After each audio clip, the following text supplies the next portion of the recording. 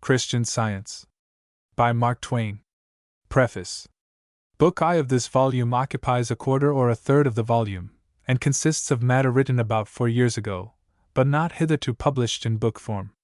It contained errors of judgment and of fact.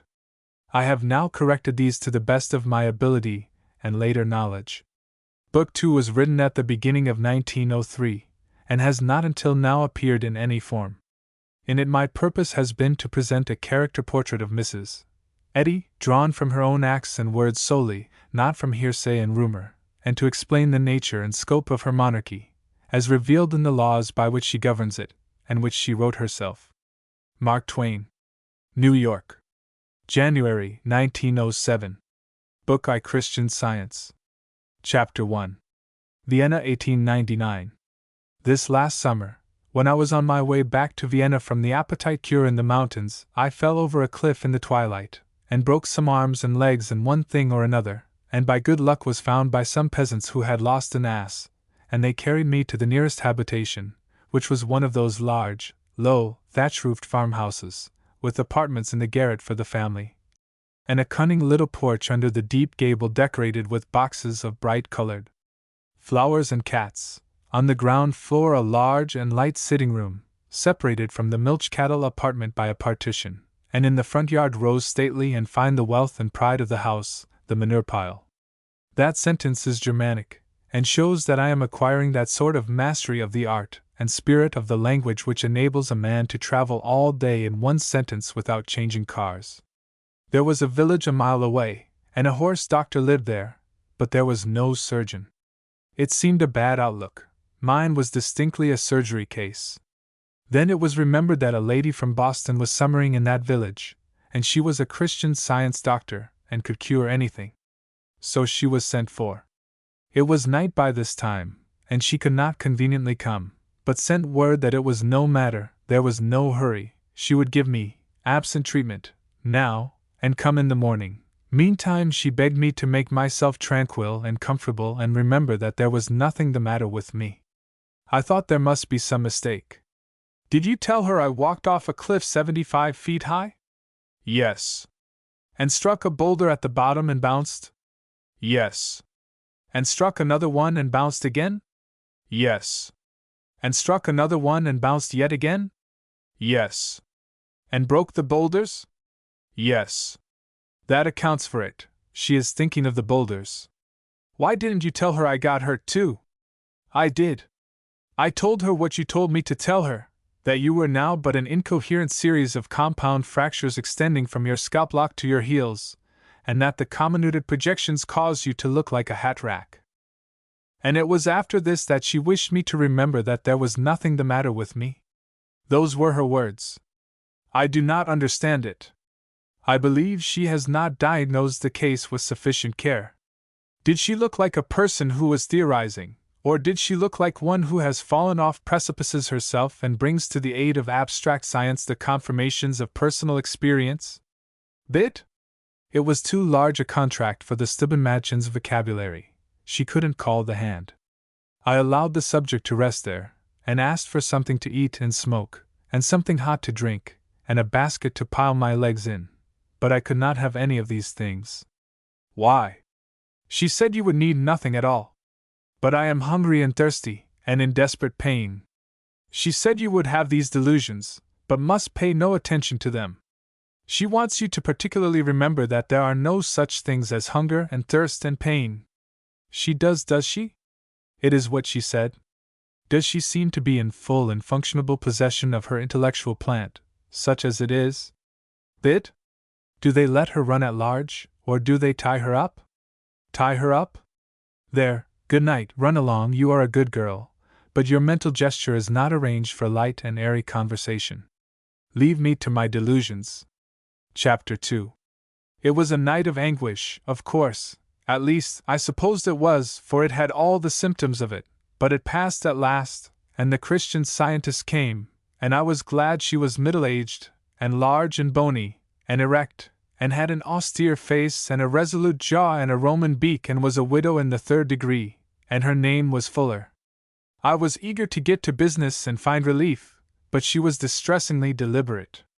She unpinned and unhooked and uncoupled her upholsteries one by one, abolished the wrinkles with a flirt of her hand, and hung the articles up, peeled off her gloves and disposed of them, got a book out of her handbag, then drew a chair to the bedside, descended into it without hurry, and I hung out my tongue. She said, with pity but without passion, "Return it to its receptacle. We deal with the mind only, not with its dumb servants." I could not offer my pulse, because the connection was broken, but she detected the apology before I could word it, and indicated by a negative tilt of her head that the pulse was another dumb servant that she had no use for. Then I thought I would tell her my symptoms and how I felt, so that she would understand the case. But that was another inconsequence, she did not need to know those things. Moreover, my remark about how I felt was an abuse of language, a misapplication of terms. One does not feel, she explained. There is no such thing as feeling, therefore, to speak of a non-existent thing as existent is a contradiction. Matter has no existence, nothing exists but mind. The mind cannot feel pain, it can only imagine it. But if it hurts, just the same. It doesn't. A thing which is unreal cannot exercise the functions of reality. Pain is unreal, hence pain cannot hurt. In making a sweeping gesture to indicate the act of shooing the illusion of pain out of the mind, she raked her hand on a pin in her dress, said, "Ouch," and went tranquilly on with her talk. You should never allow yourself to speak of how you feel, nor permit others to ask you how you are feeling. You should never concede that you are ill, nor permit others to talk about disease or pain or death or similar non-existences in your presence. Such talk only encourages the mind to continue its empty imaginings. Just at that point the Stubenmädchen trod on the cat's tail, and the cat let fly a frenzy of cat profanity. I asked with caution, "Is a cat's opinion about pain valuable?" "A cat has no opinion. Opinions proceed from mind only. The lower animals, being eternally perishable, have not been granted mind. Without mind, opinion is impossible." She merely imagined she felt a pain. The cat? She cannot imagine a pain, for imagining is an effect of mind. Without mind, there is no imagination. A cat has no imagination. Then she had a real pain? I have already told you there is no such thing as real pain. It is strange and interesting. I do wonder what was the matter with the cat. Because, there being no such thing as a real pain, and she not being able to imagine an imaginary one, it would seem that God in His pity has compensated the cat with some kind of a mysterious emotion usable when her tail is trodden on, which, for the moment, joins cat and Christian in one common brotherhood of. She broke in with an irritated peace. The cat feels nothing, the Christian feels nothing. Your empty and foolish imaginings are profanation and blasphemy, and can do you an injury. It is wiser and better and holier to recognize and confess that there is no such thing as disease or pain or death. I am full of imaginary tortures, I said, but I do not think I could be any more uncomfortable if they were real ones. What must I do to get rid of them? There is no occasion to get rid of them since they do not exist. They are illusions propagated by matter, and matter has no existence. There is no such thing as matter. It sounds right and clear, but yet it seems in a degree elusive. It seems to slip through, just when you think you are getting a grip on it. Explain. Well, for instance, if there is no such thing as matter, how can matter propagate things? In her compassion she almost smiled. She would have smiled if there were any such thing as a smile. It is quite simple, she said. The fundamental propositions of Christian Science explain it, and they are summarized in the 4 following self-evident propositions. 1. God is all in all. 2. God is good. Good is mind. 3. God, spirit, being all, nothing is matter. 4. Life, God, omnipotent good, deny death, evil, sin, disease. There, now you see. It seemed nebulous. It did not seem to say anything about the difficulty in hand. How non-existent matter can propagate illusions, I said, with some hesitancy. Does it explain? Doesn't it? Even if read backward it will do it. With a budding hope, I asked her to do it backwards. Very well. Disease, sin, evil, death, deny good, omnipotent God, life, matter is nothing, all being, spirit, God, mind is good, good is God, all in all is God. There, do you understand now?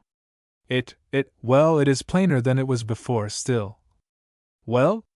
Could you try it some more ways? As many as you like, it always means the same. Interchanged in any way you please, it cannot be made to mean anything different from what it means when put in any other way. Because it is perfect.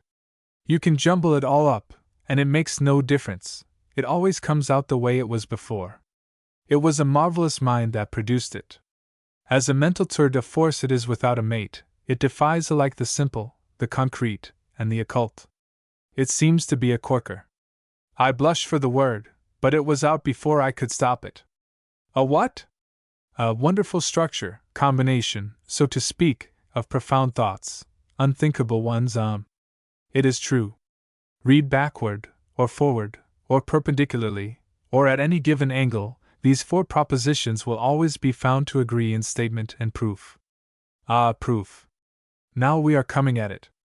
The statements agree, they agree with, anyway, they agree, I noticed that, but what is it they prove, I mean, in particular? Why, nothing could be clearer.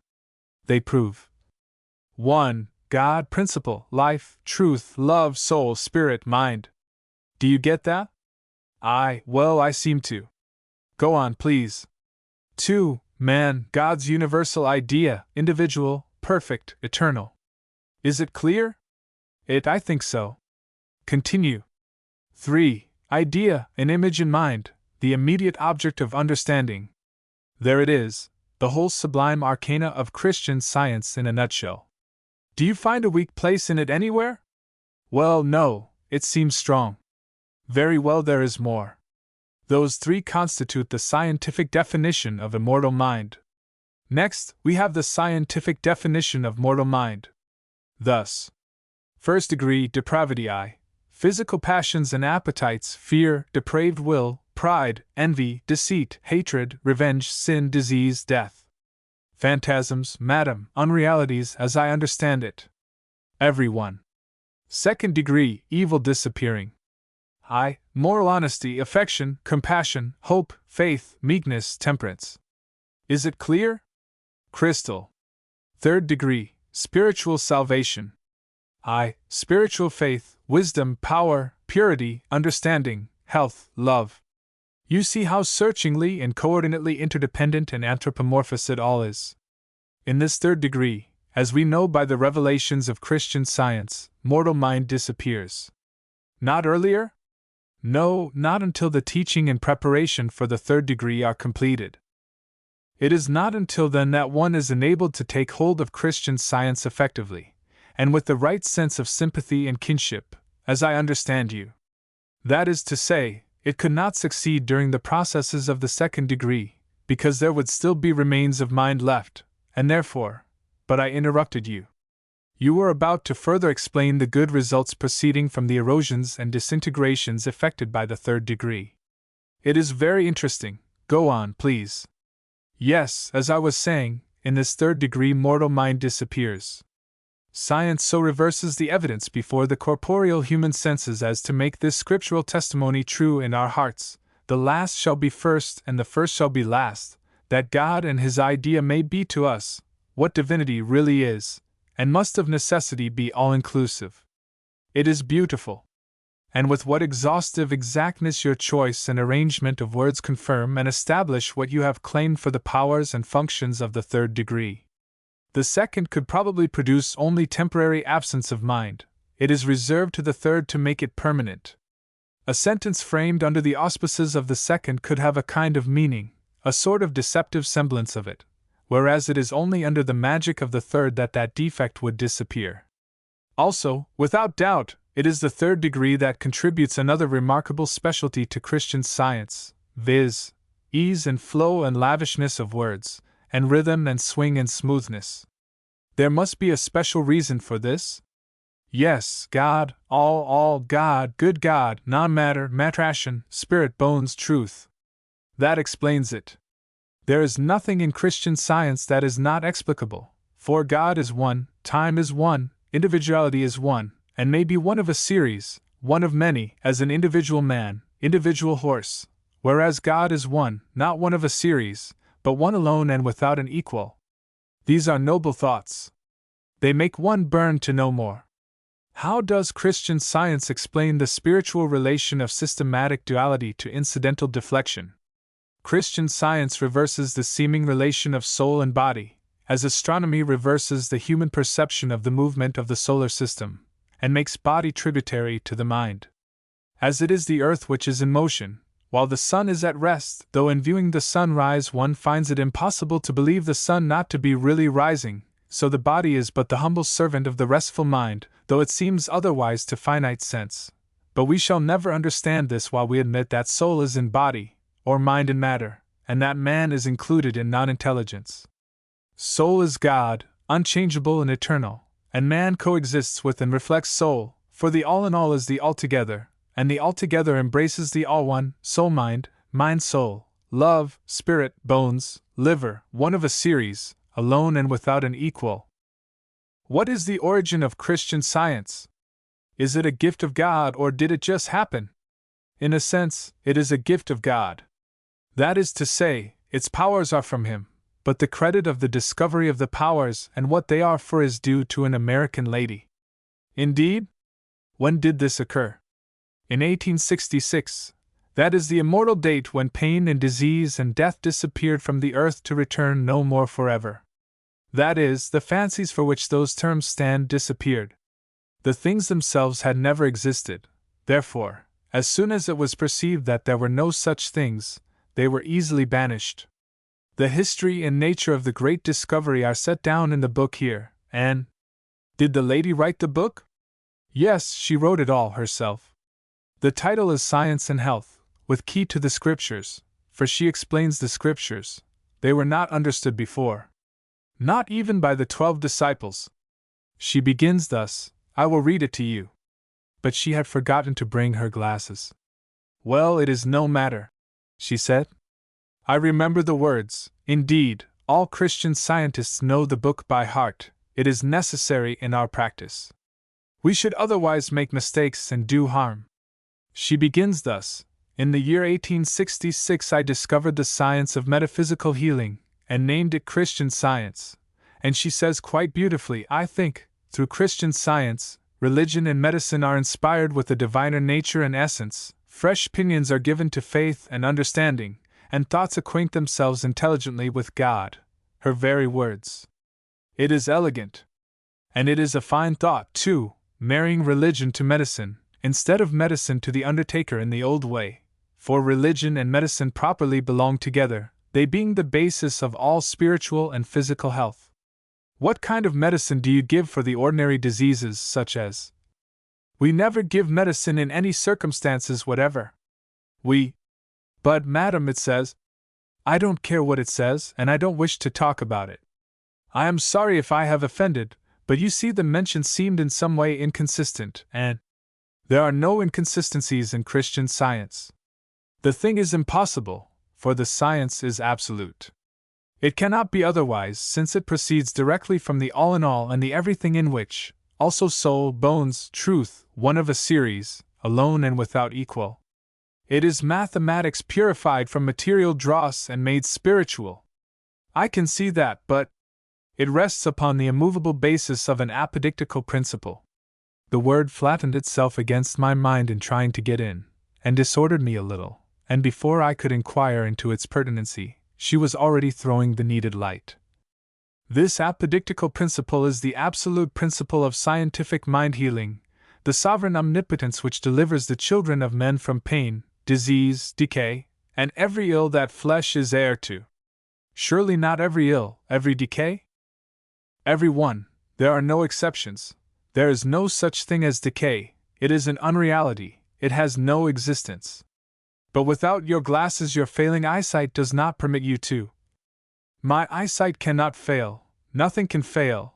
The mind is master, and the mind permits no retrogression. She was under the inspiration of the third degree, therefore there could be no profit in continuing this part of the subject. I shifted to other ground and inquired further concerning the discoverer of the science. Did the discovery come suddenly, like Klondike, or after long study and calculation, like America? The comparisons are not respectful, since they refer to trivialities, but let it pass. I will answer in the discoverer's own words. God had been graciously fitting me, during many years, for the reception of a final revelation of the absolute principle of scientific mind healing. Many years. How many? 18 centuries. All God, God, good, good, God, truth, bones, liver, one of a series, alone and without equal. It is amazing. You may well say it, sir. Yet it is but the truth. This American lady, our revered and sacred founder, is distinctly referred to, and her coming prophesied, in the 12th chapter of the Apocalypse. She could not have been more plainly indicated by St. John without actually mentioning her name. How strange, how wonderful! I will quote her own words, from her key to the Scriptures. The 12th chapter of the Apocalypse has a special suggestiveness in connection with this 19th century. There, do you note that? Note it well. But what does it mean? Listen, and you will know. I quote her inspired words again. In the opening of the 6th seal, typical of 6,000 years since Adam, there's one distinctive feature which has special reference to the present age. Thus, Revelation 12. And there appeared a great wonder in heaven, a woman clothed with the sun, and the moon under her feet, and upon her head a crown of 12 stars. That is our head, our chief, our discoverer of Christian science. Nothing can be plainer, nothing surer. And note this. Revelation 12. 6. And the woman fled into the wilderness, where she had a place prepared of God. That is Boston. I recognize it, madam. These are sublime things, and impressive. I never understood these passages before. Please go on with the proofs. Very well. Listen. And I saw another mighty angel come down from heaven, clothed with a cloud, and a rainbow was upon his head, and his face was as it were the sun, and his feet as pillars of fire. And he held in his hand a little book. A little book, merely a little book. Could words be modester? Yet how stupendous its importance! Do you know what book that was? Was it? I hold it in my hand, Christian Science.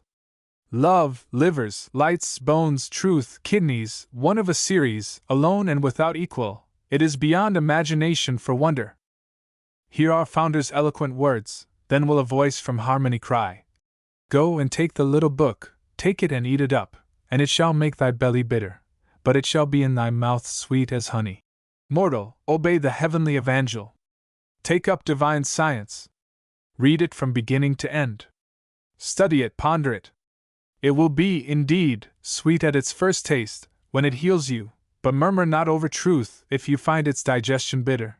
You now know the history of our dear and holy science, sir, and that its origin is not of this earth, but only its discovery. I will leave the book with you and will go, now, but give yourself no uneasiness. I will give you absent treatment from now till I go to bed. Chapter 3. Under the powerful influence of the near treatment, and the absent treatment together, my bones were gradually retreating inward and disappearing from view. The good work took a brisk start, now, and went on swiftly. My body was diligently straining and stretching, this way and that, to accommodate the processes of restoration, and every minute or two I heard a dull click inside and knew that the two ends of a fracture had been successfully joined. This muffled clicking and gritting and grinding and rasping continued during the next 3 hours, and then stopped. The connections had all been made. All except dislocations. There were only 7 of these, hips, shoulders, knees, neck, so that was soon over. One after another they slipped into their sockets with a sound like pulling a distant cork, and I jumped up as good as new, as to framework, and sent for the horse doctor. I was obliged to do this because I had a stomach ache and a cold in the head, and I was not willing to trust these things any longer in the hands of a woman whom I did not know, and whose ability to successfully treat mere disease I had lost all confidence. My position was justified by the fact that the cold and the ache had been in her charge from the first, along with the fractures, but had experienced not a shade of relief, and indeed, the ache was even growing worse and more bitter, now, probably on account of the protracted abstention from food and drink. The horse doctor came, a pleasant man and full of hope and professional interest in the case. In the matter of smell he was pretty aromatic, in fact, quite horsey, and I tried to arrange with him for absent treatment, but it was not in his line, so, out of delicacy, I did not press it. He looked at my teeth and examined my hock, and said my age and general condition were favorable to energetic measures. Therefore he would give me something to turn the stomach ache into the bots and the cold in the head into the blind staggers. Then he should be on his own beat and would know what to do. He made up a bucket of bran mash, and said a dipperful of it every 2 hours, alternated with a drench with turpentine and axle grease in it, would either knock my ailments out of me in 24 hours, or so interest me in other ways as to make me forget they were on the premises. He administered my first dose himself, then took his leave, saying I was free to eat and drink anything I pleased and in any quantity I liked. But I was not hungry any more, and did not care for food. I took up the Christian Science book and read half of it, then took a dipperful of drench and read the other half. The resulting experiences were full of interest and adventure. All through the rumblings and grindings and quakings and effervescings accompanying the evolution of the ache into the bots and the cold into the blind staggers, I could note the generous struggle for mastery going on between the mash and the drench and the literature, and often I could tell which was ahead, and could easily distinguish the literature from the others when the others were separate, though not when they were mixed. For when a bran mash and an eclectic drench are mixed together, they look just like the apodictical principle out on a lark, and no one can tell it from that. The finish was reached at last, the evolutions were complete, and a fine success, but I think that this result could have been achieved with fewer materials. I believe the mash was necessary to the conversion of the stomach ache into the bots, but I think one could develop the blind staggers out of the literature by itself. Also, that blind staggers produced in this way would be of a better quality and more lasting than any produced by the artificial processes of the horse doctor. For of all the strange and frantic and incomprehensible and uninterpretable books which the imagination of man has created, surely this one is the prize sample. It is written with a limitless confidence and complacency, and with a dash and stir and earnestness which often compel the effects of eloquence, even when the words do not seem to have any traceable meaning. There are plenty of people who imagine they understand the book. I know this, for I have talked with them. But in all cases they were people who also imagined that there were no such things as pain, sickness, and death, and no realities in the world, nothing actually existent but mind. It seems to me to modify the value of their testimony. When these people talk about Christian Science they do as Mrs. Fuller did. They do not use their own language, but the books. They pour out the book's showy incoherences, and leave you to find out later that they were not originating, but merely quoting. They seem to know the volume by heart, and to revere it as they would a Bible, another Bible, perhaps I ought to say. Plainly the book was written under the mental desolations of the third degree, and I feel sure that none but the membership of that degree can discover meanings in it. When you read it you seem to be listening to a lively and aggressive and oracular speech delivered in an unknown tongue, a speech whose spirit you get but not the particulars. Or, to change the figure, you seem to be listening to a vigorous instrument which is making a noise which it thinks is a tune, but which, to persons not members of the band, is only the martial tooting of a trombone, and merely stirs the soul through the noise, but does not convey a meaning. The book's serenities of self-satisfaction do almost seem to smack of a heavenly origin. They have no bloodkin in the earth. It is more than human to be so placidly certain about things, and so finely superior, and so airily content with one's performance, without ever presenting anything which may rightfully be called by the strong name of evidence, and sometimes without even mentioning a reason for a deduction at all. It thunders out the startling words, "I have proved so and so." It takes the Pope and all the great guns of his church and battery assembled to authoritatively settle and establish the meaning of a sole and single unclarified passage of Scripture, and this at vast cost of time and study and reflection. But the author of this work is superior to all that. She finds the whole Bible in an unclarified audition, and at small expense of time and no expense of mental effort she clarifies it from lid to lid, reorganizes and improves the meanings, then authoritatively settles and establishes them with formulas which you cannot tell from "Let there be light," and "Here you have it." It is the first time since the dawn days of creation that a voice has gone crashing through space with such placid and complacent confidence and command. January, 1903, The first reading of any book whose terminology is new and strange is nearly sure to leave the reader in a bewildered and sarcastic state of mind. But now that, during the past 2 months, I have, by diligence, gained a fair acquaintanceship with science and health technicalities, I no longer find the bulk of that work hard to understand. M.T. P.S. The wisdom harvested from the foregoing thoughts has already done me a service and saved me a sorrow. Nearly a month ago there came to me from one of the universities a tract by Dr. Edward Anthony Spitzka on the encephalic anatomy of the races. I judged that my opinion was desired by the university, and I was greatly pleased with this attention and wrote and said I would furnish it as soon as I could. That night I put my plodding and disheartening Christian Science mining aside and took hold of the matter. I wrote an eager chapter, and was expecting to finish my opinion the next day, but was called away for a week, and my mind was soon charged with other interests. It was not until today, after the lapse of nearly a month, that I happened upon my encephalic chapter again. Meantime, the new wisdom had come to me, and I read it with shame. I recognized that I had entered upon that work in far from the right temper, far from the respectful and judicial spirit which was its due of reverence. I had begun upon it with the following paragraph for fuel.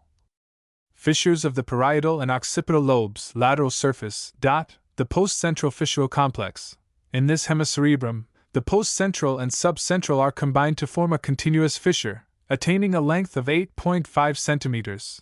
Dorsally, the fissure bifurcates, embracing the gyre indented by the caudal limb of the pars central. The caudal limb of the post-central is joined by a transparietal piece. In all, 5 additional rami spring from the combined fissure. A vatum separates it from the parietal, another from the central. It humiliates me, now, to see how angry I got over that, and how scornful.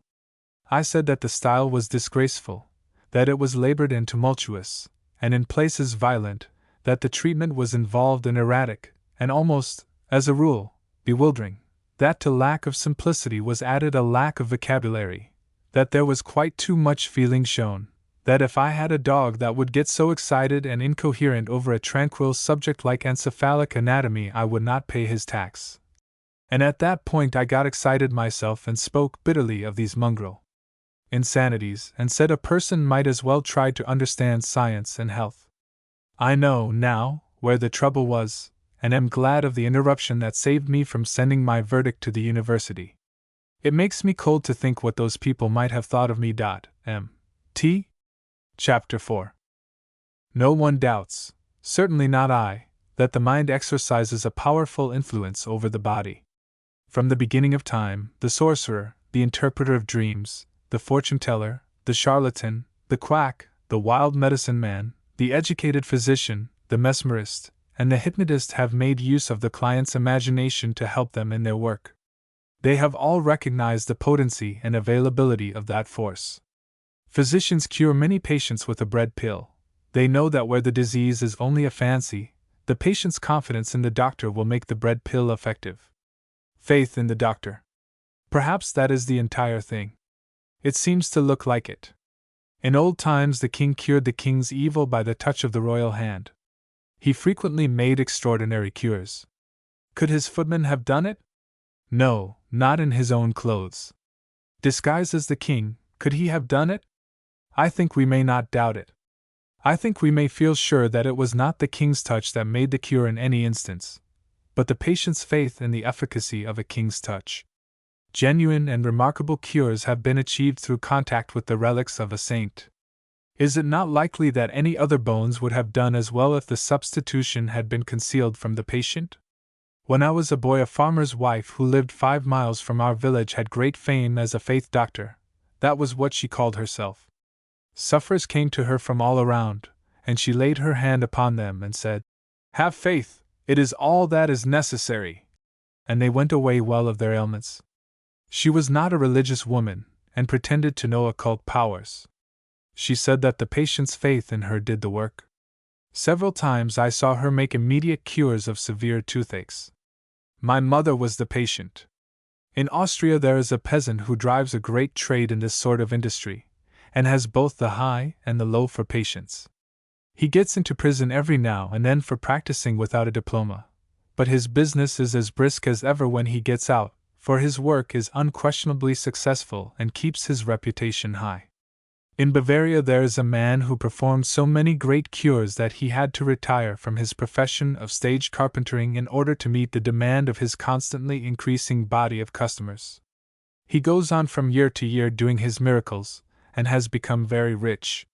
He pretends to no religious helps, no supernatural aids, but thinks there is something in his make-up which inspires the confidence of his patients, and that it is this confidence which does the work, and not some mysterious power issuing from himself.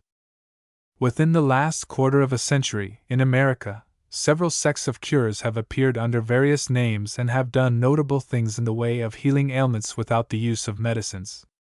There are the mind cure, the faith cure, the prayer cure, the mental science cure, and the Christian Science cure, and apparently they all do their miracles with the same old, powerful instrument, the patient's imagination. Differing names, but no difference in the process. But they do not give that instrument the credit. Each sect claims that its way differs from the ways of the others. They all achieve some cures, there is no question about it, and the faith cure and the prayer cure probably do no harm when they do no good, since they do not forbid the patient to help out the cure with medicines if he wants to. But the others bar medicines, and claim ability to cure every conceivable human ailment through the application of their mental forces alone. There would seem to be an element of danger here. It has the look of claiming too much, I think. Public confidence would probably be increased if less were claimed. The Christian Scientist was not able to cure my stomach ache and my cold, but the horse doctor did it. This convinces me that Christian Science claims too much. In my opinion, it ought to let diseases alone and confine itself to surgery. There it would have everything its own way. The horse doctor charged me 30 kreuzers, and I paid him. In fact, I doubled it and gave him a shilling. Mrs. Fuller brought in an itemized bill for a crate of broken bones mended in 234 places, $1 per fracture. Nothing exists but mind? Nothing, she answered. All else is substanceless, all else is imaginary. I gave her an imaginary check, and now she is suing me for substantial dollars. It looks inconsistent. Chapter 5. Let us consider that we are all partially insane. It will explain us to each other. It will unriddle many riddles. It will make clear and simple many things which are involved in haunting and harassing difficulties and obscurities now. Those of us who are not in the asylum, and not demonstrably do there, are nevertheless, no doubt, insane in one or two particulars. I think we must admit this, but I think that we are otherwise healthy-minded. I think that when we all see one thing alike, it is evidence that, as regards that one thing, our minds are perfectly sound. Now there are really several things which we do all see alike, things which we all accept, and about which we do not dispute. For instance, we who are outside of the asylum all agree that water seeks its level, that the sun gives light and heat, that fire consumes, that fog is damp, that 6 times 6 are 36, that 2 from 10 leaves 8, that 8 and 7 are 15. These are, perhaps, the only things we are agreed about, but although they are so few, they are of inestimable value, because they make an infallible standard of sanity. Whosoever accepts them him we know to be substantially sane, sufficiently sane, in the working essentials sane. Whoever disputes a single one of them him we know to be wholly insane, and qualified for the asylum. Very well, the man who disputes none of them we concede to be entitled to go at large. But that is concession enough. We cannot go any further than that, for we know that in all matters of mere opinion that same man is insane, just as insane as we are, just as insane as Shakespeare was. We know exactly where to put our finger upon his insanity. It is where his opinion differs from ours. That is a simple rule, and easy to remember. When I, a thoughtful and unblessed Presbyterian, examine the Quran, I know that beyond any question every Mohammedan is insane, not in all things, but in religious matters. When a thoughtful and unblessed Mohammedan examines the Westminster Catechism, he knows that beyond any question I am spiritually insane. I cannot prove to him that he is insane, because you never can prove anything to a lunatic, for that is a part of his insanity, and the evidence of it. He cannot prove to me that I am insane, for my mind has the same defect that afflicts his. All Democrats are insane, but not one of them knows it. None but the Republicans and mugwumps know it. All the Republicans are insane, but only the Democrats and mugwumps can perceive it. The rule is perfect. In all matters of opinion our adversaries are insane. When I look around me, I am often troubled to see how many people are mad.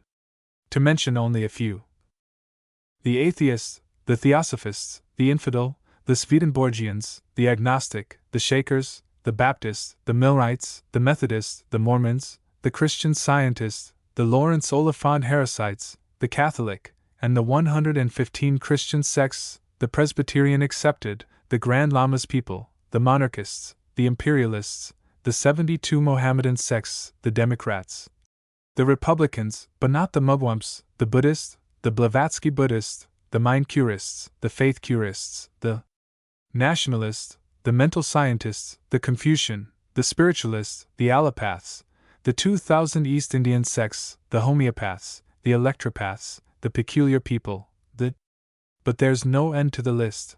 There are millions of them. And all insane, each in his own way, insane as to his pet fad or opinion, but otherwise sane and rational. This should move us to be charitable towards one another's lunacies. I recognize that in his special belief the Christian Scientist is insane, because he does not believe as I do.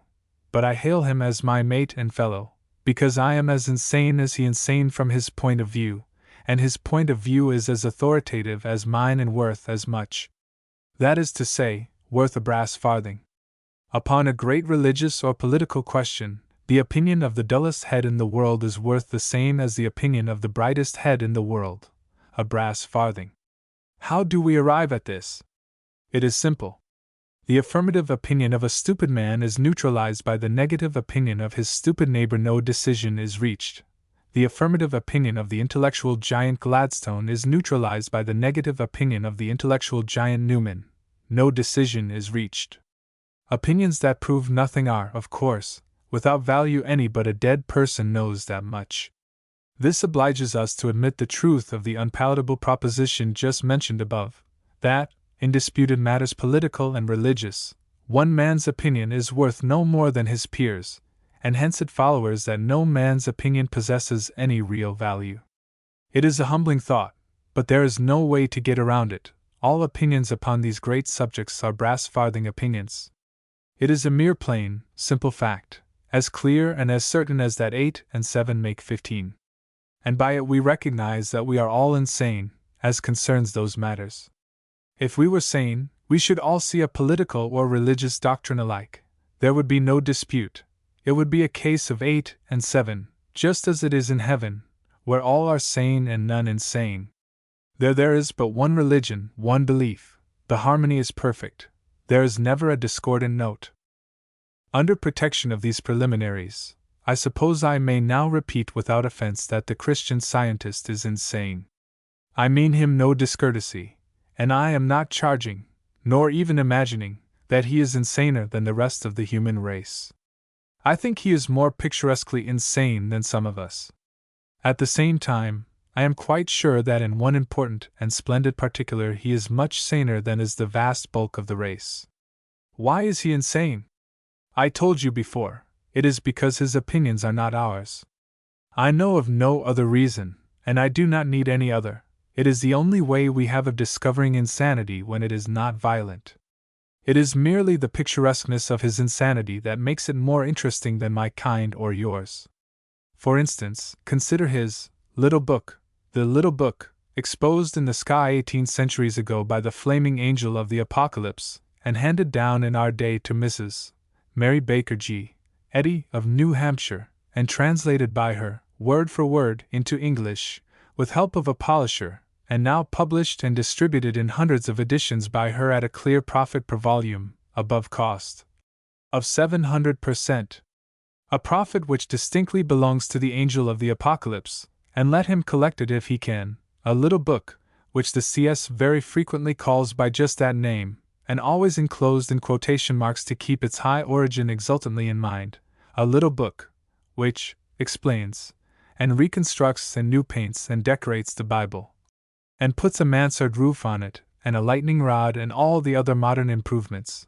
A little book, which for the present affects to travel in yoke with the Bible and be friendly to it, and within half a century will hitch the Bible in the rear and thenceforth travel tandem, itself in the lead, in the coming great march of Christian scientism through the Protestant dominions of the planet. Chapter 6. Hungry ones throng to hear the Bible read in connection with the textbook of Christian Science, Science and Health, with Key to the Scriptures, by Mary Baker G. Eddy. These are our only preachers. They are the Word of God. Christian Science Journal. October, 1898. Is that picturesque? A lady has told me that in a chapel of the mosque in Boston there is a picture or image of Mrs. Eddy, and that before it burns a never extinguished light. Is that picturesque? How long do you think it will be before the Christian Scientist will be worshipping that picture or image and praying to it? How long do you think it will be before it is claimed that Mrs. Eddy is a Redeemer, a Christ, and Christ's equal? Already her army of disciples speak of her reverently as our Mother. How long will it be before they place her on the steps of the throne beside the Virgin, and later, a step higher? First, Mary the Virgin and Mary the Matron, later, with a change of precedence, Mary the Matron and Mary the Virgin. Let the artist get ready with his canvas and his brushes. The new Renaissance is on its way, and there will be money in altar canvases, 1,000 times as much as the popes and their church ever spent on the old masters, for their riches were poverty as compared with what is going to pour into the treasure chest of the Christian Scientist papacy by and by. Let us not doubt it. We will examine the financial outlook presently, and see what it promises. A favorite subject of the new Old Master will be the first verse of the 12th chapter of Revelation, a verse which Mrs. Eddy says, in her annex to the Scriptures, has one distinctive feature which has special reference to the present age, and to her, as is rather pointedly indicated. And there appeared a great wonder in heaven, a woman clothed with the sun, and the moon under her feet, etc. The woman clothed with the sun will be a portrait of Mrs. Eddy. Is it insanity to believe that Christian Scientism is destined to make the most formidable show that any new religion has made in the world since the birth and spread of Mohammedanism, and that within a century from now it may stand second to Rome only, in numbers and power in Christendom? If this is a wild dream, it will not be easy to prove it so just yet, I think. There seems argument that it may come true. The Christian Science boom proper is not yet 5 years old, yet already it has 250 churches. It has its start, you see, and it is a phenomenally good one. Moreover, it is latterly spreading with a constantly accelerating swiftness. It has a better chance to grow and prosper and achieve permanency than any other existing ism, for it has more to offer than any other. The past teaches us that in order to succeed, a movement like this must not be a mere philosophy, it must be a religion, also, that it must not claim entire originality, but content itself with passing for an improvement on an existing religion, and show its hand later, when strong and prosperous, like Mohammedanism. Next, there must be money, and plenty of it. Next, the power and authority and capital must be concentrated in the grip of a small and irresponsible clique, with nobody outside privileged to ask questions or find fault. Next, as before remarked, it must bait its hook with some new and attractive advantages over the baits offered by its competitors. A new movement equipped with some of these endowments, like spiritualism, for instance, may count upon a considerable success. A new movement equipped with the bulk of them, like Mohammedanism, for instance, may count upon a widely extended conquest. Mormonism had all the requisites, but one it had nothing new and nothing valuable to bait with. Spiritualism lacked the important detail of concentration of money and authority in the hands of an irresponsible clique. The above equipment is excellent, admirable, powerful, but not perfect. There is yet another detail which is worth the whole of it put together and more, a detail which has never been joined, in the beginning of a religious movement, to a supremely good working equipment since the world began, until now, a new personage to worship. Christianity had the Savior, but at first and for generations it lacked money and concentrated power. In Mrs. Eddy, Christian Science possesses the new personage for worship, and in addition, here in the very beginning, a working equipment that has not a flaw in it. In the beginning, Mohammedanism had no money, and it has never had anything to offer its client but heaven, nothing here below that was valuable. In addition to heaven hereafter, Christian Science has present health and a cheerful spirit to offer, and in comparison with this bribe, all other this world bribes are poor and cheap. You recognize that this estimate is admissible, do you not? To whom does Bellamy's nationalism appeal? Necessarily to the few, people who read and dream, and are compassionate, and troubled for the poor and the hard-driven. To whom does spiritualism appeal? Necessarily to the few. Its boom has lasted for half a century, and I believe it claims short of 4 millions of adherents in America, who are attracted by Swedenborgianism and some of the other fine and delicate isms. The few again, educated people, sensitively organized, with superior mental endowments, who seek lofty planes of thought and find their contentment there, and who are attracted by Christian Science. There is no limit, its field is horizonless, its appeal is as universal as is the appeal of Christianity itself. It appeals to the rich, the poor, the high, the low, the cultured, the ignorant, the gifted, the stupid, the modest, the vain, the wise, the silly, the soldier, the civilian, the hero, the coward, the idler, the worker, the godly, the godless, the freeman, the slave, the adult, the child, they who are ailing in body or mind, they who have friends that are ailing in body or mind. To mass it in a phrase, its clientage is the human race.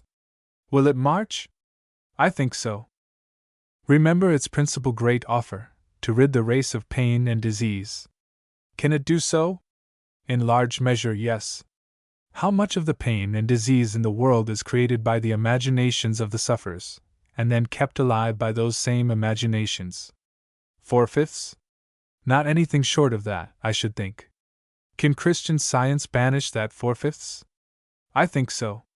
Can any other organized force do it? None that I know of. Would this be a new world when that was accomplished? And a pleasanter one, for us well people, as well as for those fussy and fretting sick ones? Would it seem as if there was not as much gloomy weather as there used to be? I think so. In the meantime, would the scientist kill off a good many patients? I think so.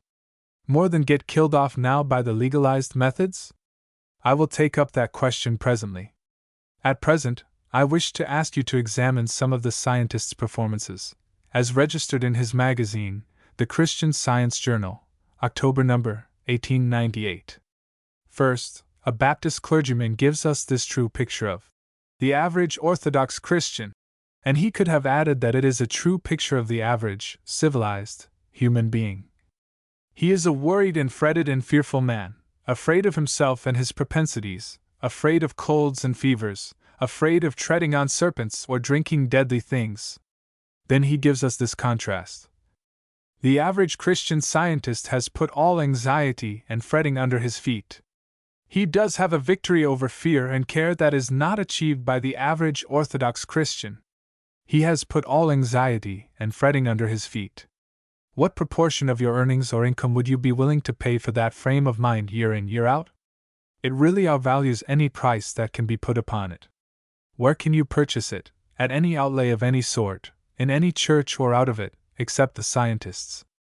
Well, it is the anxiety and fretting about colds, and fevers, and draughts, and getting our feet wet, and about forbidden food eaten in terror of indigestion that brings on the cold and the fever and the indigestion and the most of our other ailments.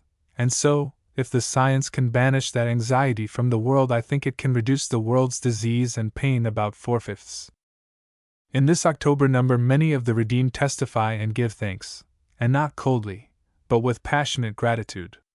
As a rule, they seem drunk with health, and with the surprise of it, the wonder of it, the unspeakable glory and splendor of it, after a long, sober spell spent in inventing imaginary diseases and concreting them with doctor stuff. The first witness testifies that when this most beautiful truth first dawned on him, he had nearly all the ills that flesh is heir to, that those he did not have he thought he had, and this made the tale about complete. What was the natural result? Why, he was a dumb pit. For all the doctors, druggists, and patent medicines of the country, Christian Science came to his help, and the old sick conditions passed away, and along with them the dismal forebodings, which he had been accustomed to employ in conjuring up ailments. And so he was a healthy and cheerful man, now, and astonished. But I am not astonished, for from other sources I know what must have been his method of applying Christian Science. If I am in the right, he watchfully and diligently diverted his mind from unhealthy channels and compelled it to travel in healthy ones. Nothing contrivable by human invention could be more formidably effective than that, in banishing imaginary ailments and in closing the entrances against subsequent applicants of their breed. I think his method was to keep saying, "I am well. I am sound, sound and well. Well and sound. Perfectly sound, perfectly well. I have no pain. There's no such thing as pain. I have no disease. There's no such thing as disease. Nothing is real but mind. All is mind. All good, good, good. Life, soul, liver, bones, one of a series, ante and pass the buck." I do not mean that that was exactly the formula used, but that it doubtless contains the spirit of it. The scientist would attach value to the exact formula, no doubt, and to the religious spirit in which it was used. I should think that any formula that would divert the mind from unwholesome channels and force it into healthy ones would answer every purpose with some people, though not with all. I think it most likely that a very religious man would find the addition of the religious spirit a powerful reinforcement in his case. The second witness testifies that the science banished an old organic trouble, which the doctor and the surgeon had been nursing with drugs and the knife for 7 years. He calls it his claim. A surface miner would think it was not his claim at all, but the property of the doctor and his pal the surgeon, for he would be misled by that word, which is Christian Science slang for ailment. The Christian Scientist has no ailment, to him there is no such thing, and he will not use the hateful word. All that happens to him is that upon his attention an imaginary disturbance sometimes obtrudes itself which claims to be an ailment but isn't. This witness offers testimony for a clergyman 70 years old who had preached 40 years in a Christian church, and has now gone over to the new sect. He was almost blind and deaf. He was treated by the C.S. method, and when he heard the voice of truth he saw spiritually. Saw spiritually? It is a little indefinite. They had better treat him again. Indefinite testimonies might properly be wastebasket, since there is evidently no lack of definite ones procurable, but this C.S. magazine is poorly edited, and so mistakes of this kind must be expected. The next witness is a soldier of the Civil War. When Christian Science found him, he had in stock the following claims: indigestion, rheumatism, catarrh, chalky deposits in shoulder joints, arm joints, hand joints, insomnia, atrophy of the muscles of arms, shoulders, stiffness of all those joints, excruciating pains most of the time. These claims have a very substantial sound. They came of exposure in the campaigns. The doctors did all they could, but it was little. Prayers were tried, but I never realized any physical relief from that source. After 30 years of torture, he went to a Christian Scientist and took an hour's treatment and went home painless. 2 days later he began to eat like a well man. Then the claims vanished, some at once, others more gradually. Finally, they have almost entirely disappeared, and a thing which is of still greater value, he is now contented and happy. That is a detail which, as earlier remarked, is a Scientist church specialty. And indeed, one may go further and assert with little or no exaggeration that it is a Christian Science monopoly. With 31 years' effort, the Methodist Church had not succeeded in furnishing it to this harassed soldier. And so the tale goes on. Witness after witness bulletins his claims, declares their prompt abolishment, and gives Mrs. Eddy's discovery the praise. Milk leg is cured, nervous prostration is cured, consumption is cured, and St. Vitus's dance is made a pastime, even without a fiddle. And now and then an interesting new addition to the science slang appears on the page. We have demonstrations over chilblains, and such things. It seems to be a curtailed way of saying demonstrations of the power of Christian Science truth over the fiction which masquerades under the name of chilblains. The children, as well as the adults, share in the blessings of the science. Through the study of the little book, they are learning how to be healthful, peaceful, and wise. Sometimes they are cured of their little claims by the professional healer, and sometimes more advanced children say over the formula and cure themselves. A little far western girl of 9, equipped with an adult vocabulary, states her age and says, "I thought I would write a demonstration to you." She had a claim, derived from getting flung over a pony's head and landed on a rock pile. She saved herself from disaster by remembering to say, "God is all," while she was in the air. I couldn't have done it. I shouldn't even have thought of it. I should have been too excited. Nothing but Christian Science could have enabled that child to do that calm and thoughtful and judicious thing in those circumstances. She came down on her head, and by all the rules she should have broken it, but the intervention of the formula prevented that, so the only claim resulting was a blackened eye. Monday morning it was still swollen and shut. At school, it hurt pretty badly, that is, it seemed to. So, I was excused, and went down to the basement and said, "Now I am depending on Mama instead of God, and I will depend on God instead of Mama." No doubt this would have answered, but to make sure, she added Mrs. Eddy to the team and recited the scientific statement of being, which is one of the principal incantations, I judge. Then, I felt my eye opening. Why, dear, it would have opened an oyster. I think it is one of the touchingest things in child history, that pious little rat down cellar pumping away at the scientific statement of being. There is a page about another good child, little Gordon. Little Gordon came into the world without the assistance of surgery or anesthetics. He was a demonstration. A painless one, therefore, his coming evoked joy and thankfulness to God and the discoverer of Christian Science. It is a noticeable feature of this literature, the so frequent linking together of the two beings in an equal bond, also of their two Bibles. When little Gordon was 2 years old, he was playing horse on the bed, where I had left my little book. I noticed him stop in his play, take the book carefully in his little hands, kiss it softly, then look about for the highest place of safety his arms could reach, and put it there. This pious act filled the mother with such a train of thought as I had never experienced before. I thought of the sweet mother of long ago who kept things in her heart, etc. It is a bold comparison. However, unconscious profanations are about as common in the mouths of the lay membership of the new church as are frank and open ones in the mouths of its consecrated chiefs. Some days later, the family library, Christian Science books, was lying in a deep-seated window. This was another chance for the holy child to show off. He left his play and went there and pushed all the books to one side, except the annex. It he took in both hands, slowly raised it to his lips, then removed it carefully, and seated himself in the window. It had seemed to the mother too wonderful to be true, that first time, but now she was convinced that neither imagination nor accident had anything to do with it. Later, little Gordon let the author of his being see him do it. After that he did it frequently, probably every time anybody was looking. I would rather have that child than a chromo.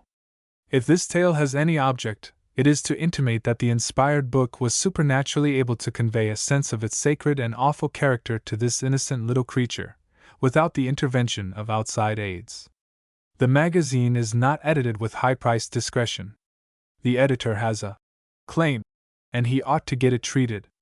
Among other witnesses there is one who had a jumping toothache, which several times tempted her to believe that there was sensation in matter, but each time it was overcome by the power of truth. She would not allow the dentist to use cocaine, but sat there and let him punch and drill and split and crush the tooth, and tear and slash its ulcerations, and pull out the nerve, and dig out fragments of bone, and she wouldn't once confess that it hurt. And to this day she thinks it didn't, and I have not a doubt that she is 9/10 right, and that her Christian Science faith did her better service than she could have gotten out of cocaine. There is an account of a boy who got broken all up into small bits by an accident, but said over the scientific statement of being, or some of the other incantations, and got well and sound without having suffered any real pain and without the intrusion of a surgeon. Also, there is an account of the restoration to perfect health, in a single night, of a fatally injured horse, by the application of Christian Science. I can stand a good deal, but I recognize that the ice is getting thin, here. That horse had as many as 50 claims. How could he demonstrate over them? Could he do the all good, good gracious, liver, bones, truth, all down but 9, set them up on the other alley? Could he intone the scientific statement of being? Now, could he? Wouldn't it give him a relapse? Let us draw the line at horses. Horses and furniture. There is plenty of other testimonies in the magazine, but these quoted samples will answer. They show the kind of trade the science is driving. Now we come back to the question, does the science kill a patient here and there and now and then? We must concede it. Does it compensate for this? I am persuaded that it can make a plausible showing in that direction. For instance, when it lays its hand upon a soldier who has suffered 30 years of helpless torture and makes him whole in body and mind, what is the actual sum of that achievement? This, I think, that it has restored to life a subject who had essentially died 10 deaths a year for 30 years, and each of them a long and painful one. But for its interference, that man in the 3 years which have since elapsed would have essentially died 30 times more. There are thousands of young people in the land who are now ready to enter upon a lifelong death similar to that man's. Every time the science captures one of these and secures to him lifelong immunity from imagination-manufactured disease, it may plausibly claim that in his person it has saved 300 lives. Meantime, it will kill a man every now and then. But no matter, it will still be ahead on the credit side. Note. I have received several letters, 2 from educated and ostensibly intelligent persons, which contained, in substance, this protest. I don't object to men and women chancing their lives with these people, but it is a burning shame that the law should allow them to trust their helpless little children in their deadly hands. Isn't it touching? Isn't it deep? Isn't it modest?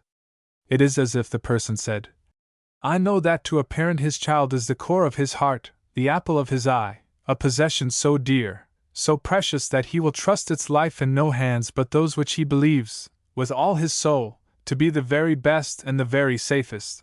But it is a burning shame that the law does not require him to come to me to ask what kind of healer I will allow him to call. The public is merely a multiplied me. Mt. Chapter 7. We consciously declare that science and health, with key to the scriptures, was foretold, as well as its author, Mary Baker Eddy, in Revelation X. She is the mighty angel, or God's highest thought to this age, verse 1, giving us the spiritual interpretation of the Bible in the little book open, verse 2. Thus we prove that Christian Science is the second coming of Christ's true spirit. Lecture by Dr. George Tompkins, DDCS. There you have it in plain speech. She is the mighty angel. She is the divinely and officially sent bearer of God's highest thought. For the present, she brings the second advent. We must expect that before she has been in her grave 50 years she will be regarded by her following as having been herself the second advent. She is already worshipped, and we must expect this feeling to spread, territorially, and also to deepen in intensity. Particularly after her death, for then, as any one can foresee, Eddy worship will be taught in the Sunday schools and pulpits of the cult. Already whatever she puts her trademark on, though it be only a memorial spoon, is holy and is eagerly and gratefully bought by the disciple, and becomes a fetish in his house. I say bought, for the Boston Christian Science Trust gives nothing away, everything it has is for sale. And the terms are cash, and not only cash, but cash in advance. Its God is Mrs. Eddy first, then the dollar. Not a spiritual dollar, but a real one. From end to end of the Christian Science literature not a single, material, thing in the world is conceded to be real, except the dollar. But all through and through its advertisements that reality is eagerly and persistently recognized. The dollar is hunted down in all sorts of ways. The Christian Science Mother Church and bargain counter in Boston peddles all kinds of spiritual wares to the faithful, and always on the one condition: cash in advance. The angel of the apocalypse could not go there and get a copy of his own pirated book on credit. Many, many precious Christian Science things are to be had there for cash: Bible lessons, church manual, C.S. hymnal, history of the building of the Mother Church, lot of sermons, communion hymn. Saw Ye My Savior? By Mrs. Eddie, $half a copy. Words used by special permission of Mrs. Eddie. Also we have Mrs. Eddie's and the Angel's Little Blue Annex in 8 styles of binding at 8 kinds of war prices. Among these a sweet thing in Levant Divinity Circuit, leather lined to edge. Round corners, gold edged, silk sewed, each, prepaid, $6. And if you take 1,000,000 you get them a shilling cheaper, that is to say, prepaid, $5.75. Also we have Mrs. Eddie's Miscellaneous Writings, at handsome big prices, the Divinity Circuit style heading the Exertions, shilling discount where you take an edition. Next comes Christ and Christmas, by the fertile Mrs. Eddie, a poem, would God I could see it, price $3, cash in advance. Then follow 5 more books by Mrs. Eddie, at highwayman's rates, some of them in leatherette covers, some of them in pebble cloth, with Divinity Circuit, compensation balance, twin screw, and the other modern improvements. And at the same bargain counter can be had the Christian Science Journal. Christian Science literary discharges are a monopoly of the Mother Church headquarters factory in Boston, none genuine without the trademark of the trust. You must apply there and not elsewhere. $100 for it. And I have a case among my statistics where the student had a 3 weeks course and paid $300 for it. The trust does love the dollar, when it isn't a spiritual one. In order to force the sale of Mrs. Eddie's Bible Annex, no healer, metaphysical college bred or other, is allowed to practice the game unless he possesses a copy of that book. That means a large and constantly augmenting income for the trust. No CS family would consider itself loyal or pious or pain-proof without an annex or 2 in the house. That means an income for the trust, in the near future, of millions, not thousands, millions a year. No member, young or old, of a branch Christian Scientist church can acquire and retain membership in the Mother Church unless he pay capitation tax of not less than $1, say the bylaws, to the Boston Trust every year. That means an income for the trust, in the near future, of, let us venture to say, millions more per year. It is a reasonably safe guess that in America in 1920 there will be 10 million Christian Scientists, and 3 millions in Great Britain, that these figures will be trebled in 1930, that in America in 1920 the Christian Scientists will be a political force, in 1930 politically formidable, and in 1940 the governing power in the Republic, to remain that, permanently. And I think it a reasonable guess that the trust, which is already in our day pretty brusque in its ways, will then be the most insolent and unscrupulous and tyrannical politico-religious master that has dominated a people since the palmy days of the Inquisition. And a stronger master than the strongest of bygone times, because this one will have a financial strength not dreamed of by any predecessor, as effective a concentration of irresponsible power as any predecessor has had, in the railway, the telegraph, and the subsidized newspaper, better facilities for watching and managing his empire than any predecessor has had. And, after a generation or 2, he will probably divide Christendom with the Catholic Church. The Roman Church has a perfect organization, and it has an effective centralization of power, but not of its cash. Its multitude of bishops are rich, but their riches remain in large measure in their own hands. They collect from 200 millions of people, but they keep the bulk of the result at home. The Boston Pope of by and by will draw his $1-a-head capitation tax from 300 millions of the human race, and the annex and the rest of his bookshop stock will fetch in as much more, and his metaphysical colleges, the annual pilgrimage to Mrs. Eddie's tomb, from all over the world admission, the Christian Science dollar, payable in advance, purchases of consecrated glass beads, candles, memorial spoons, aureoled chrome portraits and bogus autographs of Mrs. Eddie, cash offerings at her shrine, no crutches of cured cripples received, and no imitations of miraculously restored broken legs and necks allowed to be hung up except when made out of the holy metal and proved by fire assay. Cash for miracles worked at the tomb. These money sources, with 1,000 to be yet invented and ambushed upon the devotee, will bring the annual increment well up above $1 billion. And nobody but the trust will have the handling of it. In that day, the trust will monopolize the manufacture and sale of the Old and New Testaments as well as the annex, and raise their price to annex rates, and compel the devotee to buy, for even today a healer has to have the annex and the scriptures or he is not allowed to work the game, and that will bring several $100 million more. In those days, the trust will have an income approaching $5 million a day, and no expenses to be taken out of it, no taxes to pay, and no charities to support. That last detail should not be lightly passed over by the reader. It is well entitled to attention. No charities to support. No, nor even to contribute to. One searches in vain the trust's advertisements and the utterances of its organs for any suggestion that it spends a penny on orphans, widows, discharged prisoners, hospitals, ragged schools, night missions, city missions, libraries, old people's homes, or any other object that appeals to a human being's purse through his heart. I have hunted, and hunted, by correspondence and otherwise, and have not yet got upon the track of a farthing that the trust has spent upon any worthy object. Nothing makes a scientist so uncomfortable as to ask him if he knows of a case where Christian Science has spent money on a benevolence, either among its own adherents or elsewhere.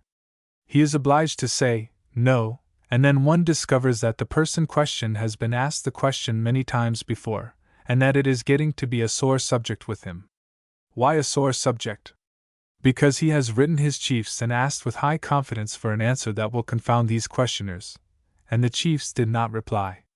He has written again, and then again, not with confidence, but humbly now, and has begged for defensive ammunition in the voice of supplication. A reply does at last come to this effect: we must have faith in our mother, and rest content in the conviction that whatever she does with the money it is in accordance with orders from heaven, for she does no act of any kind without first demonstrating over it. That settles it, as far as the disciple is concerned. His mind is satisfied with that answer. He gets down his annex and does an incantation or two, and that mesmerizes his spirit and puts that to sleep, brings it peace. Peace and comfort and joy, until some inquirer punctures the old sore again. Through friends in America I asked some questions, and in some cases got definite and informing answers. In other cases the answers were not definite and not valuable. To the question, does any of the money go to charities? The answer from an authoritative source was, no, not in the sense usually conveyed by this word. The italics are mine. That answer is cautious. But definite, I think, utterly and unassailably definite, although quite Christian scientifically foggy in its phrasing. Christian Science testimony is generally foggy, generally diffuse, generally garrulous. The writer was aware that the first word in his phrase answered the question which I was asking, but he could not help adding 9 dark words. Meaningless ones, unless explained by him. It is quite likely, as intimated by him, that Christian Science has invented a new class of objects to apply the word charity to, but without an explanation we cannot know what they are. We quite easily and naturally and confidently guess that they are in all cases objects which will return 500% on the trust's investment in them, but guessing is not knowledge, it is merely, in this case, a sort of 9/10 certainty deducible from what we think we know of the trust's trade principles and its sly and furtive and shifty ways. Sly? Deep? Judicious? The trust understands its business. The trust does not give itself away. It defeats all the attempts of us impertinents to get at its trade secrets. To this day, after all our diligence, we have not been able to get it to confess what it does with the money. It does not even let its own disciples find out. All it says is that the matter has been demonstrated over. Now and then a lay scientist says, with a grateful exultation, that Mrs. Eddy is enormously rich, but he stops there. As to whether any of the money goes to other charities or not, he is obliged to admit that he does not know. However, the trust is composed of human beings, and this justifies the conjecture that if it had a charity on its list which it was proud of, we should soon hear of it. Without money and without price. Those used to be the terms. Mrs. Eddy's annex cancels them. The motto of Christian Science is, "The laborer is worthy of his hire," and now that it has been demonstrated over, we find its spiritual meaning to be, do anything and everything your hand may find to do, and charge cash for it, and collect the money in advance. The scientist has on his tongue's end a cut and dried Boston supplied set of rather lean arguments, whose function is to show that it is a heaven-commanded duty to do this, and that the croupiers of the game have no choice but to obey. The trust seems to be a reincarnation. Exodus 32. 4. I have no reverence for the trust, but I am not lacking in reverence for the sincerities of the lay membership of the new church. There is every evidence that the lay members are entirely sincere in their faith, and I think sincerity is always entitled to honor and respect, let the inspiration of the sincerity be what it may. Zeal and sincerity can carry a new religion further than any other missionary except fire and sword, and I believe that the new religion will conquer the half of Christendom in 100 years. I am not intending this as a compliment to the human race. I am merely stating an opinion. And yet I think that perhaps it is a compliment to the race. I keep in mind that saying of an Orthodox preacher, quoted further back. He conceded that this new Christianity frees its possessor's life from frets, fears, vexations, bitterness, and all sorts of imagination-propagated maladies and pains, and fills his world with sunshine and his heart with gladness. If Christian Science, with this stupendous equipment, and final salvation added, cannot win half the Christian globe, I must be badly mistaken in the make-up of the human race. I think the trust will be handed down like the other papacy, and will always know how to handle its limitless cash. It will press the button. The zeal, the energy, the sincerity, the enthusiasm of its countless vassals will do the rest. Chapter 8. The power which a man's imagination has over his body to heal it or make it sick is a force which none of us is born without. The first man had it, the last one will possess it. If left to himself, a man is most likely to use only the mischievous half of the force, the half which invents imaginary ailments for him and cultivates them, and if he is one of these very wise people, he is quite likely to scoff at the beneficent half of the force and deny its existence. And so, to heal or help that man, two imaginations are required, his own and some outsiders. The outsider B must imagine that his incantations are the healing power that is curing A, and A must imagine that this is so. I think it is not so, at all. But no matter, the cure is effected, and that is the main thing. The outsider's work is unquestionably valuable, so valuable that it may fairly be likened to the essential work performed by the engineer when he handles the throttle and turns on the steam. The actual power is lodged exclusively in the engine, but if the engine were left alone it would never start of itself. Whether the engineer be named Jim, or Bob, or Tom, it is all one, his services are necessary, and he is entitled to such wage as he can get you to pay. Whether he be named Christian Scientist, or Mental Scientist, or Mind Curist, or King's Evil Expert, or Hypnotist, it is all one, he is merely the engineer, he simply turns on the same old steam and the engine does the whole work. The Christian Scientist engineer drives exactly the same trade as the other engineers, yet he outprospers the whole of them put together. Is it because he has captured the takingest name? I think that that is only a small part of it. I think that the secret of his high prosperity lies elsewhere. The Christian Scientist has organized the business. Now that was certainly a gigantic idea. Electricity, in limitless volume, has existed in the air and the rocks and the earth and everywhere since time began, and was going to waste all the while. In our time we have organized that scattered and wandering force and set it to work, and backed the business with capital, and concentrated it in few and competent hands, and the results are as we see. The Christian Scientist has taken a force which has been lying idle in every member of the human race since time began, and has organized it, and backed the business with capital, and concentrated it at Boston headquarters in the hands of a small and very competent trust, and there are results. Therein lies the promise that this monopoly is going to extend its commerce wide in the earth. I think that if the business were conducted in the loose and disconnected fashion customary with such things, it would achieve but little more than the modest prosperity usually secured by unorganized great moral and commercial ventures. But I believe that so long as this one remains compactly organized and closely concentrated in a trust, the spread of its dominion will continue. Chapter 9. 4 years ago I wrote the preceding chapters. I was assured by the wise that Christian Science was a fleeting craze and would soon perish. This prompt and all-competent stripe of profit is always to be had in the market at ground floor rates. He does not stop to load, or consider, or take aim, but lets fly just as he stands. Facts are nothing to him, he has no use for such things, he works wholly by inspiration. And so, when he is asked why he considers a new movement a passing fad and quickly perishable, he finds himself unprepared with a reason and is more or less embarrassed. For a moment. Only for a moment. Then he waylays the first spectre of a reason that goes flitting through the desert places of his mind, and is at once serene again and ready for conflict. Serene and confident. Yet he should not be so, since he has had no chance to examine his catch, and cannot know whether it is going to help his contention or damage it. The impromptu reason furnished by the early prophets of whom I have spoken was this: there is nothing to Christian Science, there is nothing about it that appeals to the intellect.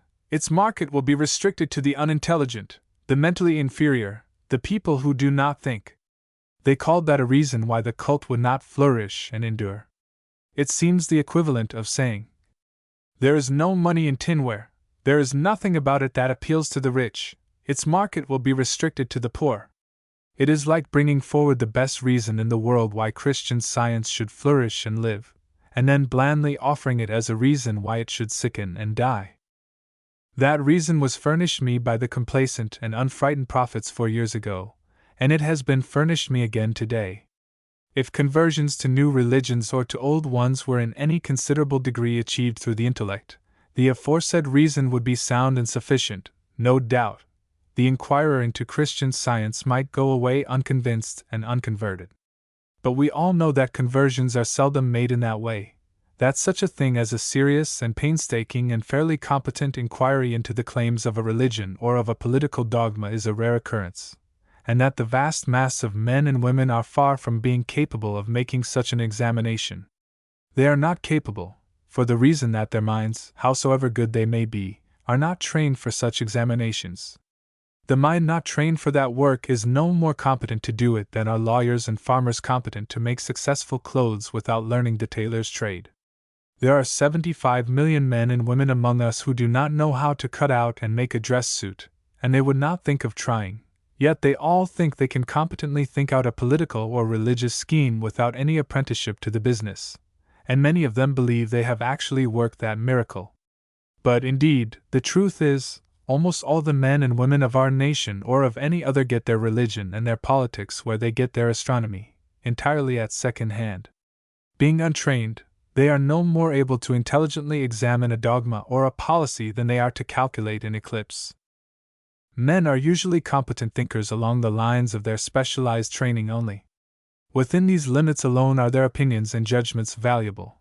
Outside of these limits they grope and are lost, usually without knowing it.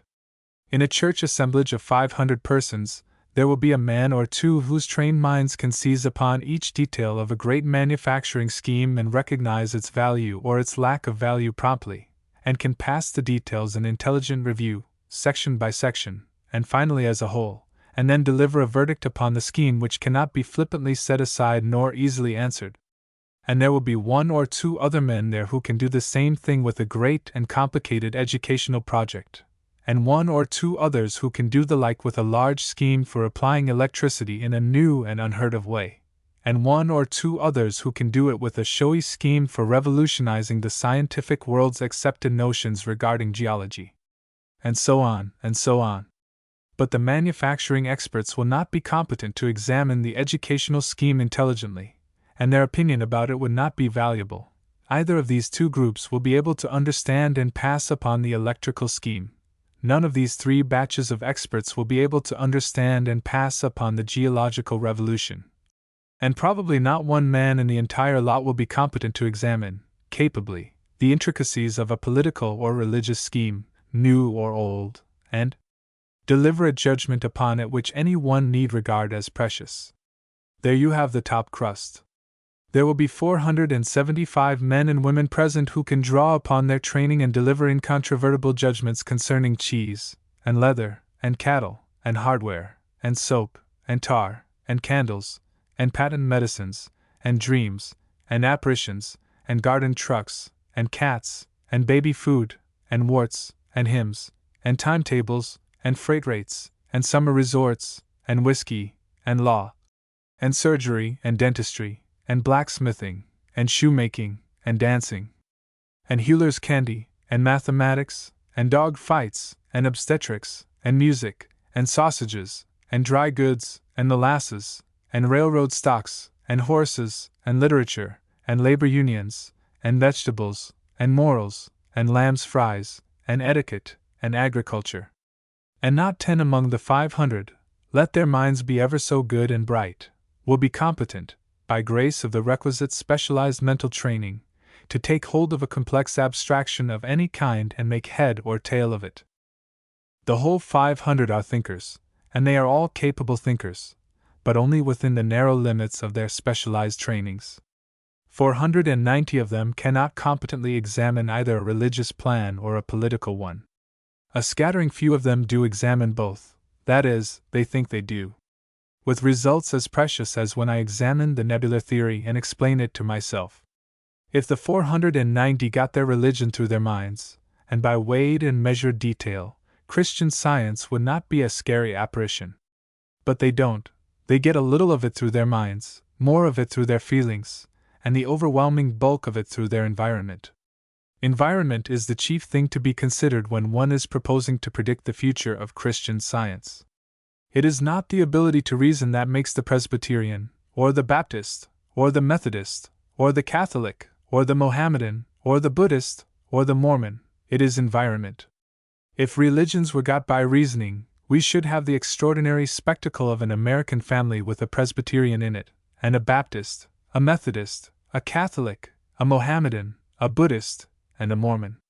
A Presbyterian family does not produce Catholic families or other religious brands, it produces its own kind, and not by intellectual processes, but by association.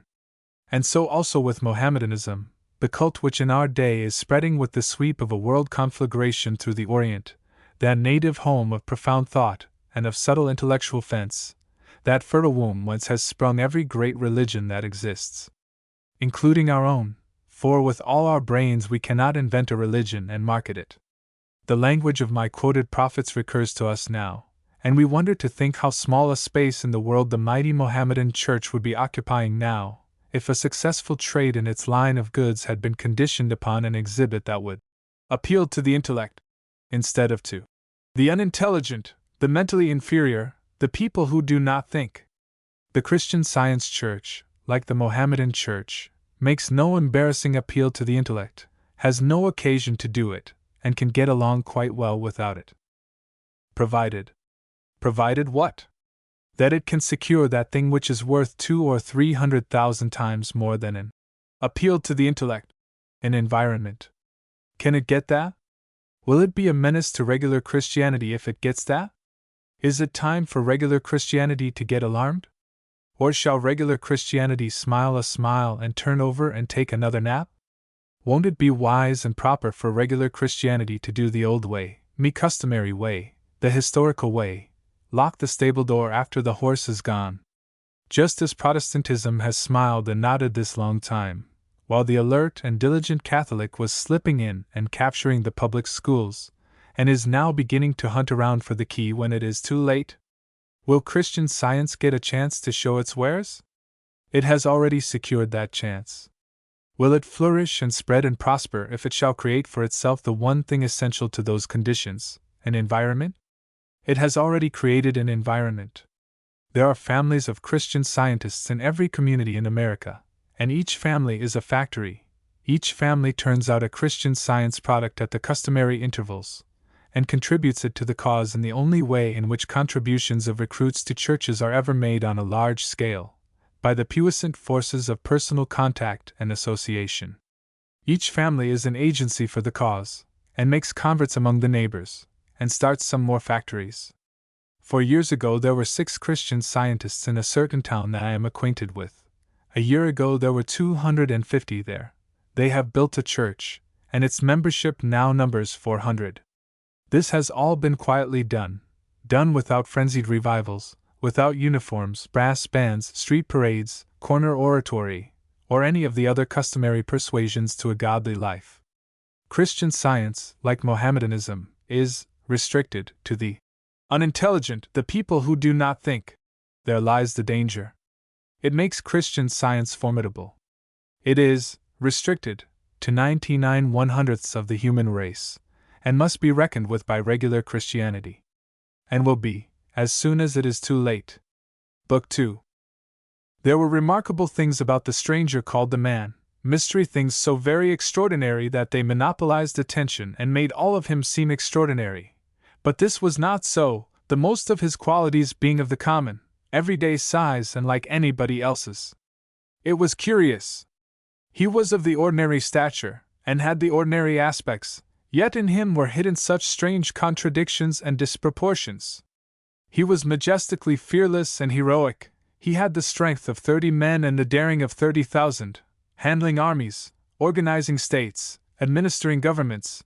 These were pastimes to him. He publicly and ostentatiously accepted the human race at its own valuation, as demigods, and privately and successfully dealt with it at quite another and juster valuation, as children and slaves.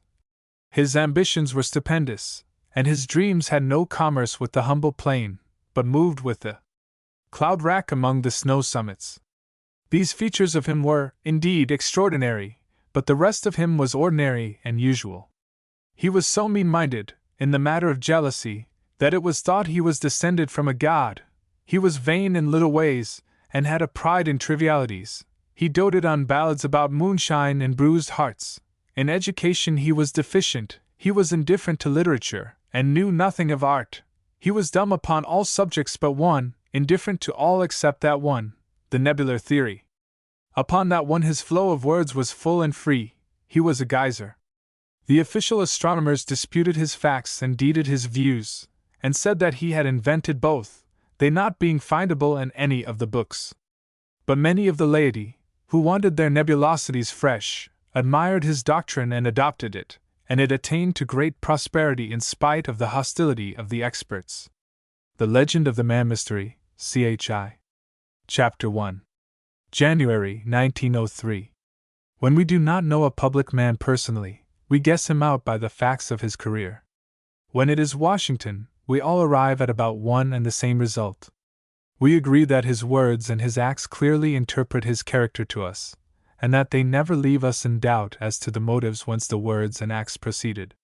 It is the same with Joan of Arc, it is the same with 2 or 3 or 5 or 6 others among the immortals.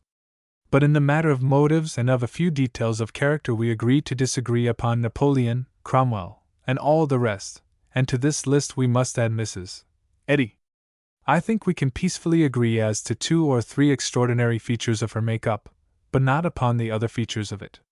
We cannot peacefully agree as to her motives, therefore her character must remain crooked to some of us and straight to the others.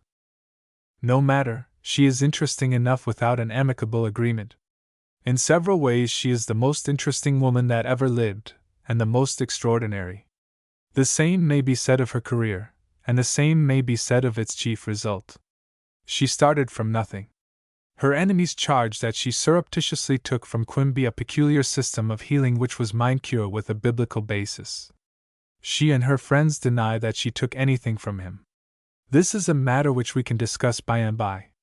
Whether she took it or invented it, it was, materially, a sawdust mine when she got it, and she has turned it into a Klondike. Its spiritual dock had next to no custom, if any at all. From it she has launched a world religion which has now 663 churches, and she charters a new one every 4 days. When we do not know a person, and also when we do, we have to judge his size by the size and nature of his achievements, as compared with the achievements of others in his special line of business. There is no other way. Measured by this standard, it is 1300 years since the world has produced any one who could reach up to Mrs. Eddy's waist belt.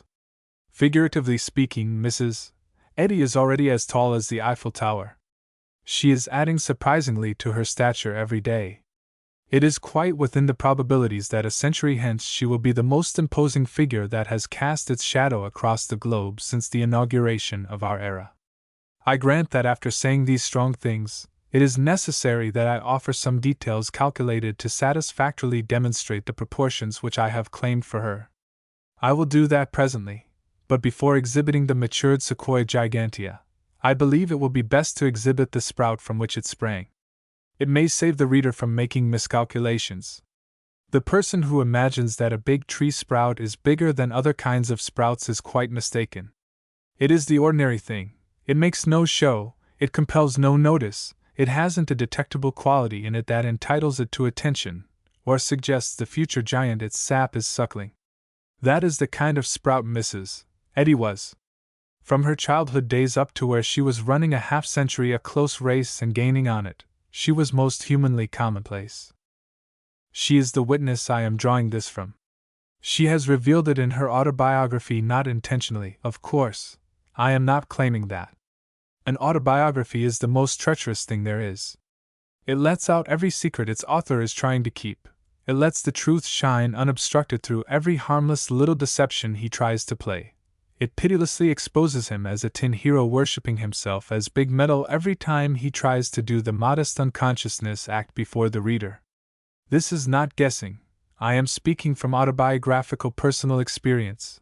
I was never able to refrain from mentioning, with a studied casualness that could deceive none but the most incautious reader, that an ancestor of mine was sent ambassador to Spain by Charles I, nor that in a remote branch of my family there exists a claimant to an earldom, nor that an uncle of mine used to own a dog that was descended from the dog that was in the ark, and at the same time I was never able to persuade myself to call a gibbet by its right name when accounting for other ancestors of mine, but always spoke of it as the platform, puerilely intimating that they were out lecturing when it happened. It is Mrs.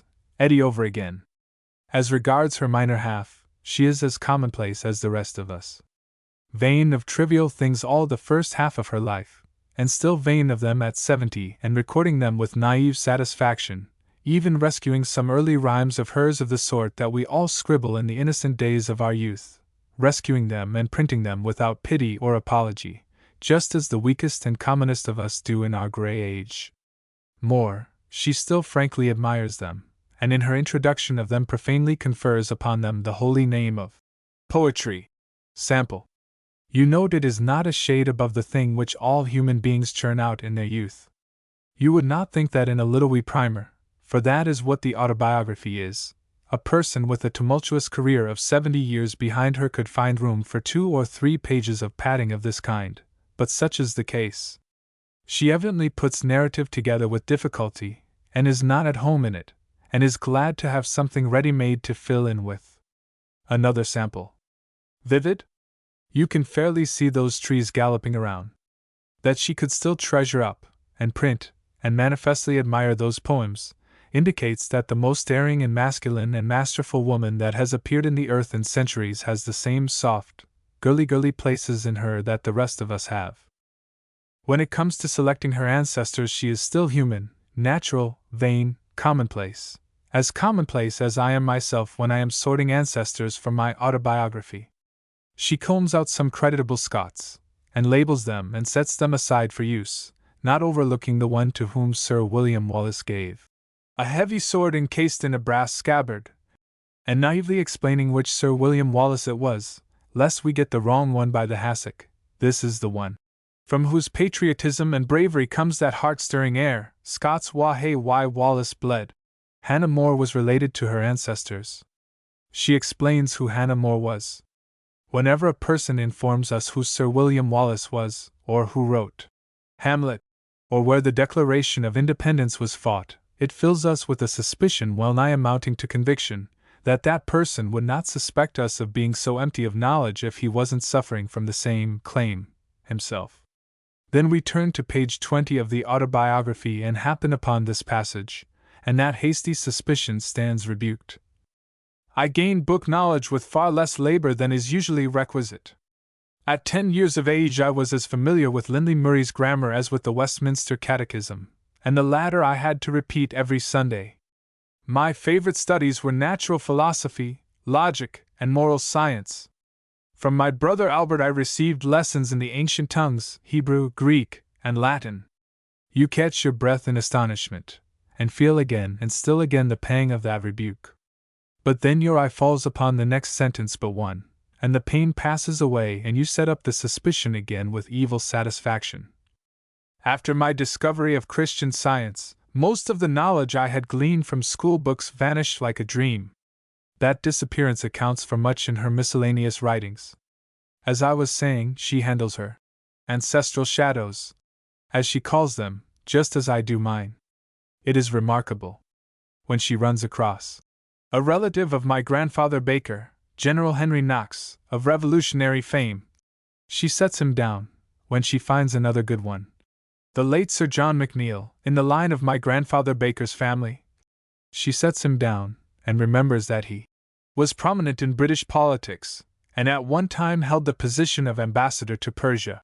When she discovers that her grandparents were likewise connected with Captain John Lovewell, whose gallant leadership and death in the Indian troubles of 1722-25 caused that prolonged contest to be known historically as Lovewell's War, she sets the captain down, when it turns out that a cousin of her grandmother was John McNeill, the New Hampshire general, who fought at Lundy's Lane and won distinction in 1814 at the Battle of Chippewa. She catalogues the general, and tells where Chippewa was, and then she skips all her platform people, never mentions one of them. It shows that she is just as human as any of us. Yet, after all, there is something very touching in her pride in these worthy small fry, and something large and fine in her modesty in not caring to remember that their kinship to her can confer no distinction upon her, whereas her mere mention of their names has conferred upon them a faceless earthly immortality.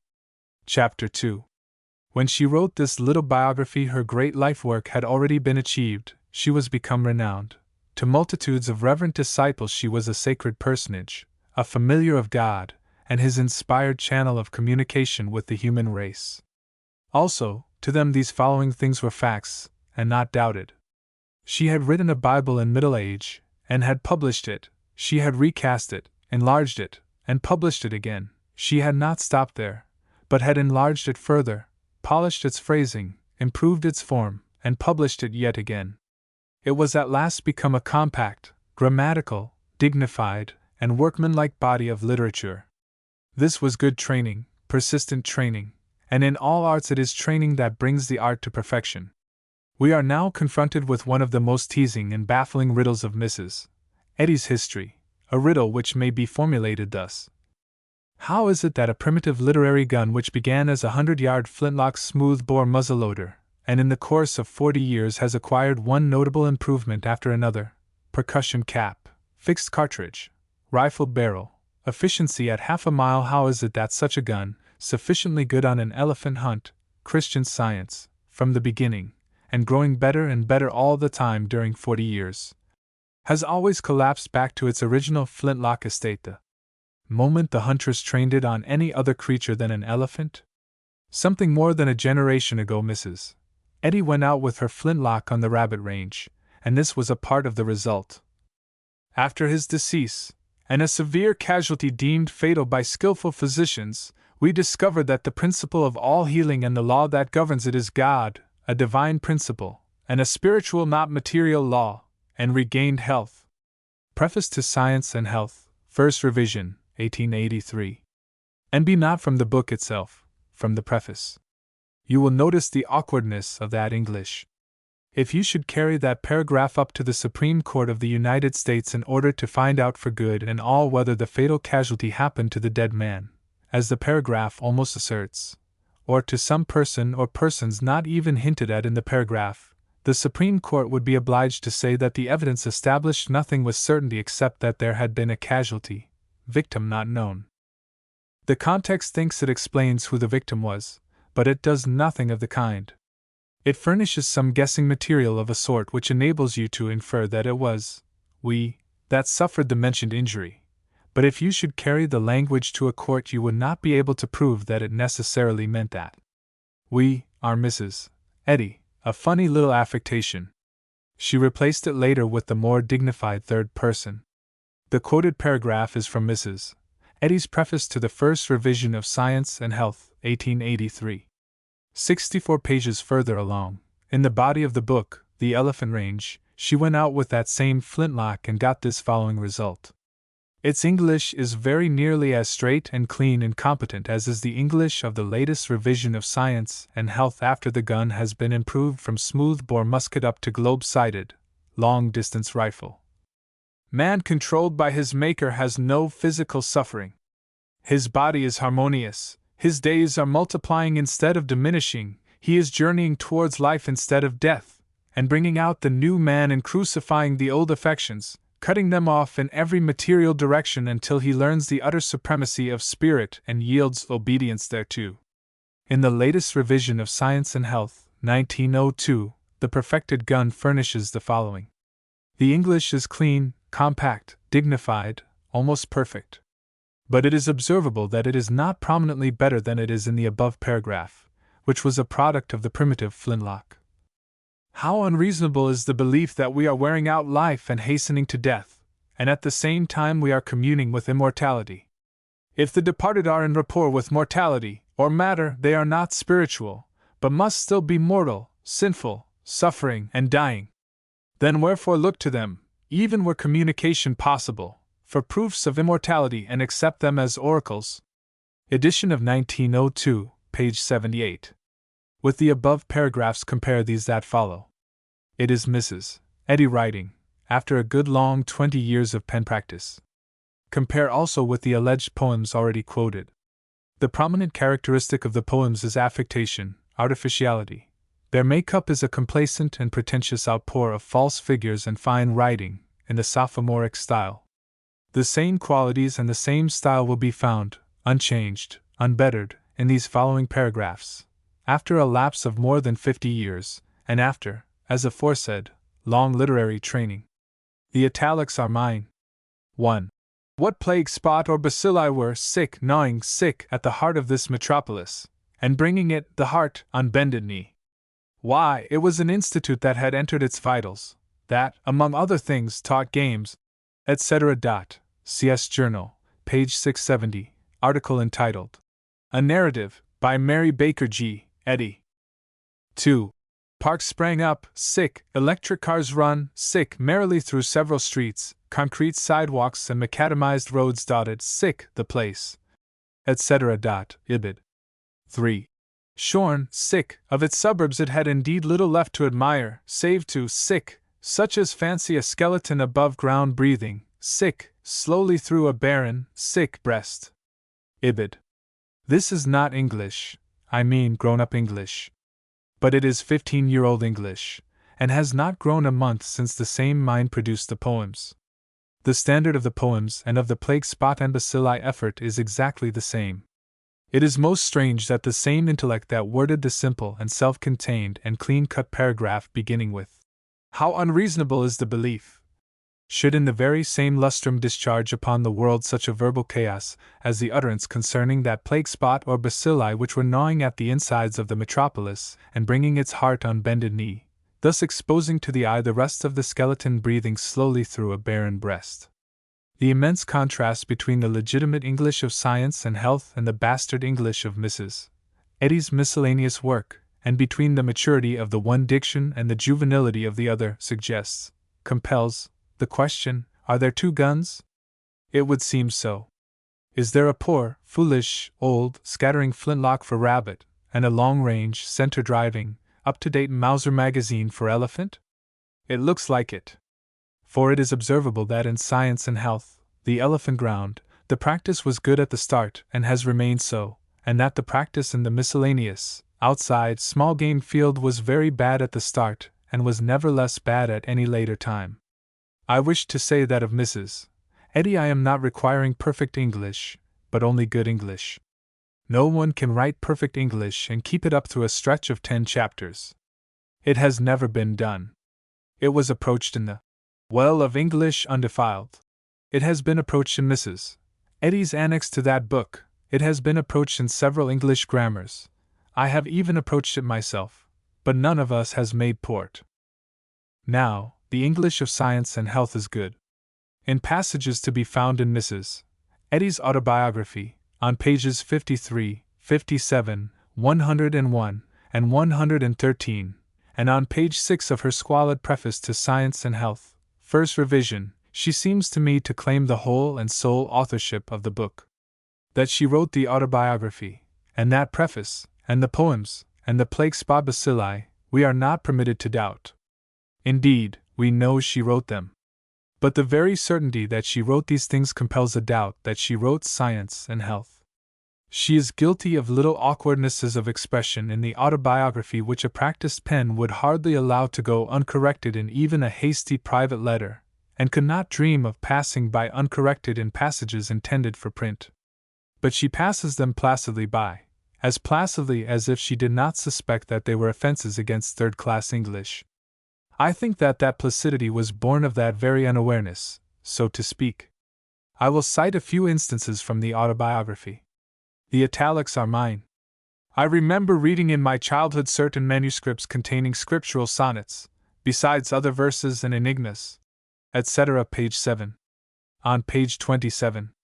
Many pale cripples went into the church leaning on crutches who came out carrying them on their shoulders. It is awkward because at the first glance it seems to say that the cripples went in leaning on crutches which went out carrying the cripples on their shoulders. It would have cost her no trouble to put her, who, after her, cripples. I blame her a little. I think her proofreader should have been shot. We may let her capital C pass, but it is another awkwardness, for she is talking about a building, not about a religious society. Marriage and Parentage. Chapter heading. Page 30. You imagine that she is going to begin a talk about her marriage and finish with some account of her father and mother. And so you will be deceived. Marriage was right, but parentage was not the best word for the rest of the record. It refers to the birth of her own child. After a certain period of time, my babe was born. Marriage and motherhood, marriage and maternity, marriage and product, marriage and dividend, either of these would have fitted the facts and made the matter clear. Without my knowledge he was appointed a guardian. Page 32. She is speaking of her child. She means that a guardian for her child was appointed, but that isn't what she says. If spiritual conclusions are separated from their premises, the nexus is lost, and the argument with its rightful conclusions becomes correspondingly obscure. Page 34. We shall never know why she put the word correspondingly in there. Any fine, large word would have answered just as well, psychosuperintangibly, electro-incandescently, oligarchiologically, synchro-stereoptically. Any of these would have answered, any of these would have filled the void. His spiritual noumenon and phenomenon silenced portraiture. Page 34. Yet she says she forgot everything she knew when she discovered Christian Science. I realize that noumenon is a daisy, and I will not deny that I shall use it whenever I am in a company which I think I can embarrass with it. But, at the same time, I think it is out of place among friends in an autobiography. There, I think a person ought not to have anything up his sleeve. It undermines confidence. But my dissatisfaction with the quoted passage is not on account of noumenon, it is on account of the misuse of the word. Silenced. You cannot silence portraiture with a noumenon. If portraiture should make a noise, a way could be found to silence it, but even then it could not be done with a noumenon. Not even with a brick, some authorities think. It may be that the moral life battle still wages, etc. Page 35. That is clumsy. Battles do not wage, battles are waged. Mrs. Eddy has one very curious and interesting peculiarity. Whenever she notices that she is chortling along without saying anything, she pulls up with a sudden, "God is over us all," or some other sounding irrelevancy, and for the moment it seems to light up the whole district. Then, before you can recover from the shock, she goes flitting pleasantly and meaninglessly along again, and you hurry hopefully after her, thinking you are going to get something this time. But as soon as she has led you far enough away from her turkey lot, she takes to a tree. Whenever she discovers that she is getting pretty disconnected, she couples up with an ostentatious, but which has nothing to do with anything that went before or is to come after. Then she hitches some empties to the train, unrelated verses from the Bible, usually, and steams out of sight and leaves you wondering how she did that clever thing. For striking instances, see bottom paragraph on page 34 and the paragraph on page 35 of her autobiography. She has a purpose, a deep and dark and artful purpose, in what she is saying in the first paragraph, and you guess what it is, but that is due to your own talent, not hers. She has made it as obscure as language could do it. The other paragraph has no meaning and no discoverable intention. It is merely one of her god overalls. I cannot spare room for it in this place. I beheld with ineffable awe our great master's marvelous skill in demanding neither obedience to hygienic laws nor, etc. Page 41. The word is loosely chosen skill. She probably meant judgment, intuition, penetration, or wisdom. Naturally, my first jottings were but efforts to express in feeble diction truths ultimate. Page 42. One understands what she means, but she should have been able to say what she meant, at any time before she discovered Christian Science and forgot everything she knew, and after it, too. If she had put feeble in front of efforts, and then left out in and diction, she would have scored. Its written expression increases in perfection under the guidance of the great master. Page 43. It is an error. Not even in those advantageous circumstances can increase be added to perfection. Evil is not mastered by evil, it can only be overcome with good. This brings out the nothingness of evil, and the eternal somethingness vindicates the divine principle and improves the race of Adam. Page 76. This is too extraneous for me. That is the trouble with Mrs. Eddy when she sets out to explain an overlarge exhibit. The minute you think the light is bursting upon you, the candle goes out, and your mind begins to wander. No one else can drain the cup which I have drunk to the dregs, as the discoverer and teacher of Christian Science. Page 47. That is saying we cannot empty an empty cup. We knew it before, and we know she meant to tell us that that particular cup is going to remain empty.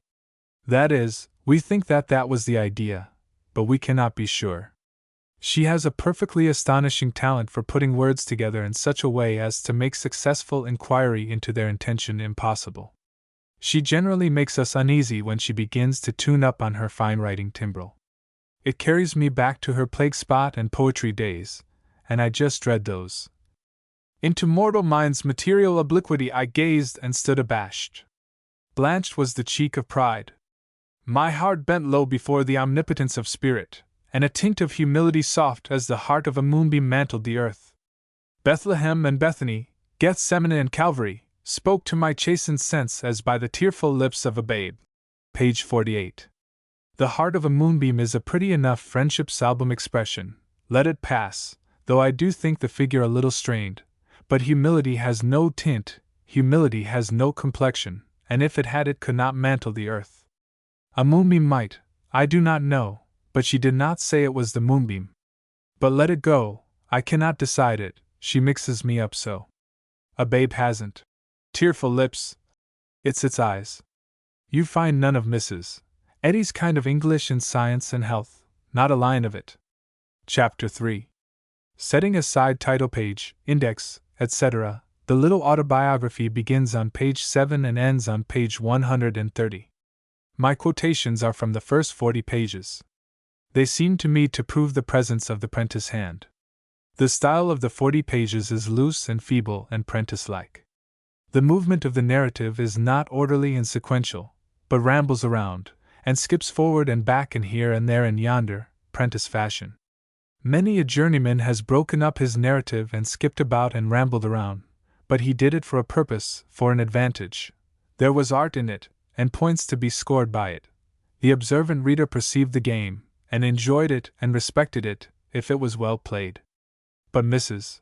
Eddy's performance was without intention, and destitute of art.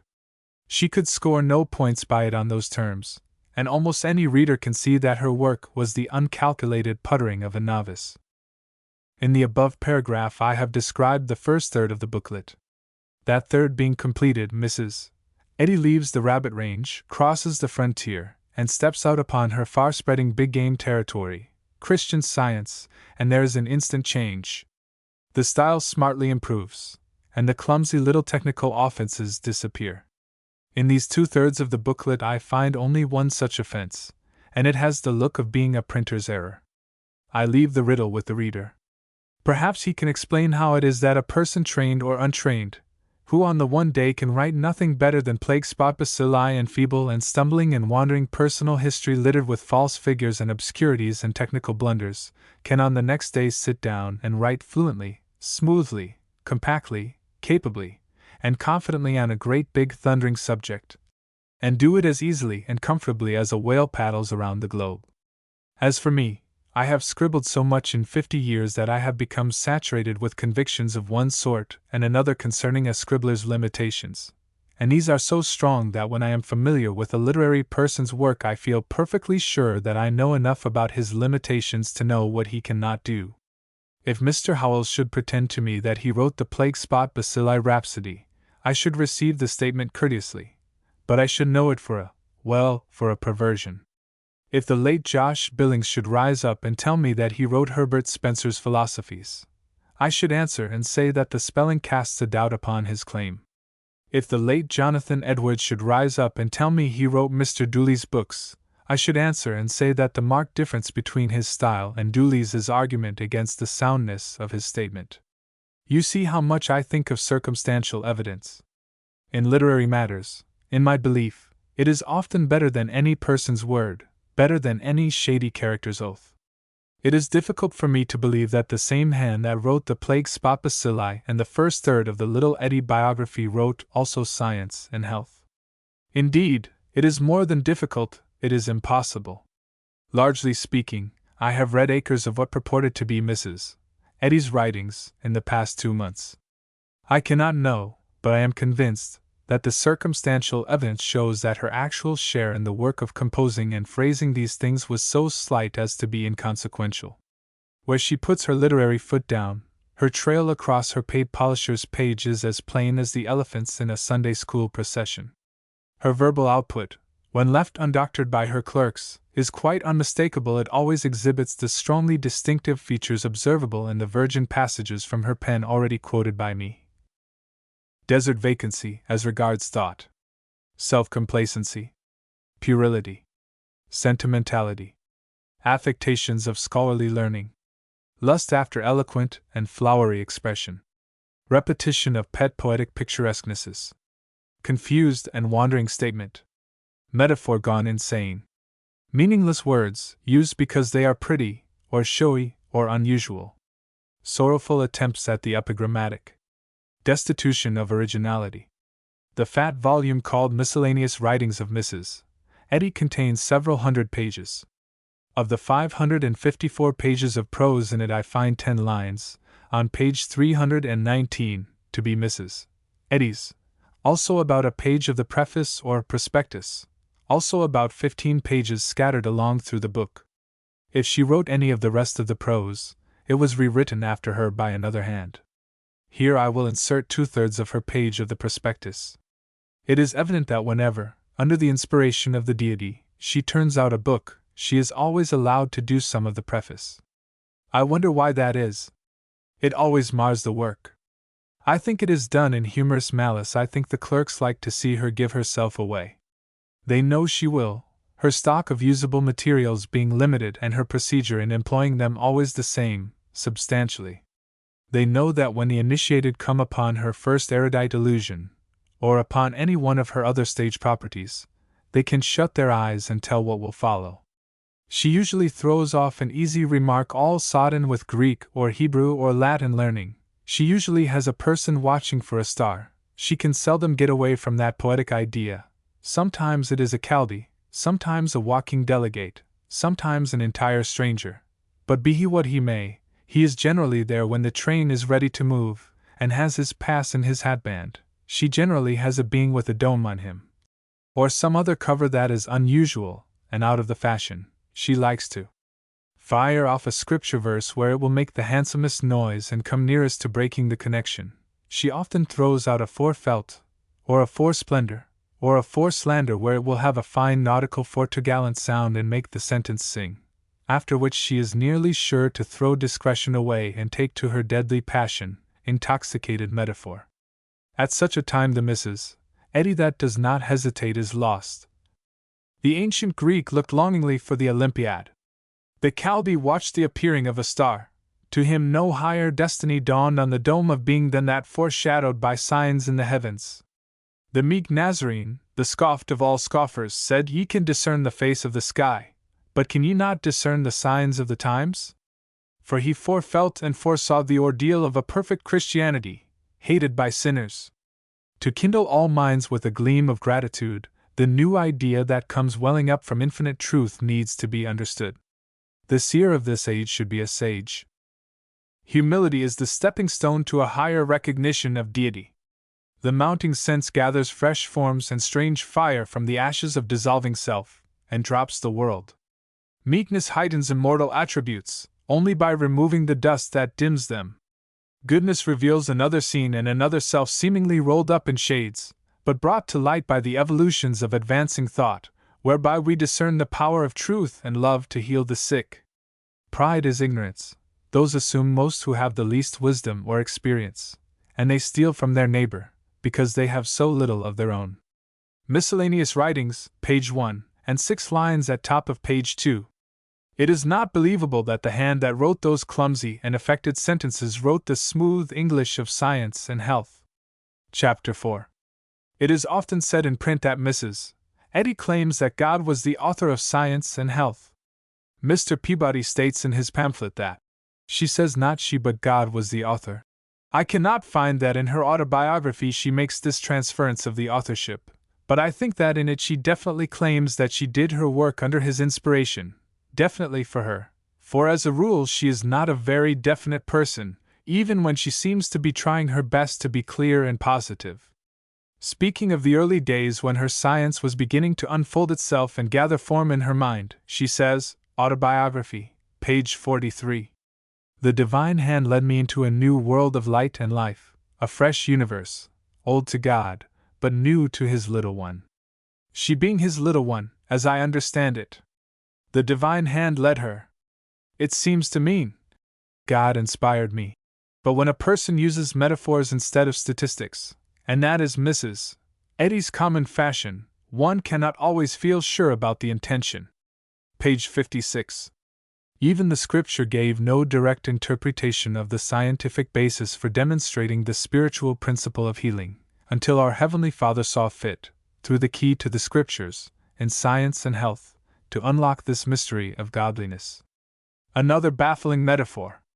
If she had used plain folksal English, and said, God wrote the key and I put it in my book, or if she had said, God furnished me the solution of the mystery, and I put it on paper, or if she had said, God did it all, then we should understand. But her phrase is open to any and all of those translations, and is a key which unlocks nothing for us. However, it seems to at least mean, God inspired me. If nothing more. There was personal and intimate communion. At any rate, we get that much out of the riddles. The connection extended to business, after the establishment of the teaching and healing industry. Page 71. When God impelled me to set a price on my instruction, etc. Further down, God has since shown me, in multitudinous ways, the wisdom of this decision. She was not able to think of a financial equivalent, meaning a pecuniary equivalent, for her instruction in Christian Science mind healing. In this emergency she was led to charge $300 for a term of 12 half-days. She does not say who led her, she only says that the amount greatly troubled her. I think it means that the price was suggested from above, led, being a theological term identical with our commercial phrase. Personally conducted. She shrank from asking it, but was finally led, by a strange providence, to accept this fee. Providence is another theological term. 2 LEDs and a providence, taken together, make a pretty strong argument for inspiration. I think that these statistics make it clear that the price was arranged above. This view is constructively supported by the fact, already quoted, that God afterwards approved, in multitudinous ways, her wisdom in accepting the mentioned fee. Multitudinous ways, multitudinous encoring, suggests enthusiasm. Business enthusiasm. And it suggests nearness. God's nearness to his little one. Nearness, and a watchful personal interest.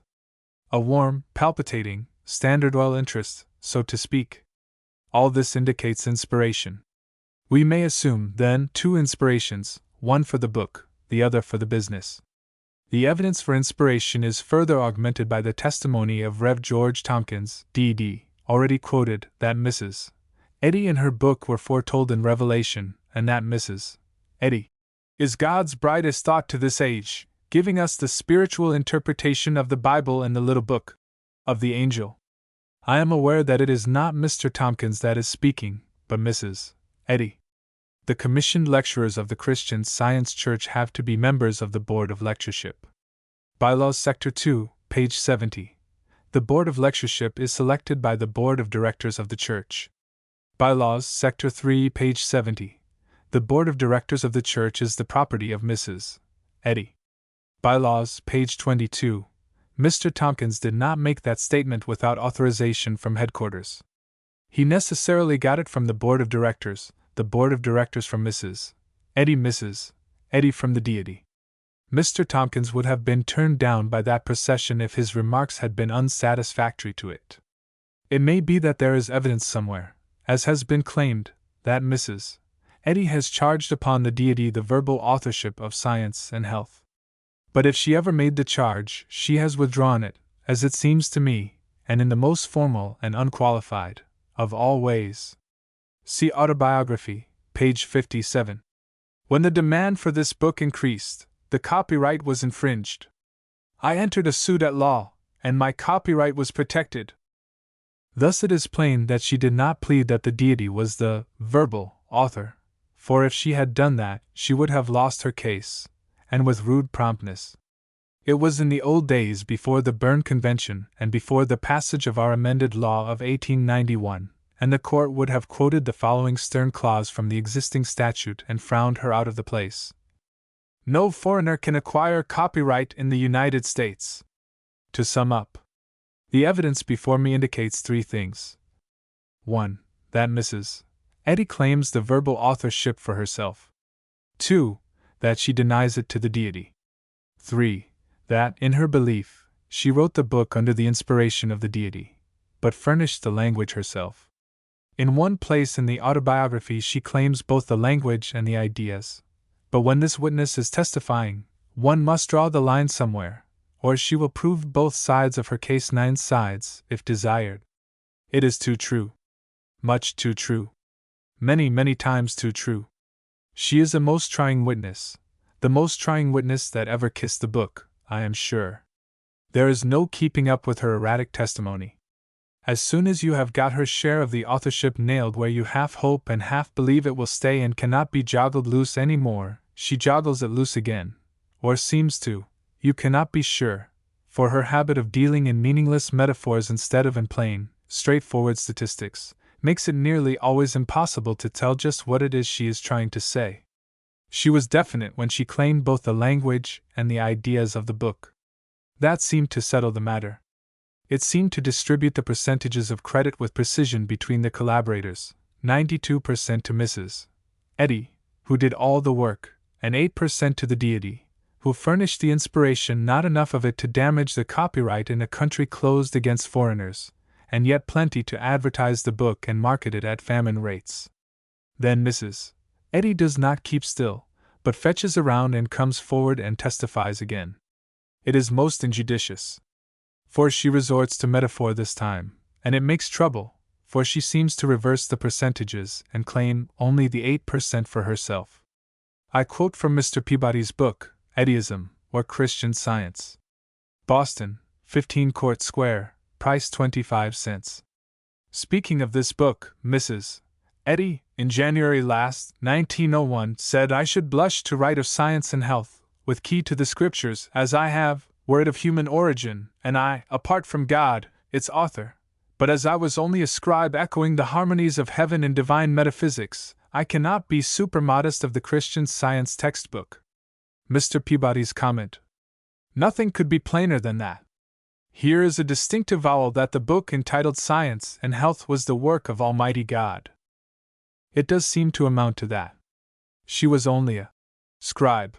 Confound the word, it is just a confusion, it has no determinable meaning there, it leaves us in the air. A scribe is merely a person who writes. He may be a copyist, he may be an amanuensis, he may be a writer of originals, and furnish both the language and the ideas. As usual with Mrs. Eddy, the connection affords no help, echoing, throws no light upon. Scribe. A rock can reflect an echo, a wall can do it, a mountain can do it, many things can do it, but a scribe can't. A scribe that could reflect an echo could get over $30 a week in a sideshow. Many impresarios would rather have him than a cow with 4 tails. If we allowed that this present scribe was setting down the harmonies of heaven, and certainly that seems to have been the case, then there was only one way to do it that I can think of: listen to the music and put down the notes one after another as they fell. In that case, Mrs. Eddy did not invent the tune, she only entered it on paper. Therefore, dropping the metaphor, she was merely an amanuensis, and furnished neither the language of science and health nor the ideas. It reduces her to 8%, and the dividends on that and the rest. Is that it? We shall never know. For Mrs. Eddy is liable to testify again at any time. But until she does it, I think we must conclude that the deity was author of the whole book, and Mrs. Eddy merely his telephone and stenographer. Granting this, her claim as the voice of God stands for the present, justified and established. Postscript. I overlooked something. It appears that there was more of that utterance than Mr. Peabody has quoted in the above paragraph. It will be found in Mrs. Eddy's organ, The Christian Science Journal, January, 1901, and reads as follows. It was not myself, which dictated science and health, with key to the scriptures. That is certainly clear enough. The words which I have removed from that important sentence explain who it was that did the dictating. It was done by the divine power of truth and love, infinitely above me. Certainly that is definite.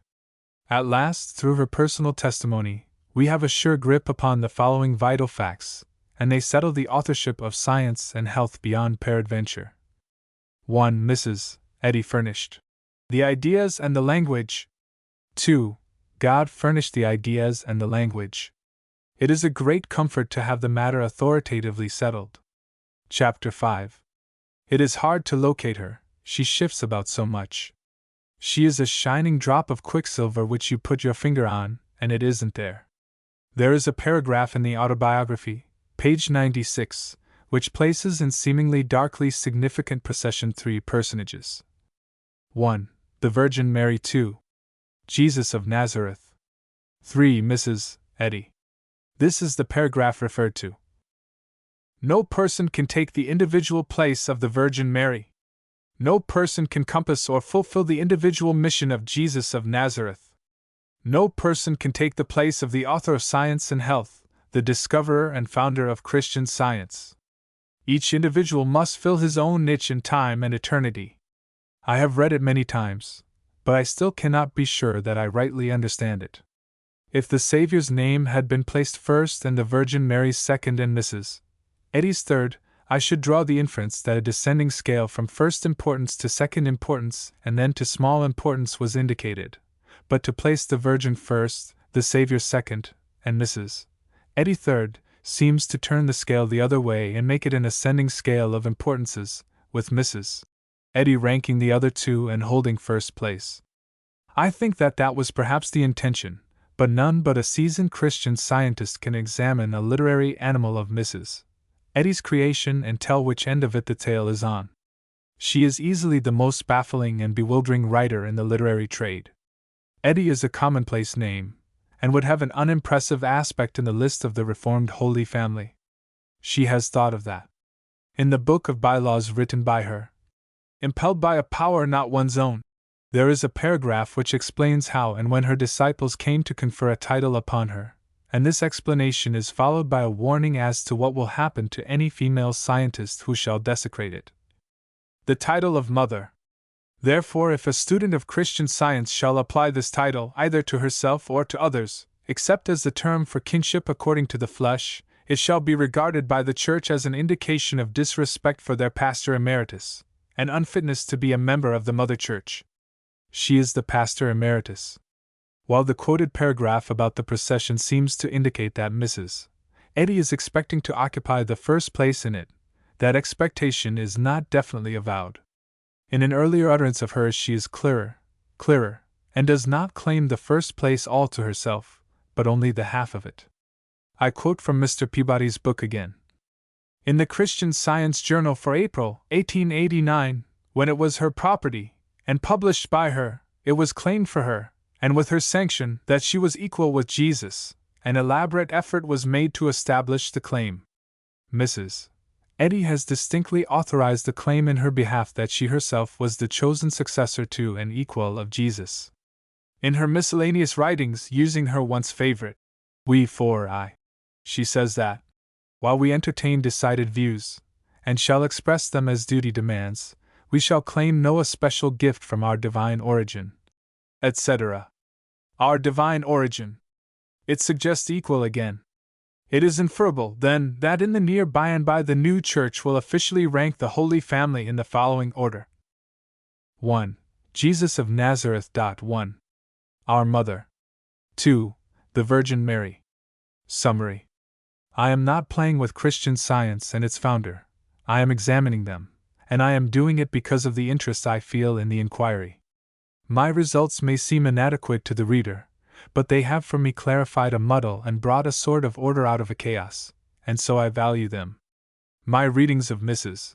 Eddy's uninspired miscellaneous literary efforts have convinced me of several things. 1. That she did not write Science and Health. 2. That the deity did, or did not, write it. 3. That she thinks she wrote it. 4. That she believes she wrote it under the deity's inspiration. 5. That she believes she is a member of the Holy Family. 6.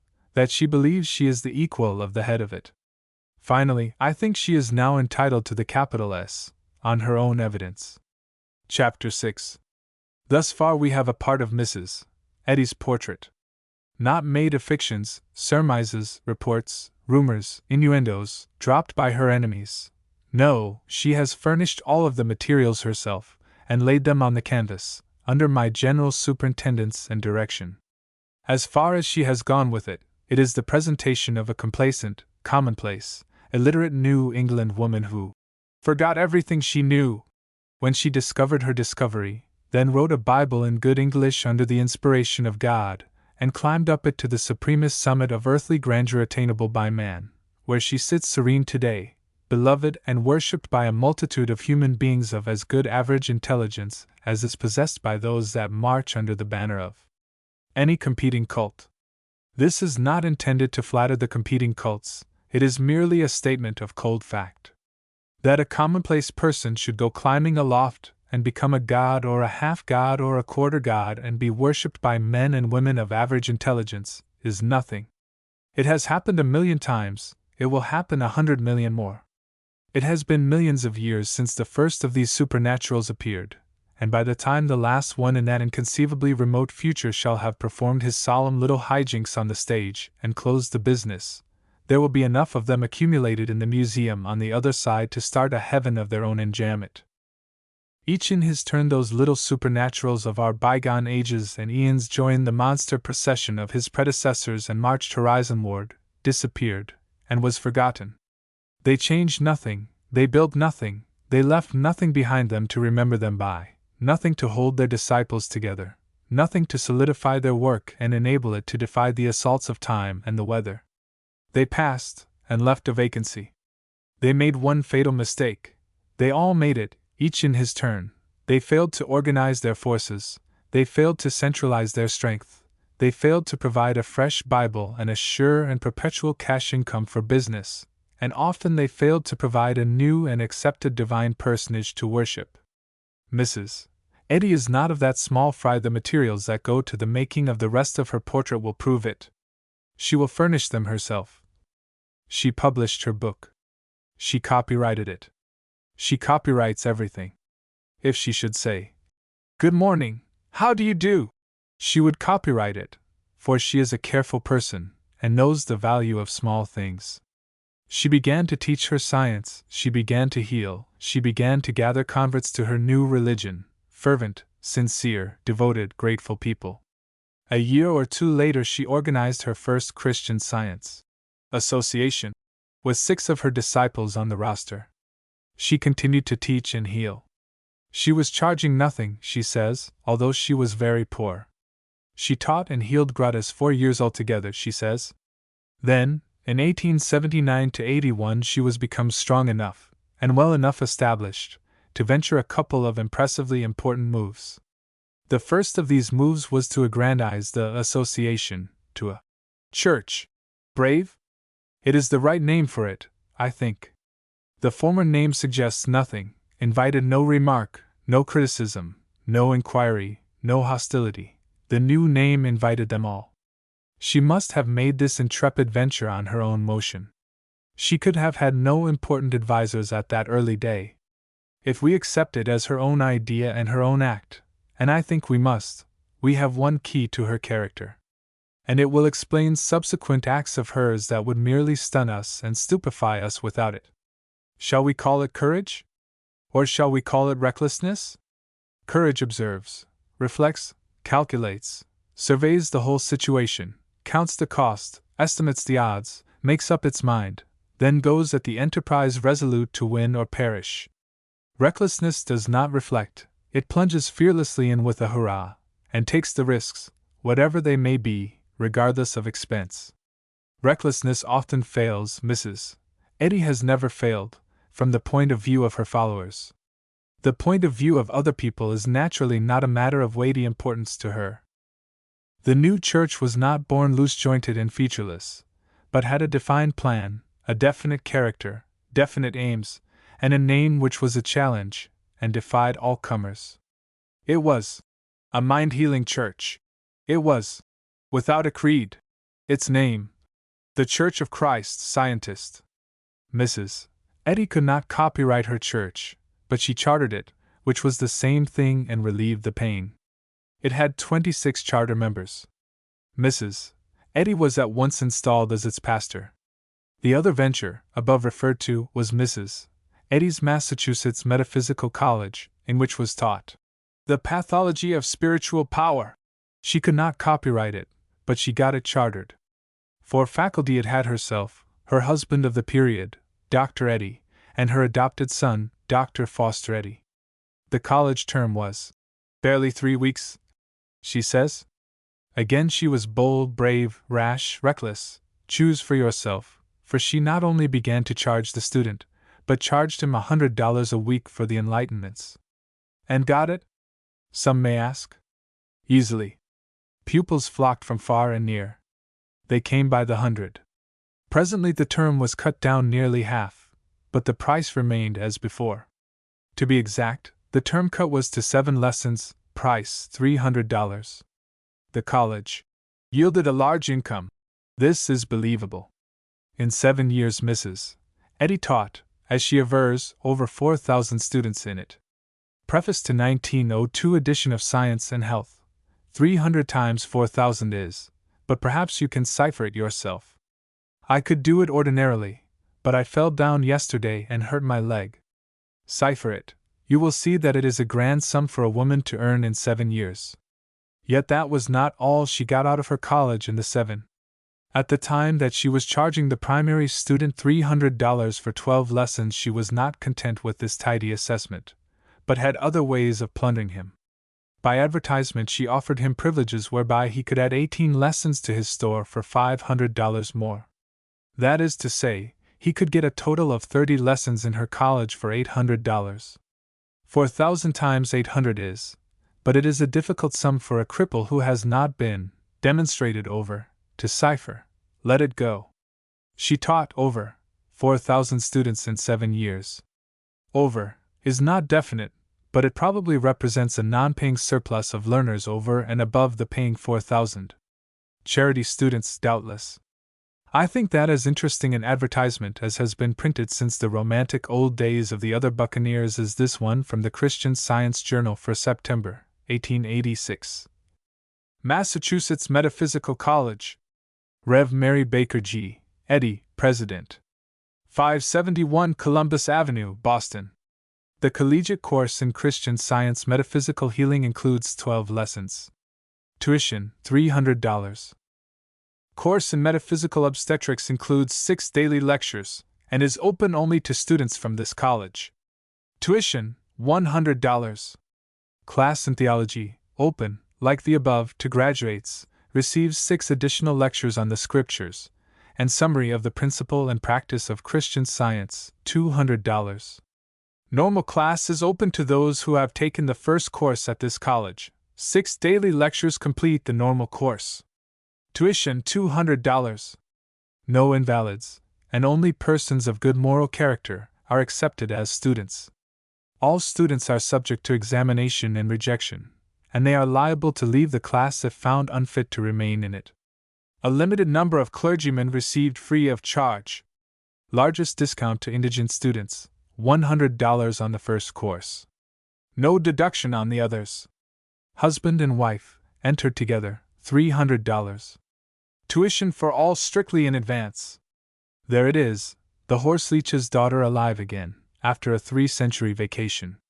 50 or 60 hours lecturing for $800. I was in error as to one matter: there are no charity students. Gratis taught clergymen must not be placed under that head, they are merely an advertisement. Pauper students can get into the infant class on a 2/3 rate, cash in advance, but not even an archangel can get into the rest of the game at anything short of par, cash down. For it is, in the spirit of Christ's charity, as one who is joyful to hear healing to the sick, that Mrs. Eddy is working the game. She sends the healing to them outside. She cannot bear it to them inside the college, for the reason that she does not allow a sick candidate to get in. It is true that this smells of inconsistency, but that is nothing. Mrs. Eddy would not be Mrs. Eddy if she should ever chance to be consistent about anything 2 days running. Except in the matter of the dollar.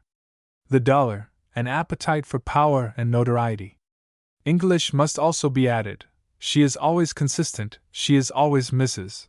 Eddy, in her English. It is always and consistently confused and crippled and poor. She wrote the advertisement. Her literary trademarks are there.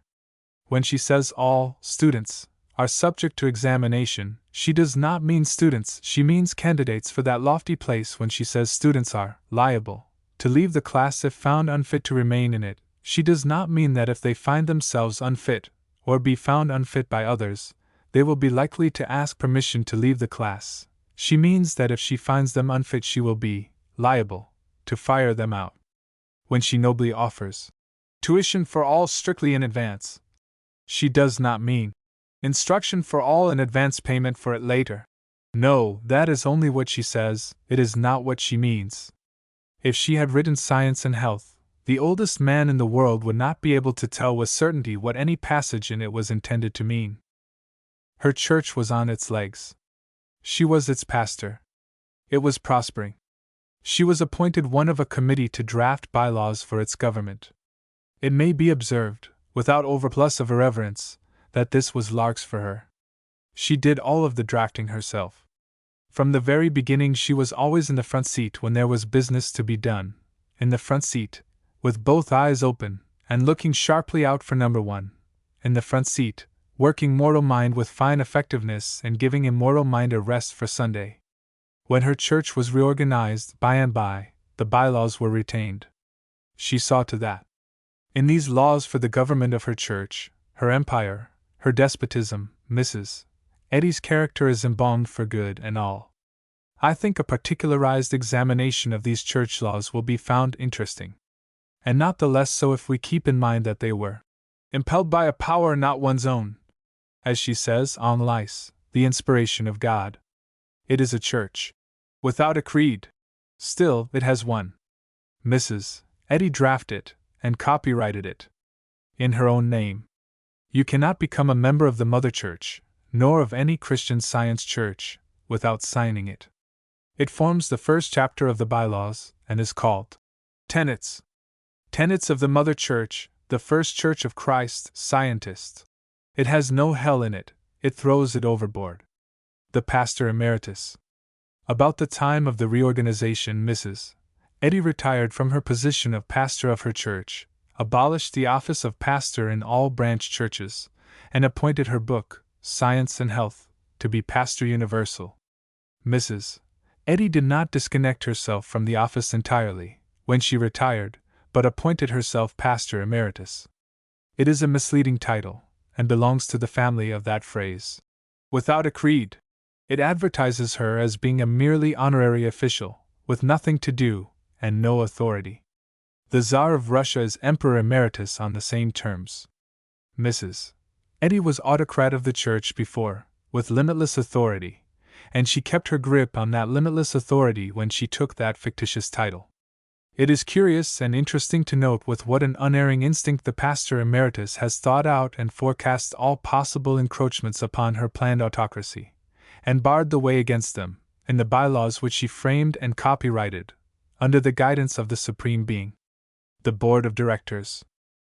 For instance, when Article I speaks of a president and board of directors, you think you have discovered a formidable check upon the powers and ambitions of the honorary pastor, the ornamental pastor, the functionless pastor, the pastor emeritus, but it is a mistake. These great officials are of the phrase, family of the church without a creed and the pastor with nothing to do, that is to say, of the family of large names which mean nothing. The board is of so little consequence that the bylaws do not state how it is chosen, nor who does it, but they do state, most definitely, that the board cannot fill a vacancy in its number, except the candidate is approved by the pastor emeritus. The candidate. The board cannot even proceed to an election until the pastor emeritus has examined the list and squelched such candidates as are not satisfactory to her. Whether the original first board began as the personal property of Mrs. Eddy or not, it is foreseeable that in time, under this bylaw, she would own it. Such a first board might chafe under such a rule as that, and try to legislate it out of existence some day. But Mrs. Eddy was awake. She foresaw that danger, and added this ingenious and effective clause. This bylaw can neither be amended nor annulled, except by consent of Mrs. Eddy, the pastor emeritus. The president. The board of directors, or serfs, or ciphers, elects the president. On these clearly worded terms. Subject to the approval of the pastor emeritus. Therefore she elects him. A long term can invest a high official with influence and power, and make him dangerous. Mrs. Eddy reflected upon that, so she limits the president's term to a year. She has a capable commercial head, an organizing head, a head for government. Treasurer and clerk. There are a treasurer and a clerk. They are elected by the board of directors. That is to say, by Mrs. Eddy. Their terms of office expire on the first Tuesday in June of each year, or upon the election of their successors. They must be watchfully obedient and satisfactory to her, or she will elect and install their successors with a suddenness that can be unpleasant to them.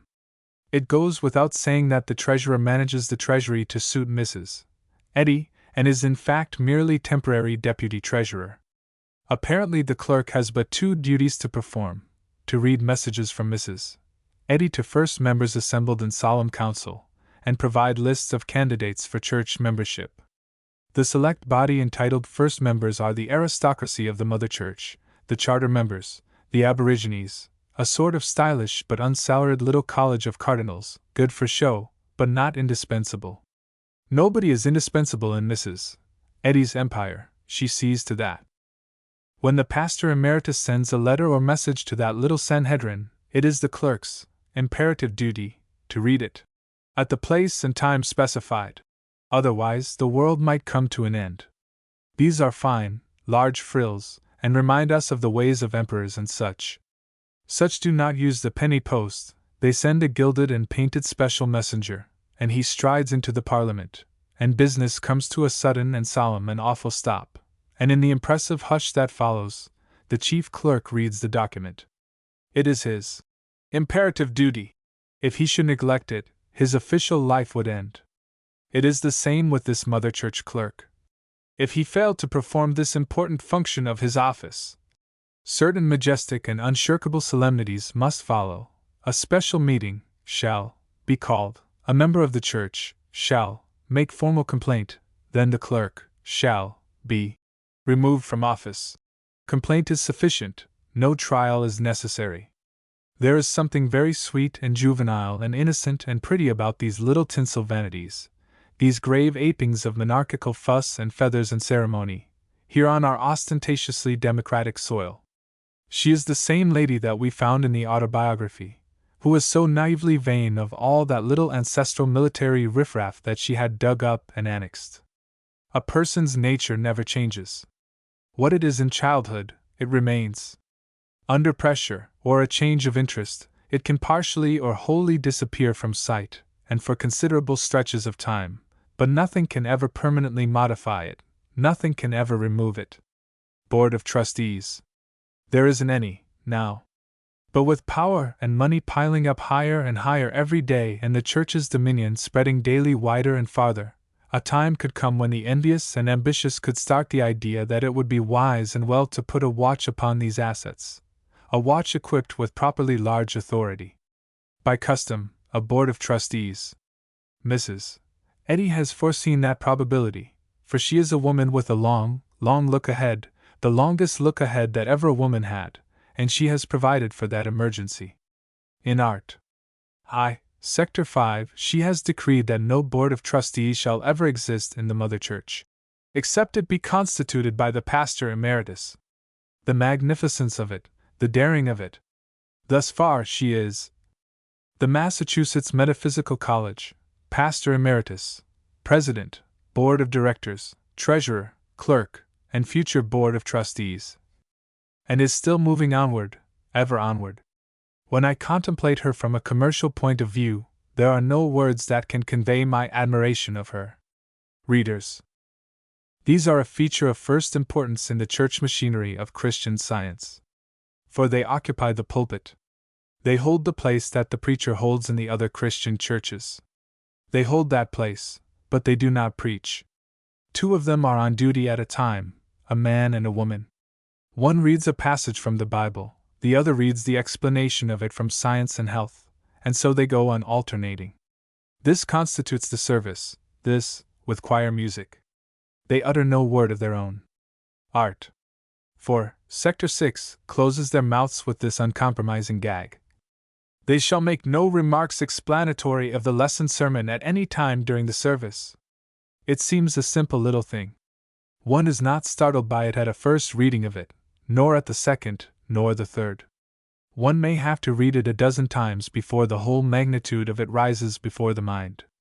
It far and away oversizes and outclasses the best business idea yet invented for the safeguarding and perpetuating of a religion. If it had been thought of and put in force 1870 years ago, there would be but one Christian sect in the world now, instead of 10 dozens of them. There are many varieties of men in the world, consequently there are many varieties of minds in its pulpits. This ensures many differing interpretations of important scripture texts, and this in turn ensures the splitting up of a religion into many sections. It is what has happened. It was sure to happen. Mrs.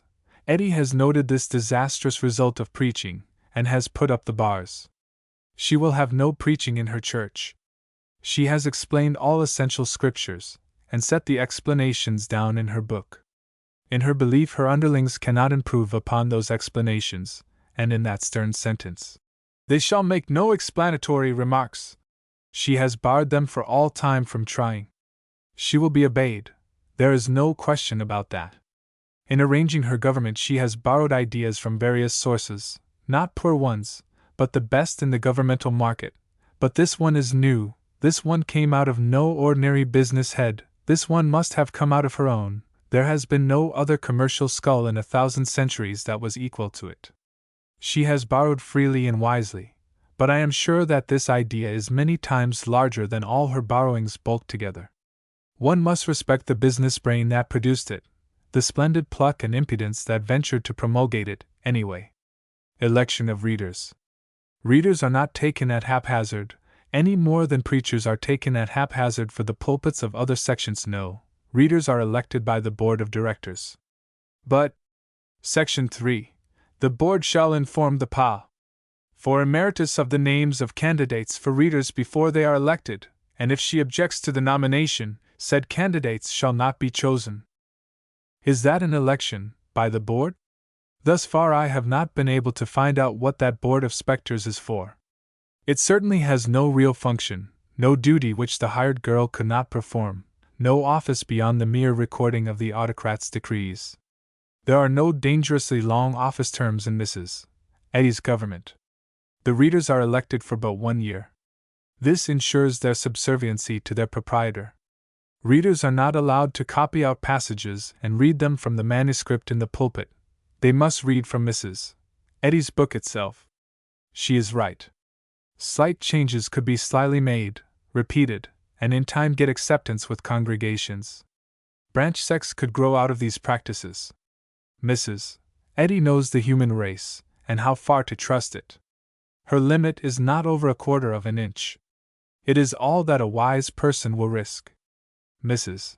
Eddy's inborn disposition to copyright everything, charter everything, secure the rightful and proper credit to herself for everything she does, and everything she thinks she does, and everything she thinks, and everything she thinks or has thought or intends to think, is illustrated in Sector 5 of Art. 4. Defining the duties of official readers, in church. Naming book and author. The reader of Science and Health, with key to the Scriptures, before commencing to read from this book, shall distinctly announce its full title and give the author's name. Otherwise the congregation might get the habit of forgetting who, ostensibly, wrote the book. The aristocracy. This consists of first members and their apostolic succession. It is a close corporation, and its membership limit is 100. 40 will answer, but if the number fall below that, there must be an election, to fill the grand quorum. This Sanhedrin can't do anything of the slightest importance, but it can talk. It can discuss. That is, it can discuss important questions relative to church members, evidently persons who are already church members. This affords it amusement, and does no harm. It can fix the salaries of the readers. Twice a year it votes on admitting candidates. That is, for church membership. But its work is cut out for it beforehand by art. 9. Every recommendation for membership in the church shall be countersigned by a loyal student of Mrs. Eddy's, by a director of this church, or by a first member. All these three classes of beings are the personal property of Mrs. Eddy. She has absolute control of the elections. Also it must transact any church business that may properly come before it. Properly is a thoughtful word. No important business can come before it. The bylaws have attended to that. No important business goes before any one for the final word except Mrs. Eddy. She has looked to that. The Sanhedrin votes on candidates for admission to its own body. But is its vote worth any more than mine would be? No, it isn't. Sector 4 of Art. V. Election of first members makes this quite plain. Before being elected, the candidates for first members shall be approved by the pastor emeritus over her own signature. Thus the Sanhedrin is the personal property of Mrs. Eddy. She owns it. It has no functions, no authority, no real existence. It is another board of shadows. Mrs. Eddy is the Sanhedrin herself. But it is time to foot up again and see where we are at. Thus far Mrs. Eddy is the Massachusetts Metaphysical College, Pastor Emeritus, President, Board of Directors, Treasurer, Clerk, future Board of Trustees, Proprietor of the Priesthood, Dictator of the Services, Proprietor of the Sanhedrin. She has come far, and is still on her way. Church membership. In this article there is another exhibition of a couple of the large features of Mrs. Eddy's remarkable make-up, her business talent, and her knowledge of human nature. She does not beseech and implore people to join her church. She knows the human race better than that. She gravely goes through the motions of reluctantly granting admission to the applicant as a favor to him. The idea is worth untold shekels. She does not stand at the gate of the fold with welcoming arms spread, and receive the lost sheep with glad emotion, and set up the fatted calf and invite the neighbor, and have a time. No, she looks upon him coldly, she snubs him, she says, "Who are you? Who is your sponsor? Who asked you to come here? Go away, and don't come again until you are invited." It is calculated to strikingly impress a person accustomed to Moody and Sankey and Sam Jones revivals, accustomed to brain-turning appeals to the unknown and unendorsed sinner to come forward and enter into the joy, etc. Just as he is. Accustomed to seeing him do it, accustomed to seeing him pass up the aisle through sobbing seas of welcome, and love, and congratulation, and arrive at the mourner's bench and be received like a long-lost government bond. No, there is nothing of that kind in Mrs. Eddy's system. She knows that if you wish to confer upon a human being something which he is not sure he wants, the best way is to make it apparently difficult for him to get it. Then he is no son of Adam if that apple does not assume an interest in his eyes which it lacked before. In time this interest can grow into desire. Mrs. Eddy knows that when you cannot get a man to try, free of cost, a new and effective remedy for a disease he is afflicted with, you can generally sell it to him if you will put a price upon it which he cannot afford. When, in the beginning, she taught Christian Science gratis, for good reasons, pupils were few and reluctant, and required persuasion. It was when she raised the limit to $300 for $1's worth that she could not find standing room for the invasion of pupils that followed. With fine astuteness she goes through the motions of making it difficult to get membership in her church. There is a twofold value in this system. It gives membership a high value in the eyes of the applicant, and at the same time the requirements exacted enable Mrs. Eddy to keep him out if she has doubts about his value to her. A word further as to applications for membership. Applications of students of the Metaphysical College must be signed by the Board of Directors. That is safe. Mrs. Eddy is proprietor of that board. Children of 12 may be admitted if invited by one of Mrs. Eddy's loyal students, or by a first member, or by a director. These sponsors are the property of Mrs. Eddy, therefore her church is safeguarded from the intrusion of undesirable children. Other students. Applicants who have not studied with Mrs. Eddy can get in only by invitation and recommendation from students of Mrs. Eddy, or from members of the Mother Church.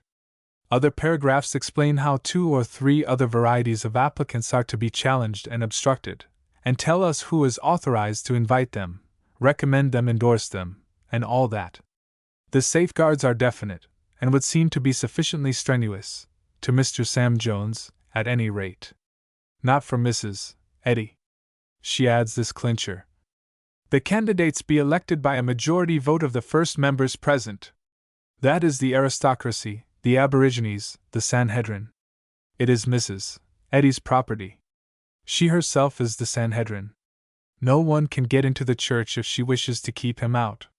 This veto power could some time or other have a large value for her, therefore she was wise to reserve it. It is likely that it is not frequently used. It is also probable that the difficulties attendant upon getting admission to membership have been instituted more to invite than to deter, more to enhance the value of membership and make people long for it than to make it really difficult to get. I think so, because the Mother Church has many thousands of members more than its building can accommodate. And some English required. Mrs. Eddy is very particular as regards one detail, curiously so, for her, all things considered. The church readers must be good English scholars. They must be thorough English scholars. She is thus sensitive about the English of her subordinates for cause, possibly. In her chapter defining the duties of the clerk there is an indication that she harbors resentful memories of an occasion when the hazy quality of her own English made unforeseen and mortifying trouble. Understanding communications. Sector 2. If the clerk of this church shall receive a communication from the pastor emeritus which he does not fully understand, he shall inform her of this fact before presenting it to the church, and obtain a clear understanding of the matter, then act in accordance therewith. She should have waited to calm down then, but instead she added this, which lacks sugar. Failing to adhere to this bylaw, the clerk must resign. I wish I could see that communication that broke the camel's back. It was probably the one beginning. What plague spot or bacilli were gnawing at the heart of this metropolis and bringing it on bended knee? And I think it likely that the kindly disposed clerk tried to translate it into English, and lost his mind and had to go to the hospital. That bylaw was not the offspring of a forecast, an intuition, it was certainly born of a sorrowful experience. Its temper gives the fact away. The little book of bylaws has manifestly been tinkered by one of Mrs. Eddy's thorough English scholars, for in the majority of cases its meanings are clear. The book is not even marred by Mrs. Eddy's peculiar specialty, lumbering clumsinesses of speech. I believe the salaried polisher has weeded them all out but one. In one place, after referring to science and health, Mrs. Eddy goes on to say, "The Bible and the above-named book, with other works by the same author, etc. It is an unfortunate sentence, for it could mislead a hasty or careless reader for a moment. Mrs. Eddy framed it, it is her very own, it bears her trademark. The Bible in Science and Health, with other works by the same author, could have come from no literary vacuum but the one which produced the remark, in the autobiography. I remember reading, in my childhood, certain manuscripts containing scriptural sonnets, besides other verses and enigmas.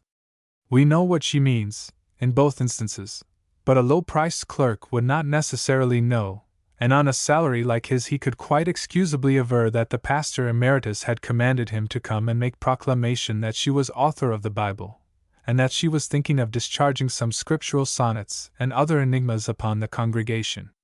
It could lose him his place, but it would not be fair if it happened before the edict about understanding communications was promulgated.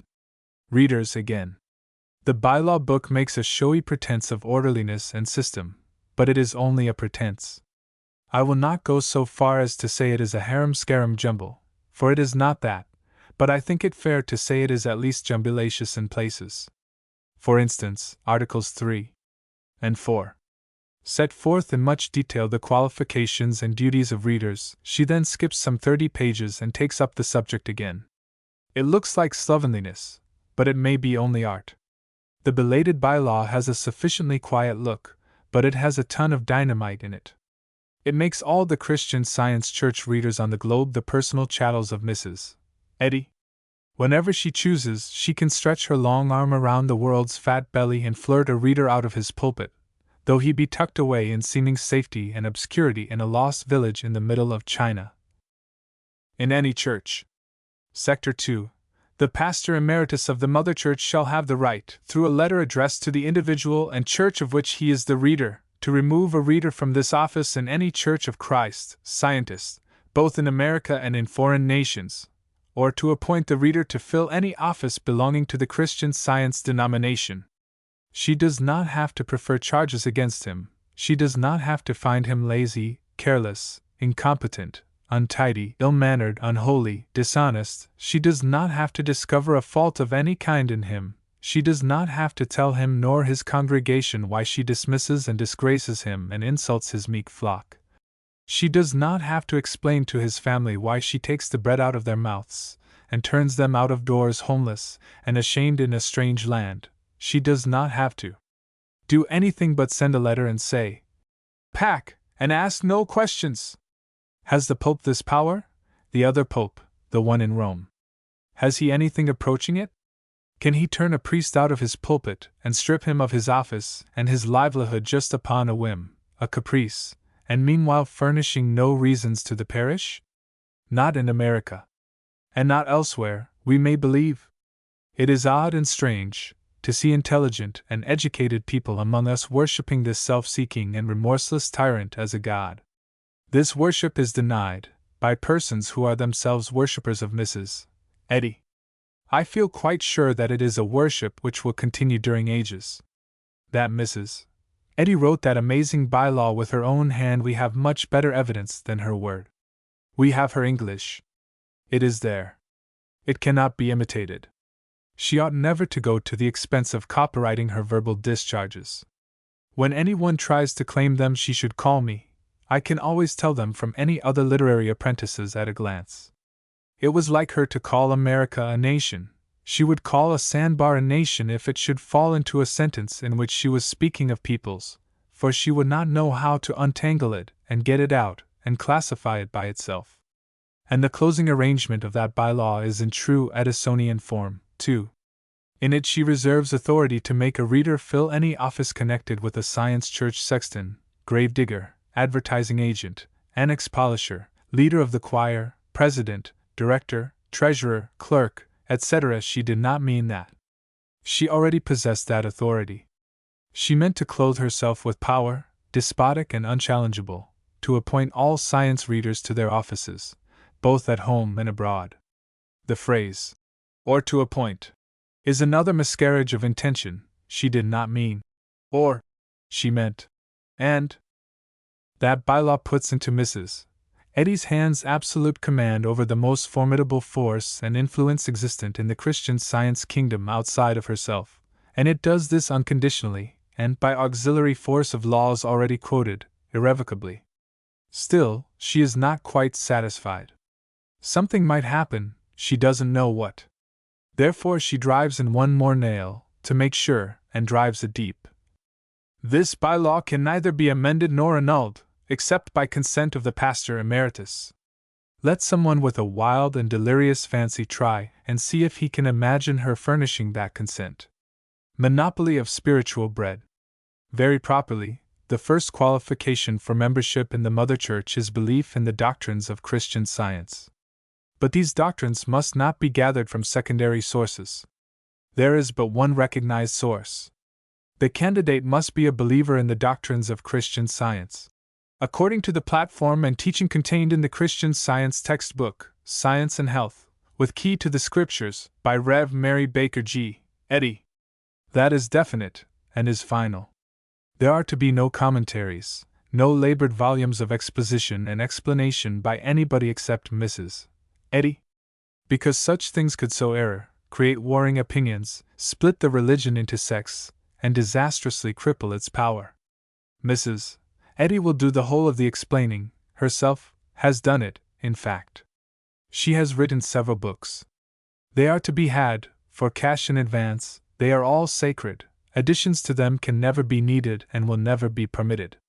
They tell the candidate how to instruct himself, how to teach others, how to do all things comprised in the business, and they close the door against all would-be competitors, and monopolize the trade. The Bible and the above named book, Science and Health, with other works by the same author, must be his only textbooks for the commerce, he cannot forage outside. Mrs. Eddy's words are to be the sole elucidators of the Bible and Science and Health, forever. Throughout the ages, whenever there is doubt as to the meaning of a passage in either of these books, the inquirer will not dream of trying to explain it to himself. He would shudder at the thought of such temerity, such profanity. He would be haled to the Inquisition, and thence to the public square, and the stake if he should be caught studying into text meanings on his own hook. He will be prudent, and seek the meanings at the only permitted source. Mrs. Eddy's Commentaries.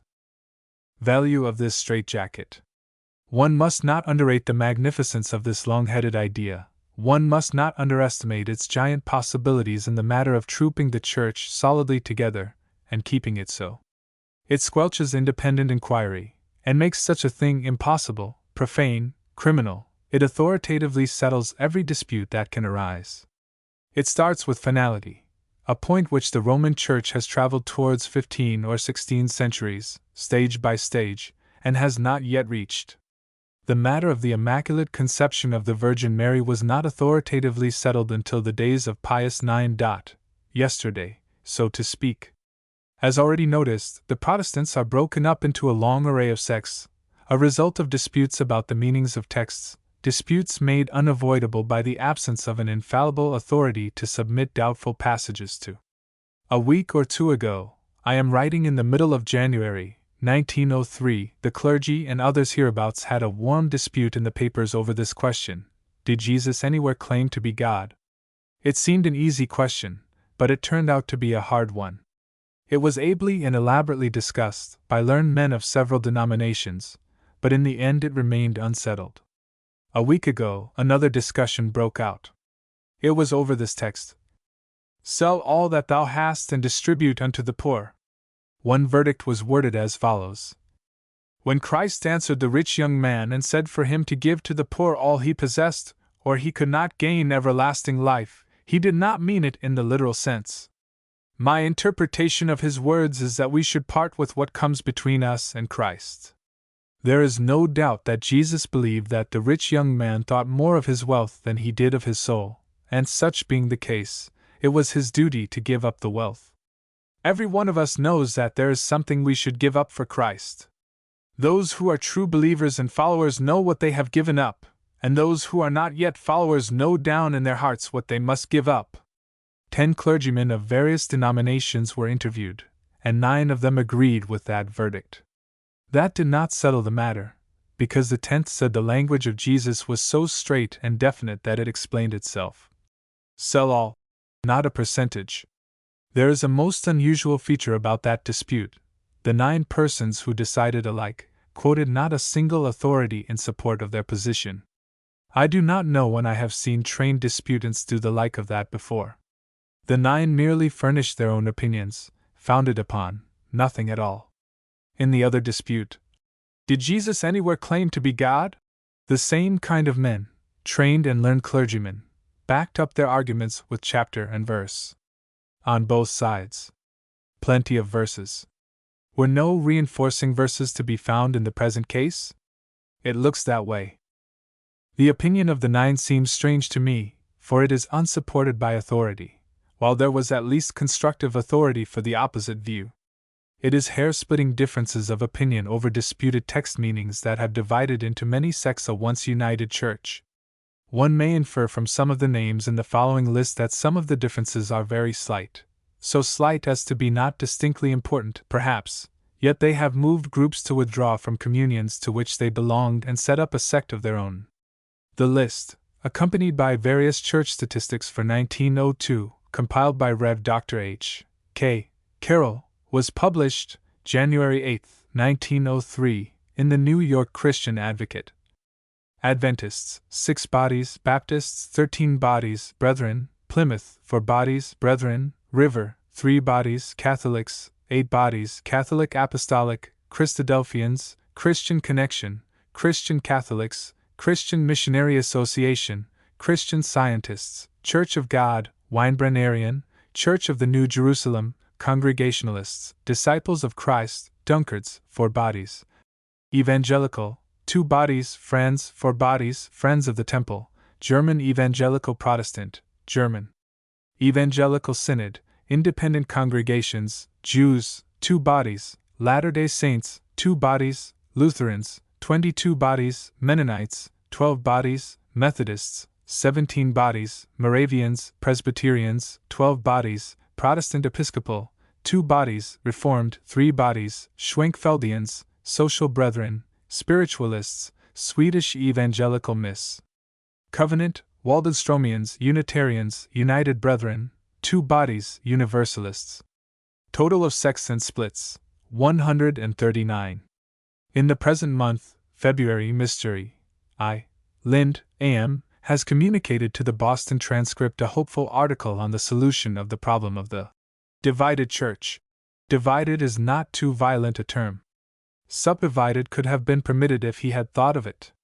He came near thinking of it, for he mentions some of the subdivisions himself.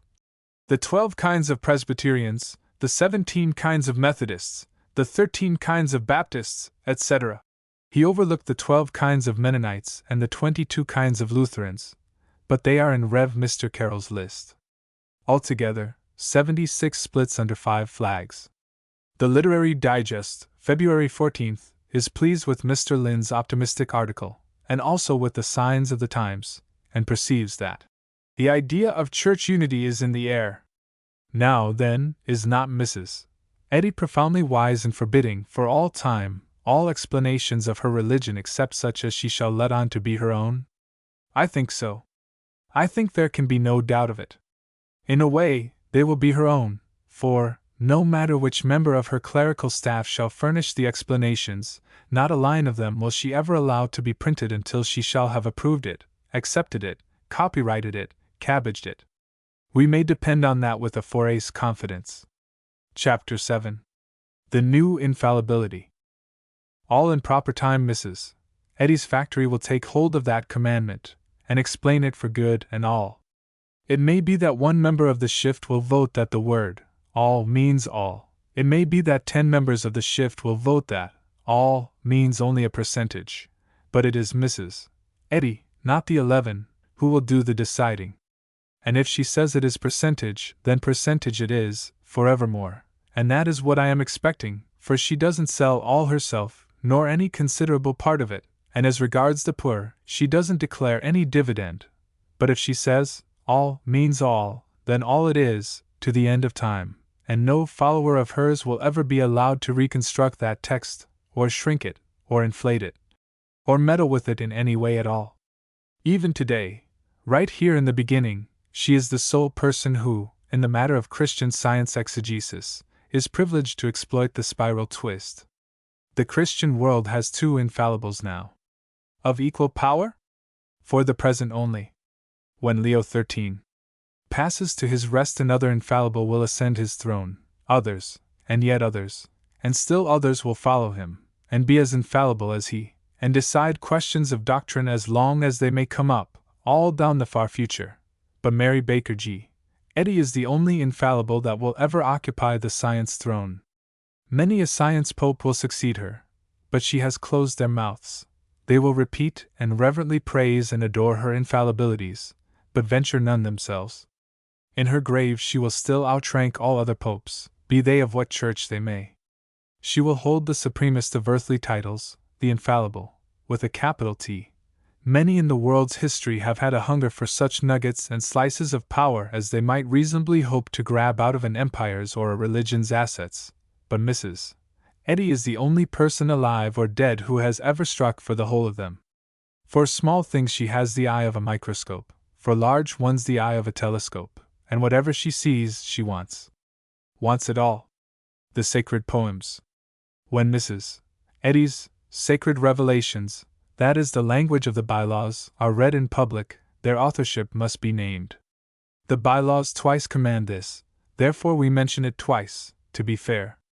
But it is also commanded that when a member publicly quotes from the poems of our pastor emeritus, the authorship shall be named. For these are sacred too. There are kindly people who may suspect a hidden generosity in that bylaw. They may think it is there to protect the official reader from the suspicion of having written the poems himself. Such do not know Mrs. Eddy. She does an inordinate deal of protecting, but in no distinctly named and specified case in her history has number 2 been the object of it. Instances have been claimed, but they have failed of proof, and even of plausibility. Members shall also instruct their students to look out and advertise the authorship when they read those poems and things. Not on Mrs. Eddy's account, but for the good of our cause. The church edifice. 1. Mrs. Eddy gave the land. It was not of much value at the time, but it is very valuable now. 2. Her people built the mother church edifice on it, at a cost of $250,000. 3. Then they gave the whole property to her. 4. Then she gave it to the board of directors. She is the board of directors. She took it out of one pocket and put it in the other. 5. Sector 10 of the deed. Whenever said directors shall determine that it is inexpedient to maintain preaching, reading, or speaking in said church in accordance with the terms of this deed, they are authorized and required to reconvey forthwith said lot of land with the building thereon to Mary Baker G. Eddy, her heirs and assigns forever, by a proper deed of conveyance. She is never careless, never slipshod, about a matter of business. Owning the property through her board of waxworks was safe enough, still it was sound business to set another grip on it to cover accidents, and she did it. Her Barkers, what a curious name. I wonder if it is copyrighted. Her Barkers persistently advertised to the public her generosity in giving away a piece of land which cost her a trifle, and a $250,000 church which cost her nothing, and they can hardly speak of the unselfishness of it without breaking down and crying, yet they know she gave nothing away, and never intended to. However, such is the human race. Often it does seem such a pity that Noah and his party did not miss the boat. Some of the hostiles think that Mrs. Eddy's idea in protecting this property in the interest of her heirs, and in accumulating a great money fortune, is that she may leave her natural heirs well provided for when she goes. I think it is a mistake. I think she is of late years giving herself large concern about only one interest, her power and glory, and the perpetuation and worship of her name, with a capital N. Her church is her pet heir, and I think it will get her wealth. It is the torch which is to light the world and the ages with her glory.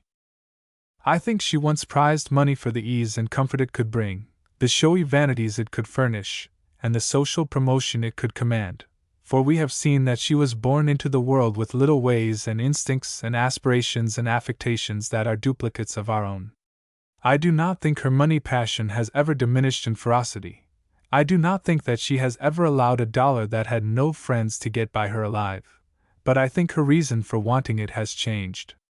I think she wants it now to increase and establish and perpetuate her power and glory with, not to add to her comforts and luxuries, not to furnish paint and fuss and feathers for vain display. I think her ambitions have soared away above the fuss and feather stage. She still likes the little shows and vanities, a fact which she exposed in a public utterance 2 or 3 days ago when she was not noticing, but I think she does not place a large value upon them now. She could build a mighty and far-shining brass-mounted palace if she wanted to, but she does not do it. She would have had that kind of an ambition in the early scrabbling times. She could go to England today and be worshipped by earls, and get a comet's attention from the million, if she cared for such things. She would have gone in the early scrabbling days for much less than an earl, and been vain of it, and glad to show off before the remains of the Scotchkin. But those things are very small to her now, next to invisible, observed through the cloud rack from the dizzy summit where she perches in these great days. She does not want that church property for herself. It is worth but $250,000, a sum she could call in from her far-spread flocks tomorrow with a lift of her hand. Not a squeeze of it, just a lift. It would come without a murmur, come gratefully, come gladly. And if her glory stood in more need of the money in Boston than it does where her flocks are propagating it, she would lift the hand, I think. She is still reaching for the dollar, she will continue to reach for it, but not that she may spend it upon herself, not that she may spend it upon charities, not that she may indemnify an early deprivation and clothe herself in a blaze of North Adams gauds, not that she may have 9 breeds of pie for breakfast, as only the rich New Englander can. Not that she may indulge any petty material vanity or appetite that once was hers and prized and nursed, but that she may apply that dollar to statelier uses, and place it where it may cast the metallic sheen of her glory farthest across the receding expanses of the globe. Prayer. A brief and good one is furnished in the Book of Bylaws. The scientist is required to pray it every day. The Lord's Prayer amended. This is not in the Bylaws, it is in the first chapter of Science and Health, edition of 1902. I do not find it in the edition of 1884. It is probable that it had not at that time been handed down. Science and Health's latest rendering of its spiritual sense is as follows. Our Father, Mother God, all harmonious, adorable one. Thy kingdom is within us, thou art ever present. Enable us to know, as in heaven, so on earth, God is supreme. Give us grace for today, feed the famished affections. And infinite love is reflected in love. And love leadeth us not into temptation, but delivereth from sin, disease, and death. For God is now and forever all life, truth, and love. If I thought my opinion was desired and would be properly revered, I should say that in my judgment that is as good a piece of carpentering as any of those 11 commandment experts could do with the material after all their practice. I notice only one doubtful place. Lead us not into temptation seems to me to be a very definite request, and that the new rendering turns the definite request into a definite assertion. I shall be glad to have that turned back to the old way and the marks of the spiral twist removed, or varnished over. Then I shall be satisfied, and will do the best I can with what is left. At the same time, I do feel that the shrinkage in our spiritual assets is getting serious. First the commandments, now the prayer. I never expected to see these steady old reliable securities watered down to this. And this is not the whole of it. Last summer the Presbyterians extended the calling and election suffrage to nearly everybody entitled to salvation. They did not even stop there, but let out all the unbaptized American infants we had been accumulating for 200 years and more. There are some that believe they would have let the Scotch ones out, too, if they could have done it. Everything is going to ruin. In no long time we shall have nothing left but the love of God. The new unpardonable sin. Working against the cause. Sector 2. If a member of this church shall work against the accomplishment of what the discoverer and founder of Christian Science understands as advantageous to the individual, to this church, and to the cause of Christian Science, out he goes. Forever. The member may think that what he is doing will advance the cause, but he is not invited to do any thinking. More than that, he is not permitted to do any, as he will clearly gather from this bylaw. When a person joins Mrs. Eddy's church, he must leave his thinker at home. Leave it permanently. To make sure that it will not go off some time or other when he is not watching, it will be safest for him to spike it. If he should forget himself and think just once, the bylaw provides that he shall be fired out instantly, forever no return. It shall be the duty of this church immediately to call a meeting, and drop forever the name of this member from its records. But it breathes a towering indignation. There are forgivable offenses, but this is not one of them. There are admonitions, probations, suspensions. In several minor cases, mercy is shown the derelict. In those cases he is gently used, and in time he can get back into the fold, even when he has repeated his offense. But let him think, just once, without getting his thinker set to Eddy time, and that is enough, his head comes off. There is no second offense, and there is no gate open to that lost sheep, ever again. This rule cannot be changed, amended, or annulled, except by unanimous vote of all the first members. The same being Mrs. Eddy. It is naively sly and pretty to see her keep putting forward first members, and boards of this and that, and other broideries and ruffles of her raiment, as if they were independent entities, instead of a part of her clothes, and could do things all by themselves when she was outside of them. Mrs. Eddy did not need to copyright the sentence just quoted, its English would protect it. None but she would have shoveled that comically superfluous, all in there. The former unpardonable sin has gone out of service. We may frame the new Christian Science one thus: whatsoever member shall think, and without our mother's permission act upon his think, the same shall be cut off from the church forever. It has been said that I make many mistakes about Christian Science through being ignorant of the spiritual meanings of its terminology. I believe it is true. I have been misled all this time by that word member, because there was no one to tell me that its spiritual meaning was slave. Axe and block. There is a bylaw which forbids members to practice hypnotism. The penalty is excommunication. 1. If a member is found to be a mental practitioner. 2. Complaint is to be entered against him. 3. By the pastor emeritus, and by none else. 4. No member is allowed to make complaint to her in the matter. 5. Upon Mrs. Eddy's mere complaint, unbacked by evidence or proof, and without giving the accused a chance to be heard, his name shall be dropped from this church. Mrs. Eddy has only to say a member is guilty, that is all. That ends it. It is not a case of he may be cut off from Christian Science salvation, it is a case of he shall be. Her serfs must see to it, and not say a word. Does the other pope possess this prodigious and irresponsible power? Certainly not in our day. Some may be curious to know how Mrs. Eddy finds out that a member is practicing hypnotism, since no one is allowed to come before her throne and accuse him. She has explained this in Christian Science History, 1st and 2nd editions, page 16. I possess a spiritual sense of what the malicious mental practitioner is mentally arguing, which cannot be deceived. I can discern in the human mind thoughts, motives, and purposes, and neither mental arguments nor psychic power can affect this spiritual insight. A marvelous woman, with a hunger for power such as has never been seen in the world before. No thing, little or big, that contains any seed or suggestion of power escapes her avaricious eye, and when once she gets that eye on it, her remorseless grip follows. There isn't a Christian Scientist who isn't ecclesiastically as much her property as if she had bought him and paid for him, and copyrighted him and got a charter. She cannot be satisfied when she has handcuffed a member, and put a leg chain and ball on him and plugged his ears and removed his thinker. She goes on wrapping needless chains round and round him, just as a spider would. For she trusts no one, believes in no one's honesty, judges everyone by herself.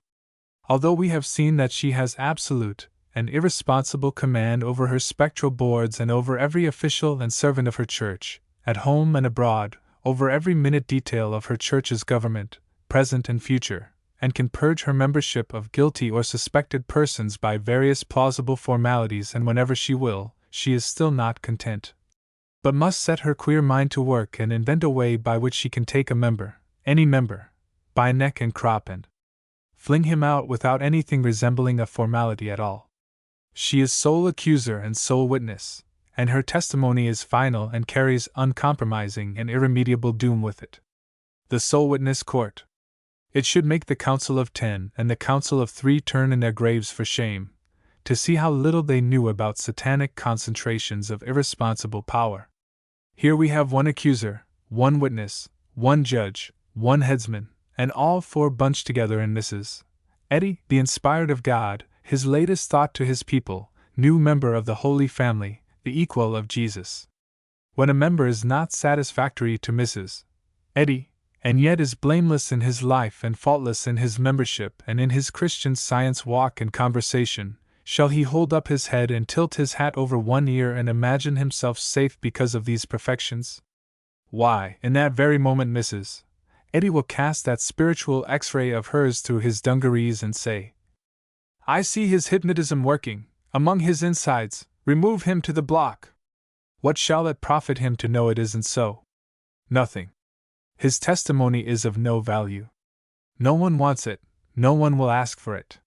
He is not present to offer it, he does not know he has been accused, and if he were there to offer it, it would not be listened to. It was out of powers approaching Mrs. Eddy's, though not equaling them, that the Inquisition and the devastations of the interdict grew. She will transmit hers. The man born 2 centuries from now will think he has arrived in hell, and all in good time he will think he knows it. Vast concentrations of irresponsible power have never in any age been used mercifully, and there is nothing to suggest that the Christian Science papacy is going to spend money on novelties. Several Christian scientists have asked me to refrain from prophecy. There is no prophecy in our day but history. But history is a trustworthy prophet. History is always repeating itself, because conditions are always repeating themselves.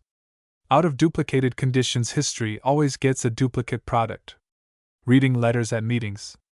I wonder if there is anything a member can do that will not raise Mrs. Eddy's jealousy? The bylaws seem to hunt him from pillar to post all the time, and turn all his thoughts and acts and words into sins against the meek and lowly new deity of his worship. Apparently her jealousy never sleeps. Apparently any trifle can offend it, and but one penalty appease it: excommunication. The bylaws might properly and reasonably be entitled laws for the coddling and comforting of our mother's petty jealousies.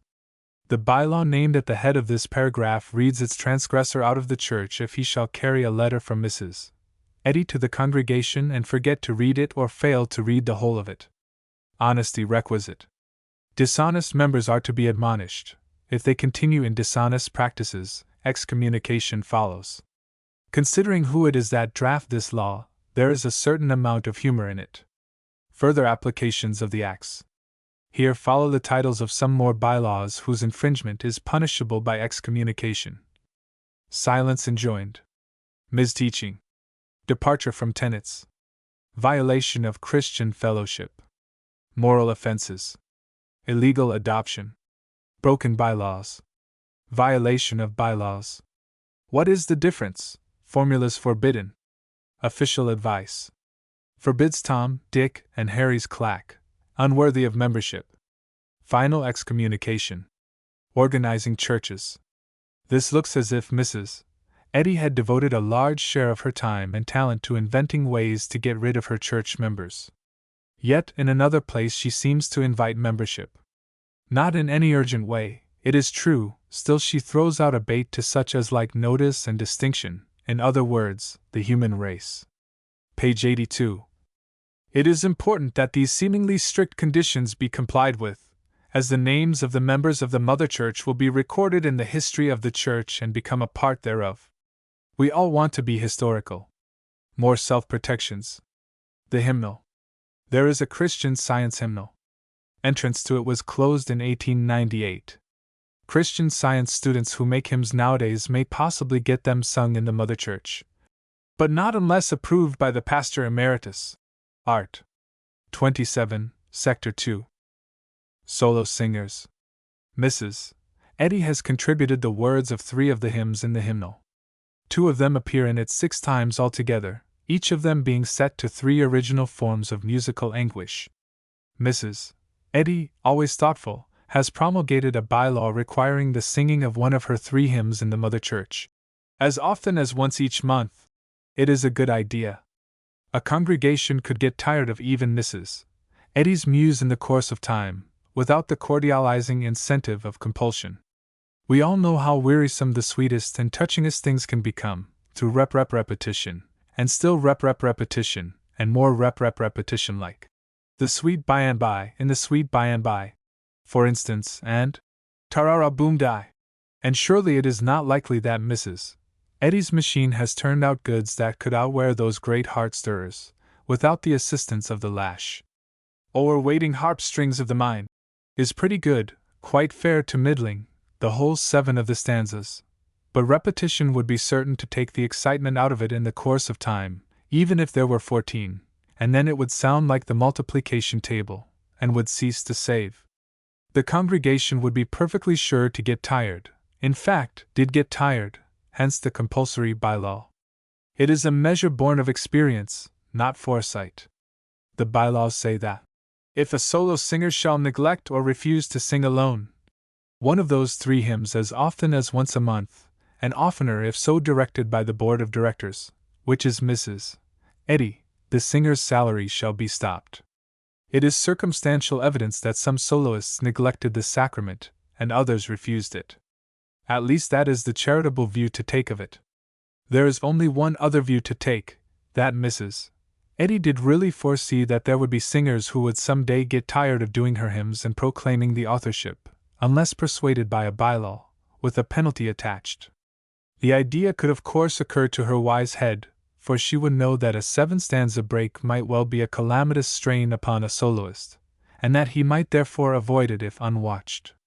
He could not curtail it, for the whole of anything that Mrs. Eddy does is sacred, and cannot be cut. Board of Education. It consists of 4 members, one of whom is president of it. Its members are elected annually, subject to Mrs. Eddy's approval. Art. XXX, Sector 2. She owns the board, is the board. Mrs. Eddy is president of the Metaphysical College. If at any time she shall vacate that office, the directors of the college, that is to say, Mrs. Eddy, shall elect to the vacancy the president of the Board of Education, which is merely re-electing herself. It is another case of pastor emeritus. She gives up the shadow of authority, but keeps a good firm hold on the substance. Public teachers. Applicants for admission to this industry must pass a thorough 3 days examination before the Board of Education. In Science and Health, chapter on Recapitulation, the platform of Christian Science, page 403 of Christian Science Practice, from line 2nd to the 2nd paragraph of page 405, and page 488, 2nd and 3rd paragraphs. Board of Lectureship. The lecturers are exceedingly important servants of Mrs. Eddy, and she chooses them with great care. Each of them has an appointed territory in which to perform his duties, in the North, the South, the East, the West, in Canada, in Great Britain, and so on, and each must stick to his own territory and not forage beyond its boundaries. I think it goes without saying, from what we have seen of Mrs. Eddy, that no lecture is delivered until she has examined and approved it, and that the lecturer is not allowed to change it afterwards. The members of the Board of Lectureship are elected annually, subject to the approval of Rev. Mary Baker G. Eddy. Missionaries. There are but 4. They are elected, like the rest of the domestics, annually. So far as I can discover, not a single servant of the sacred household has a steady job except Mrs. Eddy. It is plain that she trusts no human being but herself. The bylaws. The branch churches are strictly forbidden to use them. So far as I can see, they could not do it if they wanted to. The bylaws are merely the voice of the master issuing commands to the servants. There is nothing and nobody for the servants to re-utter them to.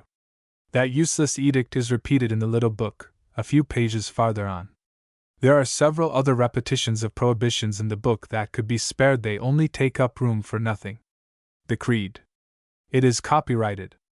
I do not know why, But I suppose it is to keep adventurers from some day claiming that they invented it, and not Mrs. Eddy and that strange providence that has suggested so many clever things to her. No change. It is forbidden to change the creed. That is important, at any rate. Copyright. I can understand why Mrs.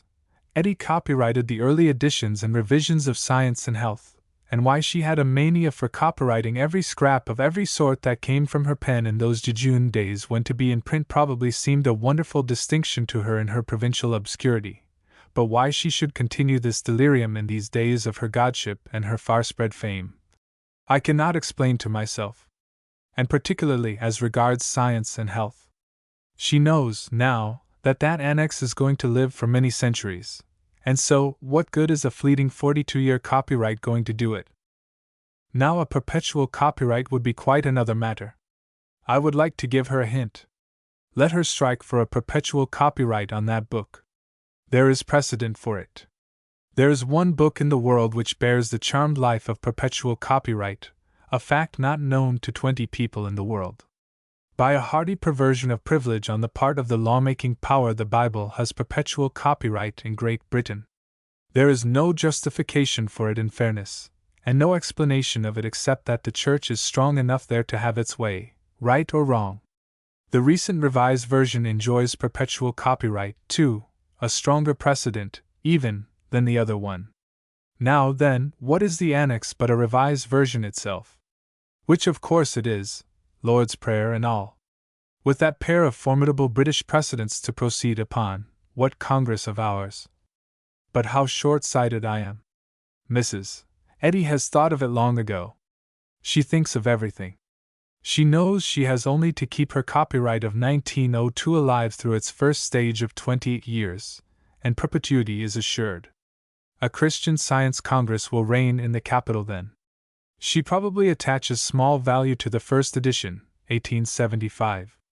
Although it was a revelation from on high, it was slim, lank, incomplete, padded with bales of refuse rags, and puffs from lassoed celebrities to fill it out, an uncreditable book, a book easily sparable, a book not to be mentioned in the same year with the sleek, fat, concise, compact, compressed, and competent Annex of today, in its dainty flexible covers, gilt edges, rounded corners, twin screw, spiral twist, compensation balance, testament counterfeit, and all that, a book just born to curl up on the hymn bookshelf in church and look just too sweet and holy for anything. Yes, I see now what she was copyrighting that child for. Christian Science Publishing Association. It is true in matters of business Mrs. Eddy thinks of everything. She thought of an organ, to disseminate the truth as it was in Mrs. Eddy. Straightway she started one, the Christian Science Journal. It is true, in matters of business Mrs. Eddy thinks of everything. As soon as she had got the Christian Science Journal sufficiently in debt to make its presence on the premises disagreeable to her, it occurred to her to make somebody a present of it. Which she did, along with its debts. It was in the summer of 1889. The victim selected was her church, called, in those days, the National Christian Scientist Association. She delivered this sorrow to those lambs as a gift, in consideration of their loyalty to our great cause. Also, still thinking of everything, she told them to retain Mr. Bailey in the editorship and make Mr. Nixon publisher. We do not know what it was she had against those men, either do we know whether she scored on Bailey or not. We only know that God protected Nixon, and for that I am sincerely glad, although I do not know Nixon and have never even seen him. Nixon took the journal and the rest of the Publishing Society's liabilities, and demonstrated over them during 3 years, then brought in his report. On assuming my duties as publisher, there was not $1 in the treasury, but on the contrary the Society owed unpaid printing and paper bills to the amount of several $100s, not to mention a contingent liability of many more hundreds, represented by advance subscriptions paid for the journal and the series, the which goods Mrs. Eddy had not delivered, and couldn't very well, perhaps, on a metaphysical college income of but a few $1,000s a day, or a week, or whatever it was in those magnificently flourishing times. The struggling journal had swallowed up those advance payments, but its claim was a severe one, and they had failed to cure it. But Nixon cured it in his diligent 3 years, and joyously reported the news that he had cleared off all the debts and now had a fat $6,000 in the bank. It made Mrs. Eddy's mouth water. At the time that Mrs. Eddy had unloaded that dismal gift onto her National Association, she had followed her inveterate custom. She had tied a string to its hind leg, and kept one end of it hitched to her belt. We have seen her do that in the case of the Boston Mosque. When she deeds property, she puts in that string clause. It provides that under certain conditions she can pull the string and land the property in the cherished home of its happy youth. In the present case, she believed that she had made provision that if at any time the National Christian Science Association should dissolve itself by a formal vote, she could pull. A year after Nixon's handsome report, she writes the association that she has a unique request to lay before it. It has dissolved, and she is not quite sure that the Christian Science Journal has already fallen into her hands. By that act, though it seems to her to have met with that accident, so she would like to have the matter decided by a formal vote. But whether there is a doubt or not, I see the wisdom, she says, of again owning this Christian Science waif. I think that is unassailable evidence that the waif was making money, hands down. She pulled her gift in. A few years later she donated the Publishing Society, along with its real estate, its buildings, its plant, its publications, and its money, the whole worth $22,000, and free of debt, to the Mother Church. That is to say, to herself. There is an account of it in the Christian Science Journal, and of how she had already made some other handsome gifts, to her church, and others to her cause besides. An almost countless number of private charities, of cloudy amount and otherwise indefinite. This landslide of generosities overwhelmed one of her literary domestics. While he was in that condition he tried to express what he felt. Let us endeavor to lift up our hearts in thankfulness to our Mother in Israel for these evidences of generosity and self-sacrifice that appeal to our deepest sense of gratitude, even while surpassing our comprehension. A year or two later Mrs. Eddy promulgated some bylaws of a self-sacrificing sort which assuaged him, perhaps, and perhaps enabled his surpassed comprehension to make a sprint and catch up. These are to be found in Art. 12, entitled The Christian Science Publishing Society. This article puts the whole publishing business into the hands of a publishing board, special. Mrs. Eddy appoints to its vacancies. The profits go semi-annually to the treasurer of the Mother Church. Mrs. Eddy owns the treasurer. Editors and publishers of the Christian Science Journal cannot be elected or removed without Mrs. Eddy's knowledge and consent. Every candidate for employment in a high capacity or a low one, on the other periodicals or in the publishing house, must first be accepted by Mrs. Eddy as suitable, and by the board of directors, which is surplusage since Mrs. Eddy owns the board. If at any time a weekly shall be started, it shall be owned by the First Church of Christ's Scientists, which is Mrs. Eddy. Chapter 8. I think that any one who will carefully examine the bylaws, I have placed all of the important ones before the reader, will arrive at the conclusion that of late years the master passion in Mrs. Eddy's heart is a hunger for power and glory, and that while her hunger for money still remains, she wants it now for the expansion and extension it can furnish to that power and glory, rather than what it can do for her towards satisfying minor and meaner ambitions. I wish to enlarge a little upon this matter. I think it is quite clear that the reason why Mrs. Eddy has concentrated in herself all powers, all distinctions, all revenues that are within the command of the Christian Science Church Universal is that she desires and intends to devote them to the purpose just suggested, the upbuilding of her personal glory, hers, and no one else's, that, and the continuing of her name's glory after she shall have passed away. If she has overlooked a single power, howsoever minute, I cannot discover it. If she has found one, large or small, which she has not seized and made her own, there is no record of it, no trace of it. In her foragings and depredations she usually puts forward the Mother Church, a lay figure, and hides behind it. whereas she is in manifest reality the Mother Church herself.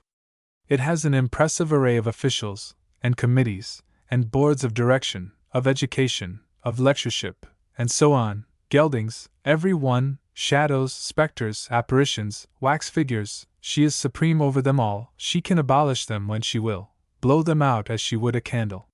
She is herself the Mother Church. Now there is one bylaw which says that the Mother Church shall be officially controlled by no other church. That does not surprise us.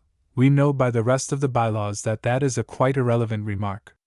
Yet we do vaguely and hazily wonder why she takes the trouble to say it, why she wastes the words, what her object can be, seeing that that emergency has been in so many ways, and so effectively and drastically barred off and made impossible.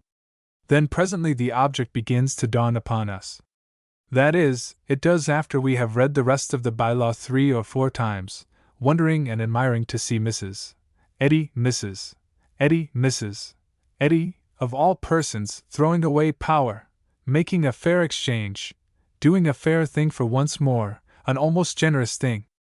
Then we look it through yet once more unsatisfied, a little suspicious, and find that it is nothing but a sly, thin make-believe, and that even the very title of it is a sarcasm and embodies a falsehood: self-government. Local self-government. The First Church of Christ Scientist in Boston, Massachusetts, shall assume no official control of other churches of this denomination. It shall be officially controlled by no other church. It has a most pious and deceptive give-and-take air of perfect fairness, unselfishness, magnanimity, almost godliness, indeed. But it is all art. In the bylaws, Mrs. Eddy, speaking by the mouth of her other self, the Mother Church, proclaims that she will assume no official control of other churches' branch churches. We examine the other bylaws, and they answer some important questions for us. 1. What is a branch church? It is a body of Christian Scientists, organized in the one and only permissible way, by a member, in good standing, of the Mother Church, and who is also a pupil of one of Mrs. Eddy's accredited students. That is to say, one of her properties. No other can do it. There are other indispensable requisites. What are they? 2. The new church cannot enter upon its functions until its members have individually signed and pledged allegiance to a creed furnished by Mrs. Eddy.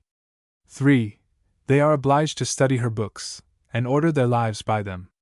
And they must read no outside religious works.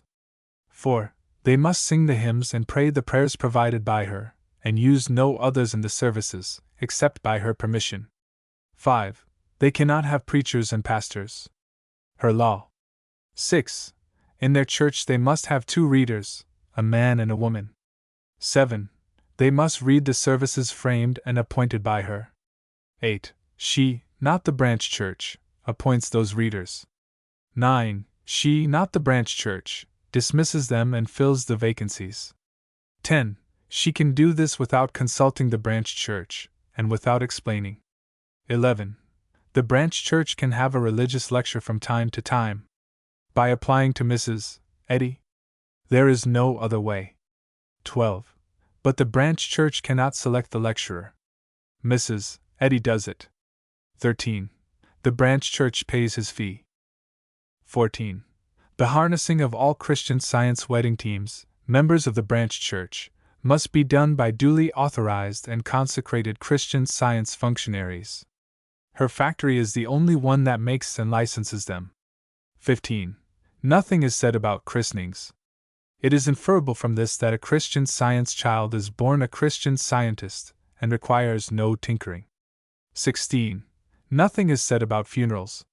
It is inferable, then, that a branch church is privileged to do in that matter as it may choose. To sum up, are any important church functions absent from the list? I cannot call any to mind. Are there any lacking ones whose exercise could make the branch in any noticeable way independent of the Mother Church, even in any trifling degree? I think of none. If the named functions were abolished, would there still be a church left? Would there be even a shadow of a church left? Would there be anything at all left? Even the bare name? Manifestly not. There isn't a single vital and essential church function of any kind that is not named in the list. And over every one of them the Mother Church has permanent and unchallengeable control. Upon every one of them Mrs. Eddy has set her immovable grip. She holds, in perpetuity, autocratic and indisputable sovereignty and control over every branch church in the earth, and yet says, in that sugary, naive, angel-beguiling way of hers, that the Mother Church shall assume no official control of other churches of this denomination, whereas in truth the unmeddled with liberties of a branch Christian Science church are but very, very few in number, and are these: 1. It can appoint its own furnace-stoker, winters. 2. It can appoint its own fan distributors, summers. 3. It can, in accordance with its own choice in the matter, burn, bury, or preserve members who are pretending to be dead, whereas there is no such thing as death. 4. It can take up a collection. The branch churches have no important liberties, none that give them an important voice in their own affairs. Those are all locked up, and Mrs. Eddy has the key. Local self-government is a large name and sounds well, but the branch churches have no more of it than have the privates and the king of Dahoma's army. Mother Church unique. Mrs. Eddy, with an envious and admiring eye upon the solitary and rivalous and world-shadowing majesty of St. Peter's, reveals in her bylaws her purpose to set the Mother Church apart by itself in a stately seclusion and make it duplicate that lone sublimity under the western sky. The bylaw headed, Mother Church Unique, says, in its relation to other Christian Science churches, the Mother Church stands alone. It occupies a position that no other church can fill. Then for a branch church to assume such position would be disastrous to Christian Science. Therefore no branch church is allowed to have branches. There shall be no Christian Science St. Peter's in the earth but just one, the Mother Church in Boston. No first members. But for the thoughtful bylaw thus entitled, every science branch in the earth would imitate the Mother Church and set up an aristocracy. Every little group of ground-floor Smiths and Fergusons and Shadwells and Simpsons that organized a branch would assume that great title of first members, along with its vast privileges of discussing the weather and casting blank ballots, and soon there would be such a locust plague of them burdening the globe that the title would lose its value and have to be abolished. But where business and glory are concerned, Mrs. Eddy thinks of everything, and so she did not fail to take care of her aborigines, her stately and exclusive 100, her college of functionless cardinals, her Sanhedrin of privileged talkers, limited. After taking away all the liberties of the branch churches, and in the same breath disclaiming all official control over their affairs, she smites them on the mouth with this, the very mouth that was watering for those knobby ground-floor honors. No first members. Branch churches shall not organize with first members, that special method of organization being adapted to the Mother Church alone. And so, first members being prohibited, we pierce through the cloud of Mrs. Eddy's English and perceive that they must then necessarily organize with subsequent members. There is no other way. It will occur to them by and by to found an aristocracy of early subsequent members. There is no bylaw against it. I uncover to that imperial word, and to the mind, too, that conceived the idea of seizing and monopolizing it as a title. I believe it is Mrs. Eddy's dazzlingest invention. For show, and style, and grandeur, and thunder and lightning and fireworks it outclasses all the previous inventions of man, and raises the limit on the Pope. He can never put his avid hand on that word of words, it is preempted. And copyrighted, of course.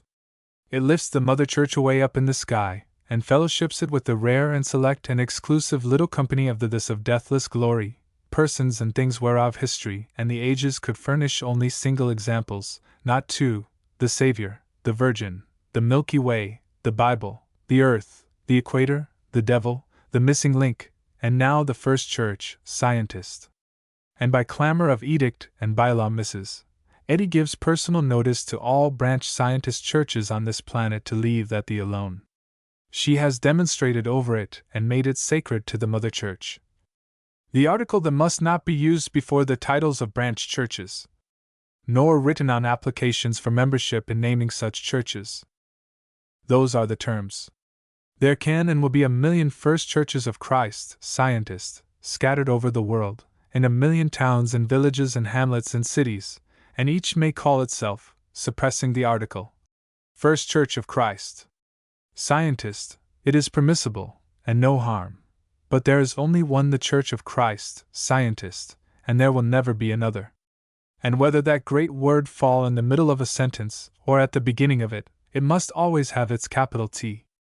I do not suppose that a juvenile passion for fussy little worldly shows and vanities can furnish a match to this, anywhere in the history of the nursery. Mrs. Eddy does seem to be a shade fonder of little special distinctions and pomps than is usual with human beings. She instituted that immodest, though with her own hand, she did not wait for somebody else to think of it. A life-term monopoly. There is but one human pastor in the whole Christian Science world. She reserves that exalted place to herself. A perpetual one. There is but one other object in the whole Christian Science world honored with that title and holding that office. It is her book, the Annex, permanent pastor of the First Church, and of all branch churches. With her own hand she drafts the bylaws which make her the only really absolute sovereign that lives today in Christendom. She does not allow any objectionable pictures to be exhibited in the room where her book is sold, nor any indulgence in idle gossip there, and from the general look of that bylaw I judge that a lightsome and improper person can be as uncomfortable in that place as he could be in heaven. The sanctum sanctorum and sacred chair. In a room in the First Church of Christ, scientist, there is a museum of objects which have attained to holiness through contact with Mrs.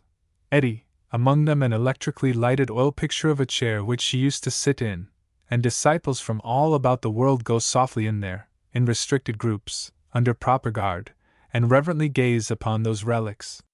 It is worship. Mrs. Eddy could stop it if she was not fond of it, for her sovereignty over that temple is supreme. The fitting up of that place as a shrine is not an accident, nor a casual, unweighed idea. It is imitated from old religious custom. In Treves the pilgrim reverently gazes upon the seamless robe, and humbly worships, and does the same in that other continental church where they keep a duplicate, and does likewise in the Church of the Holy Sepulchre, in Jerusalem, where memorials of the crucifixion are preserved.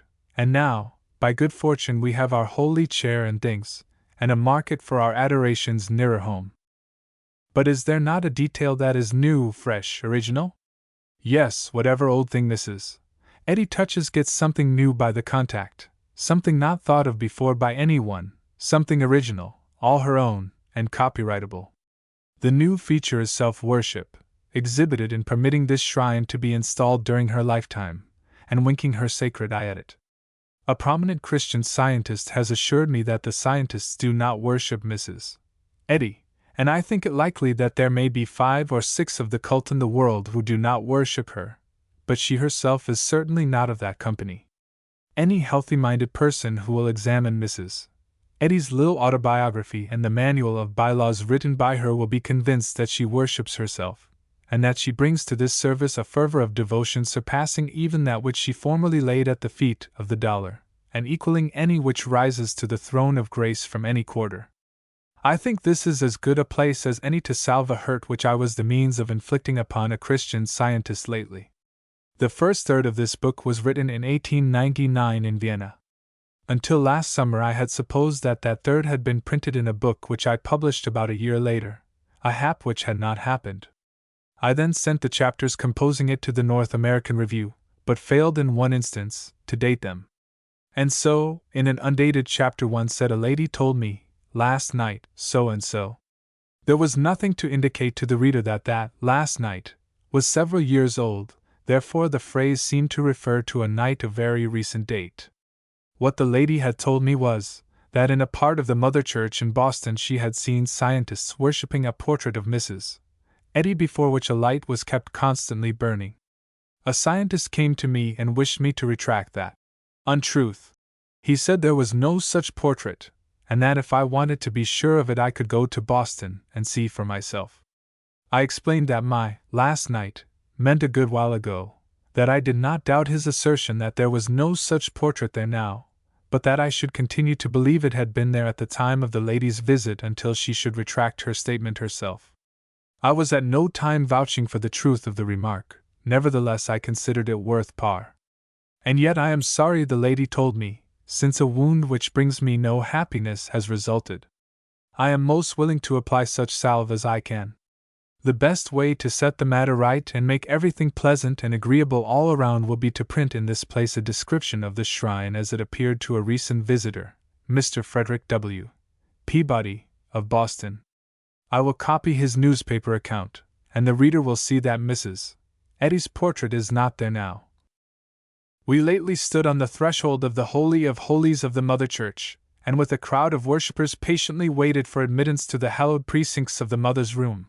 Over the doorway was a sign informing us that but 4 persons at a time would be admitted, that they would be permitted to remain but 5 minutes only, and would please retire from the Mother's room at the ringing of the bell. Entering with 3 of the faithful, we looked with profane eyes upon the consecrated furnishings. A showwoman in attendance monotonously announced the character of the different appointments. Set in a recess of the wall and illumined with electric light was an oil painting the showwoman seriously declared to be a lifelike and realistic picture of the chair in which the Mother sat when she composed her inspired work. It was a picture of an old-fashioned, country, haircloth rocking chair, and an exceedingly commonplace-looking table with a pile of manuscript, an ink bottle, and pen conspicuously upon it. On the floor were sheets of manuscript. The mantelpiece is of pure onyx, continued the showwoman, and the beehive upon the windowsill is made from one solid block of onyx. The rug is made of 100 breasts of eiderdown ducks, and the toilet room you see in the corner is of the latest design, with gold-plated drain pipes. The painted windows are from the Mother's poem, Christ and Christmas. And that case contains complete copies of all the Mother's books. The chairs upon which the sacred person of the Mother had reposed were protected from sacrilegious touch by a broad band of satin ribbon. My companions expressed their admiration in subdued and reverent tones, and at the tinkling of the bell we reverently tiptoed out of the room to admit another delegation of the patient waiters at the door. Now, then, I hope the wound is healed. I am willing to relinquish the portrait, and compromise on the chair. At the same time, if I were going to worship either, I should not choose the chair. As a picturesquely and persistently interesting personage, there is no mate to Mrs. Eddy, the accepted equal of the Savior. But some of her tastes are so different from his. I find it quite impossible to imagine him, in life, standing sponsor for that museum there, and taking pleasure in its sumptuous shows. I believe he would put that chair in the fire, and the bell along with it, and I think he would make the showwoman go away. I think he would break those electric bulbs, and the mantelpiece of pure onyx, and say reproachful things about the golden drain pipes of the lavatory, and give the costly rug of duck breasts to the poor, and sever the satin ribbon and invite the weary to rest and ease their aches in the consecrated chairs. What he would do with the painted windows we can better conjecture when we come presently to examine their peculiarities. The Christian Science Pastor Universal. When Mrs. Eddy turned the pastors out of all the Christian Science churches and abolished the office for all time as far as human occupancy is concerned, she appointed the Holy Ghost to fill their place. If this language be blasphemous, I did not invent the blasphemy. I am merely stating a fact. I will quote from page 227 of Science and Health, edition 1899, as a first step towards an explanation of this startling matter, a passage which sets forth and classifies the Christian Science Trinity. Life, truth, and love constitute the triune God, or triply divine principle. They represent a Trinity in unity, 3 in 1, the same in essence, though multiform in office, God the Father, Christ the type of sonship, divine science, or the Holy Comforter. The Holy Ghost, or Spirit, reveals this triune principle, and the Holy Ghost is expressed in divine science, which is the Comforter, leading into all truth, and revealing the divine principle of the universe, universal and perpetual harmony. I will cite another passage. Speaking of Jesus, his students then received the Holy Ghost. By this is meant, that by all they had witnessed and suffered they were roused to an enlarged understanding of divine science, even to the spiritual interpretation of his teachings, etc.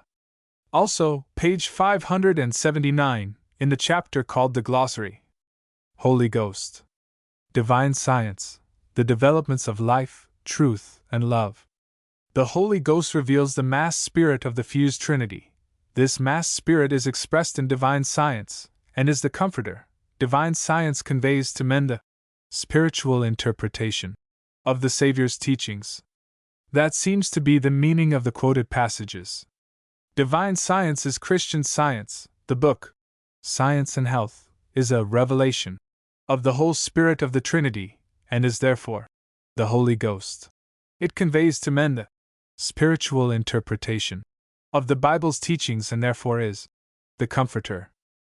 I do not find this analyzing work easy. I would rather saw wood, and a person can never tell whether he has added up a science and health sum right or not, anyway, after all his trouble. Neither can he easily find out whether the texts are still on the market or have been discarded from the book, for 258 editions of it have been issued, and no two editions seem to be alike. The annual changes, in technical terminology, in matter and wording, in transpositions of chapters and verses, in leaving out old chapters and verses and putting in new ones, seem to be next to innumerable, and as there is no index, there is no way to find a thing one wants without reading the book through. If ever I inspire a Bible annex, I will not rush at it in a half-digested, helter-skelter way and have to put in 38 years trying to get some of it the way I want it. I will sit down and think it out and know what it is I want to say before I begin. An inspirer cannot inspire for Mrs. Eddy and keep his reputation.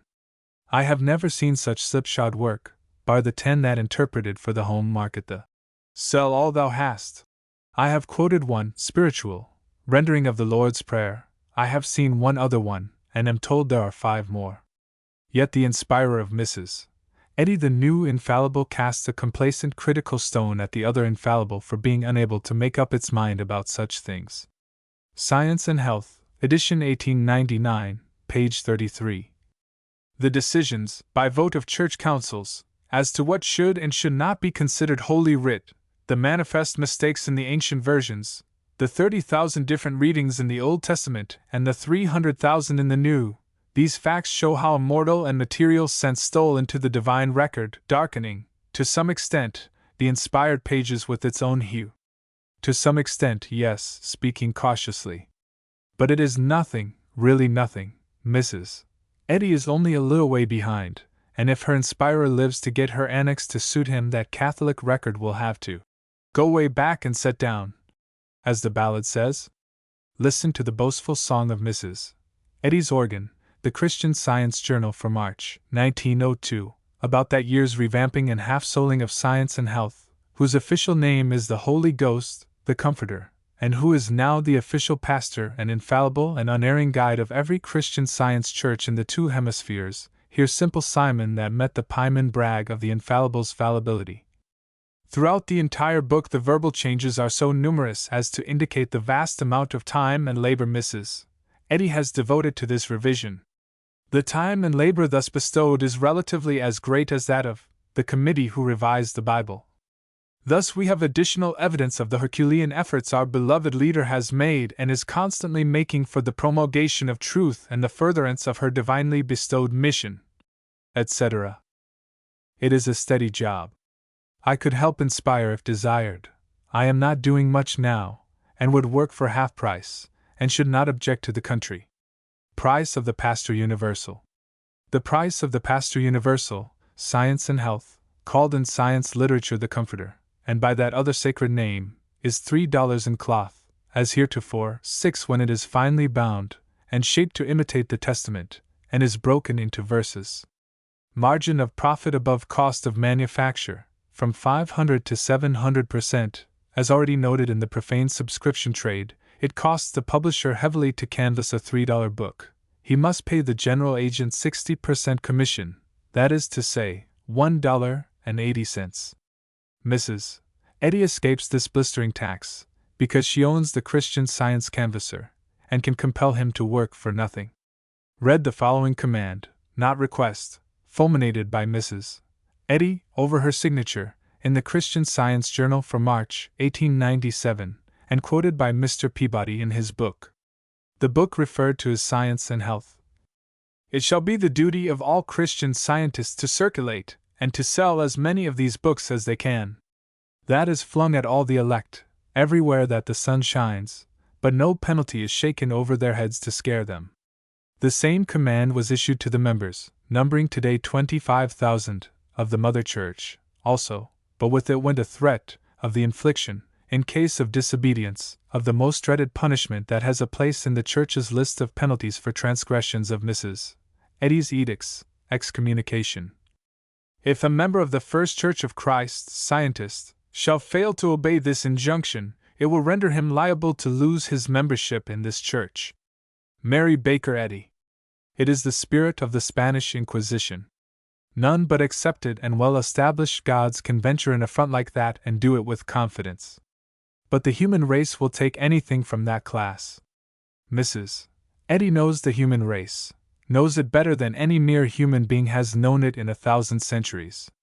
My confidence in her human beingship is getting shaken, my confidence in her godship is stiffening. 700%. A scientist out west has visited a bookseller, with intent to find fault with me, and has brought away the information that the price at which Mrs. Eddy sells Science and Health is not an unusually high one for the size and make of the book. That is true. But in the book trade, that profit devourer unknown to Mrs.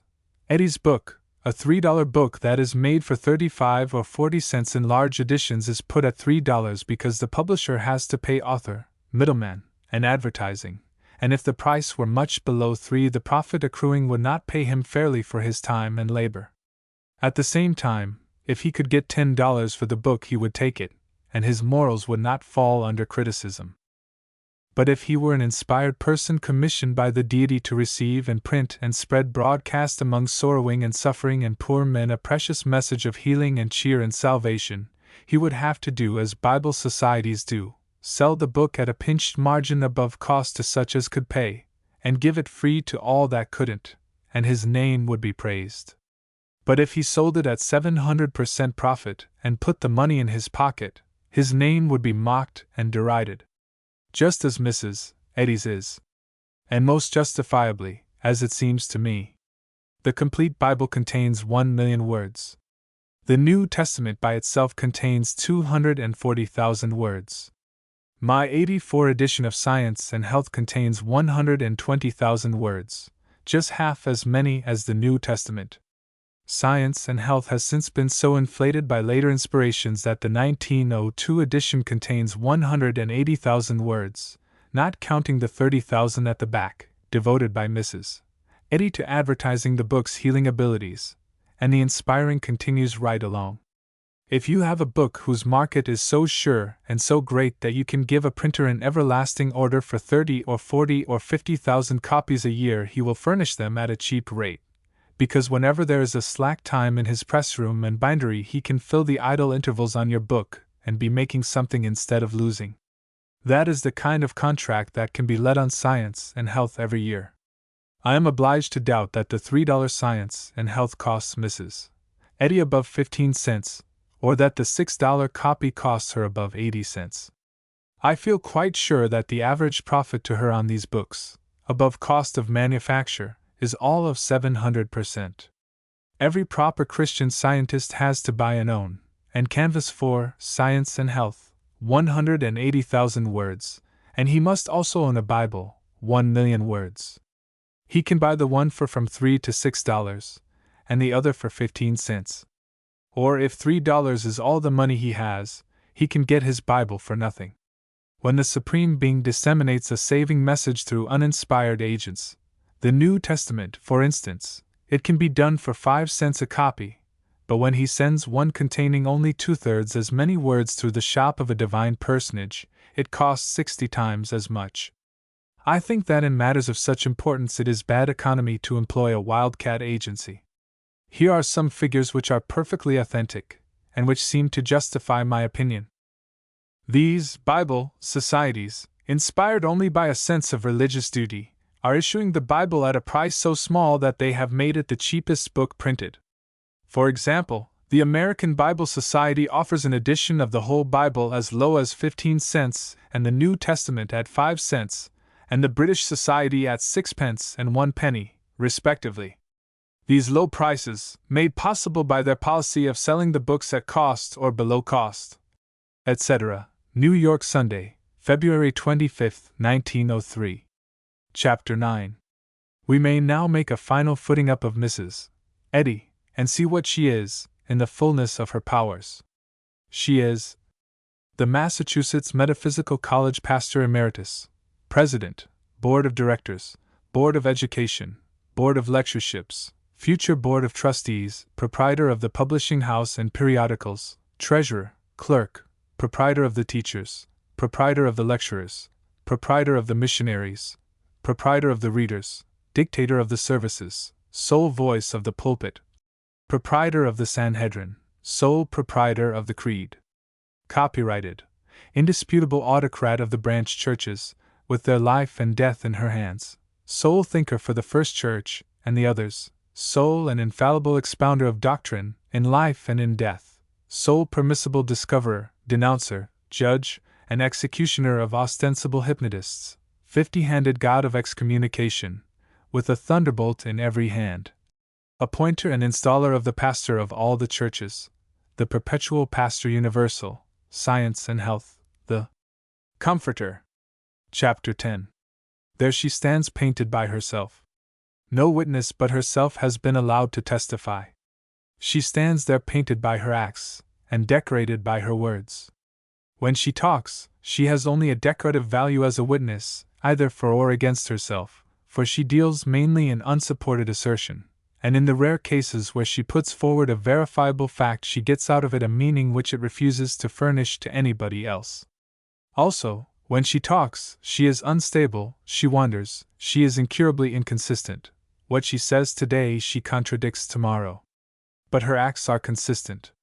They are always faithful to her, they never misinterpret her, they are a mirror which always reflects her exactly, precisely, minutely, unerringly, and always the same, to date, with only those progressive little natural changes in stature, dress, complexion, mood, and carriage that mark, exteriorly, the march of the years and record the accumulations of experience, while, interiorly, through all this steady drift of evolution the one essential detail, the commanding detail, the master detail of the make-up remains as it was in the beginning, suffers no change and can suffer none, the basis of the character, the temperament, the disposition, that indestructible iron framework upon which the character is built, and whose shape it must take, and keep, throughout life.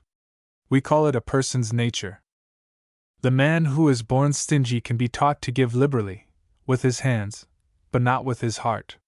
The man born kind and compassionate can have that disposition crushed down out of sight by embittering experience, but if it were an organ the post-mortem would find it still in his corpse. The man born ambitious of power and glory may live long without finding it out, but when the opportunity comes he will know, will strike for the largest thing within the limit of his chances at the time constable, perhaps, and will be glad and proud when he gets it, and will write home about it. But he will not stop with that start. His appetite will come again, and by again, and yet again, and when he has climbed to police commissioner it will at last begin to dawn upon him that what his Napoleon soul wants and was born for is something away higher up, he does not quite know what, but circumstance and opportunity will indicate the direction, and he will cut a road through and find out. I think Mrs. Eddy was born with a far-seeing business eye, but did not know it, and with a great organizing and executive talent, and did not know it, and with a large appetite for power and distinction, and did not know it. I think the reason that her make did not show up until middle life was that she had General Grant's luck. Circumstance and opportunity did not come her way when she was younger. The qualities that were born in her had to wait for circumstance and opportunity. But they were there to stay, whether they ever got a chance to fructify or not. If they had come early, they would have found her ready and competent. And they, not she, would have determined what they would set her at, and what they would make of her. If they had elected to commission her as second assistant cook in a bankrupt boarding house, I know the rest of it. I know what would have happened. She would have owned the boarding house within 6 months. She would have had the late proprietor on salary and humping himself, as the worldly say. She would have had that boarding house spewing money like a mint. She would have worked the servants and the late landlord up to the limit. she would have squeezed the boarders till they wailed. And by some mysterious quality born in her she would have kept the affections of certain of the lot whose love and esteem she valued, and flung the others down the back area. In 2 years she would own all the boarding houses in the town, in 5 all the boarding houses in the state, in 20 all the hotels in America, in 40 all the hotels on the planet, and would sit at home with her finger on a button and govern the whole combination as easily as a bench manager governs a dog show. It would be a grand thing to see, and I feel a kind of disappointment, but never mind, a religion is better and larger, and there is more to it. And I have not been steeping myself in Christian Science all these weeks without finding out that the one sensible thing to do with a disappointment is to put it out of your mind and think of something cheerfuler. We outsiders cannot conceive of Mrs. Eddy's Christian Science religion as being a sudden and miraculous birth, but only as a growth from a seed planted by circumstances, and developed stage by command and compulsion of the same force. What the stages were we cannot know, but are privileged to guess. She may have gotten the mental healing idea from Quimby. It had been experimented with for ages, and was no one's special property. For the present, for convenience sake, let us proceed upon the hypothesis that that was all she got of him, and that she put up the rest of the assets herself. This will strain us, but let us try it. In each and all its forms and under all its many names, mental healing had had limits, always, and they were rather narrow ones. Mrs. Eddy, let us imagine, removed the fence, abolished the frontiers. Not by expanding mental healing, but by absorbing its small bulk into the vaster bulk of Christian Science, divine science, the Holy Ghost, the Comforter, which was a quite different and sublimer force, and one which had long lain dormant and unemployed. The Christian Scientist believes that the Spirit of God, life and love, pervades the universe like an atmosphere, that whoso will study science and health can get from it the secret of how to inhale that transforming air, that to breathe it is to be made new, that from the new man all sorrow, all care, all miseries of the mind vanish away, for that only peace, contentment, and measureless joy can live in that divine fluid, that it purifies the body from disease, which is a vicious creation of the gross human mind, and cannot continue to exist in the presence of the immortal mind, the renewing Spirit of God. The scientist finds this reasonable, natural, and not harder to believe than that the disease germ, a creature of darkness, perishes when exposed to the light of the great sun, a new revelation of profane science which no one doubts. He reminds us that the actinic ray, shining upon lupus, cures it, a horrible disease which was incurable 15 years ago, and had been incurable for 10 million years before, that this wonder, unbelievable by the physicians at first, is believed by them now. And so he is tranquilly confident that the time is coming when the world will be educated up to a point where it will comprehend and grant that the light of the Spirit of God, shining unobstructed upon the soul, is an actinic ray which can purge both mind and body from disease and set them free and make them whole.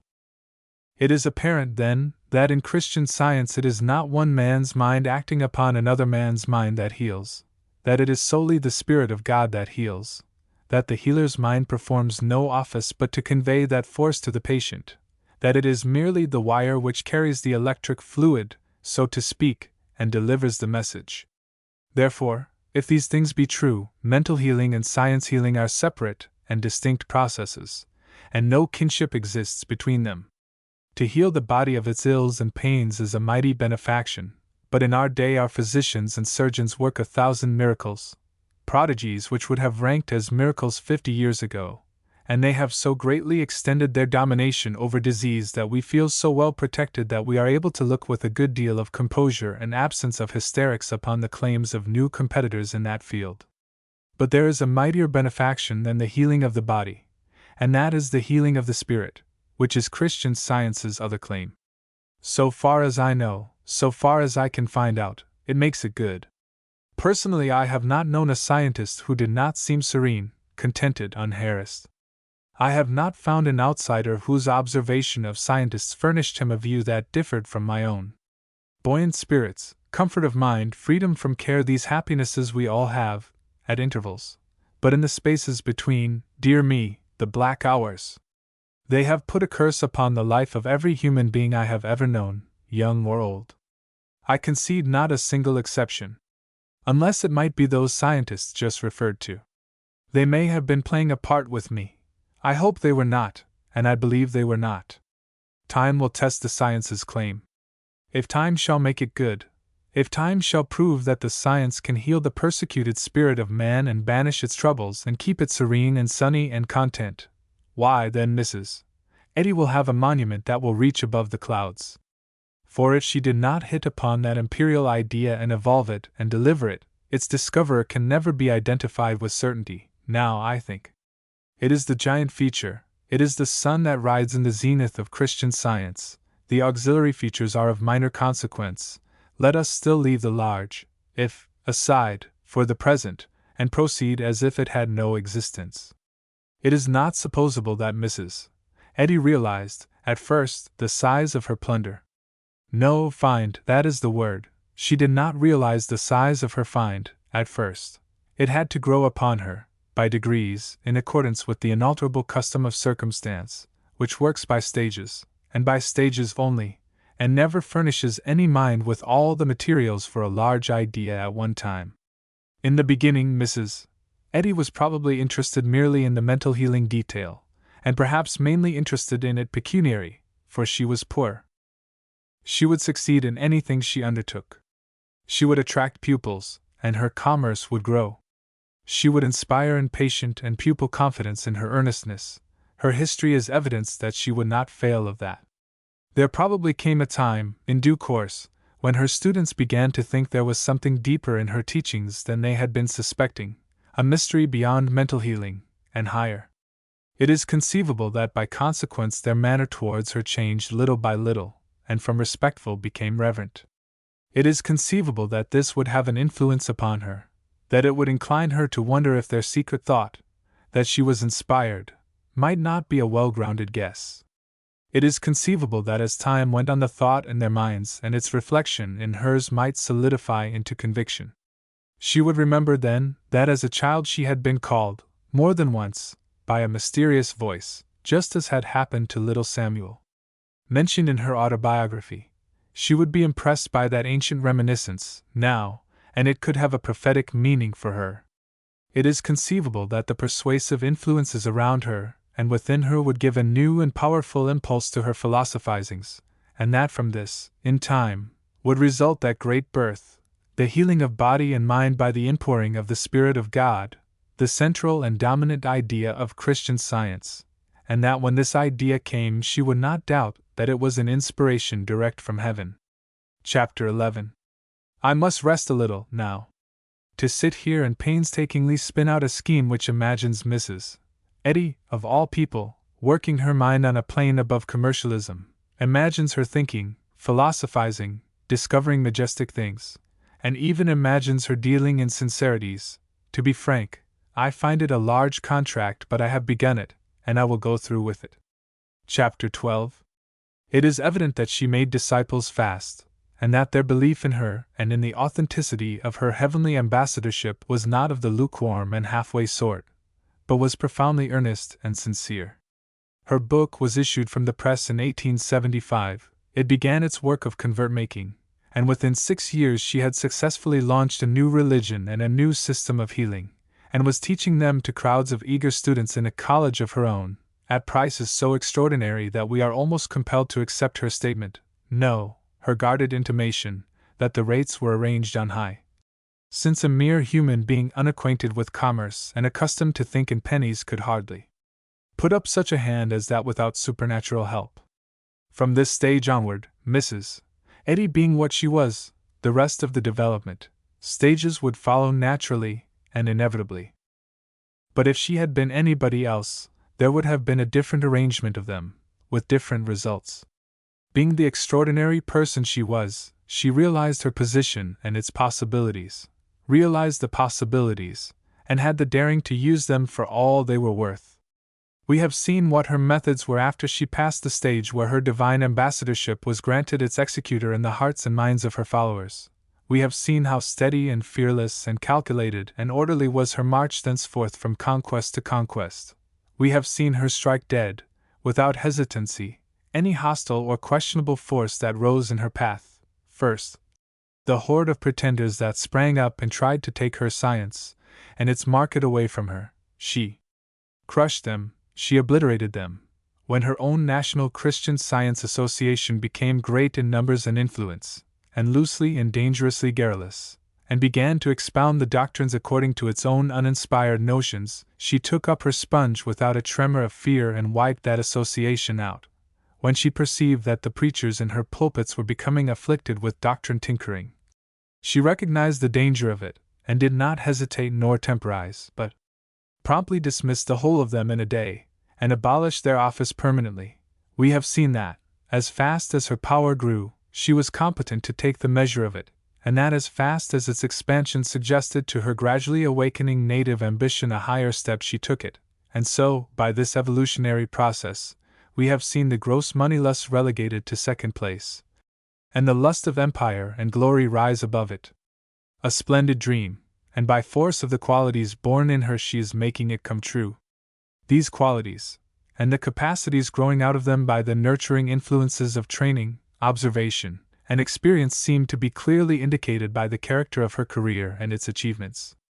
They seem to be a clear head for business, and a phenomenally long one, clear understanding of business situations, accuracy in estimating the opportunities they offer, intelligence in planning a business move, firmness in sticking to it after it has been decided upon, extraordinary daring, indestructible persistency, devouring ambition, limitless selfishness, a knowledge of the weaknesses and poverties and docilities of human nature and how to turn them to account which has never been surpassed, if ever equaled, and necessarily, the foundation stone of Mrs. Eddy's character is a never-wavering confidence in herself. It is a granite character, and quite naturally, a measure of the talc of smallnesses common to human nature is mixed up in it and distributed through it. When Mrs. Eddy is not dictating civilities from her throne in the clouds to her official domestics in Boston or to her far-spread subjects round about the planet, but is down on the ground, she is kin to us and one of us, sentimental as a girl, garrulous, ungrammatical, incomprehensible, affected, vain of her little human ancestry, unstable, inconsistent, unreliable in statement, and naively and everlastingly self-contradictory, trivial and common and commonplace as the commonest of us. Just a Napoleon as Madame de Remusat saw him, a brass god with clay legs. Chapter 13. In drawing Mrs. Eddy's portrait it has been my purpose to restrict myself to materials furnished by herself, and I believe I have done that. If I have misinterpreted any of her acts, it was not done intentionally. It will be noticed that in skeletonizing a list of the qualities which have carried her to the dizzy summit which she occupies, I have not mentioned the power which was the commanding force employed in achieving that lofty flight. It did not belong in that list. It was a force that was not a detail of her character, but was an outside one. It was the power which proceeded from her people's recognition of her as a supernatural personage, conveyor of the latest word, and divinely commissioned to deliver it to the world. The form which such a recognition takes, consciously or unconsciously, is worship, and worship does not question nor criticize, it obeys. The object of it does not need to coddle it, bribe it, beguile it, reason with it, convince it, it commands it, that is sufficient. The obedience rendered is not reluctant, but prompt and wholehearted. Admiration for a Napoleon, confidence in him, pride in him, affection for him, can lift him high and carry him far, and these are forms of worship, and are strong forces, but they are worship of a mere human being, after all, and are infinitely feeble, as compared with those that are generated by that other worship, the worship of a divine personage. Mrs. Eddy has this efficient worship, this massed and centralized force, this force which is indifferent to opposition, untroubled by fear, and goes to battle singing, like Cromwell's soldiers, and while she has it she can command and it will obey, and maintain her on her throne, and extend her empire. She will have it until she dies, and then we shall see a curious and interesting further development of her revolutionary work begin. Chapter 14. The President and Board of Directors will succeed her, and the government will go on without a hitch. The bylaws will bear that interpretation. All the Mother Church's vast powers are concentrated in that board. Mrs. Eddy's unlimited personal reservations make the board's ostensible supremacy, during her life, a sham, and the board itself a shadow. But Mrs. Eddy has not made those reservations for any one but herself. They are distinctly personal, they bear her name, they are not usable by another individual. When she dies, her reservations die, and the board's shadow powers become real powers, without the change of any important bylaw, and the board sits in her place as absolute and irresponsible a sovereign as she was. It consists of but 5 persons, a much more manageable cardinalate than the Roman popes. I think it will elect its pope from its own body, and that it will fill its own vacancies. An elective papacy is a safe and wise system, and a long liver. Chapter 15. We may take that up now. It is not a single if, but a several-jointed one, not an oyster, but a vertebrate. 1. Did Mrs. Eddy borrow from Quimby the great idea, or only the little one, the old-timer, the ordinary mental healing by mortal mind? 2. If she borrowed the great idea, did she carry it away in her head, or in manuscript? 3. Did she hit upon the great idea herself? By the great idea I mean, of course, the conviction that the force involved was still existent, and could be applied now just as it was applied by Christ's disciples and their converts, and as successfully. 4. Did she philosophize it, systematize it, and write it down in a book? 5. Was it she, and not another, that built a new religion upon the book and organized it? I think number 5 can be answered with a yes, and dismissed from the controversy. And I think that the great idea, great as it was, would have enjoyed but a brief activity, and would then have gone to sleep again for some more centuries, but for the perpetuating impulse it got from that organized and tremendous force. As for numbers 1, 2, and 4, the hostels contend that Mrs. Eddy got the great idea from Quimby and carried it off in manuscript. But their testimony, while of consequence, lacks the most important detail. So far as my information goes, the Quimby manuscript has not been produced.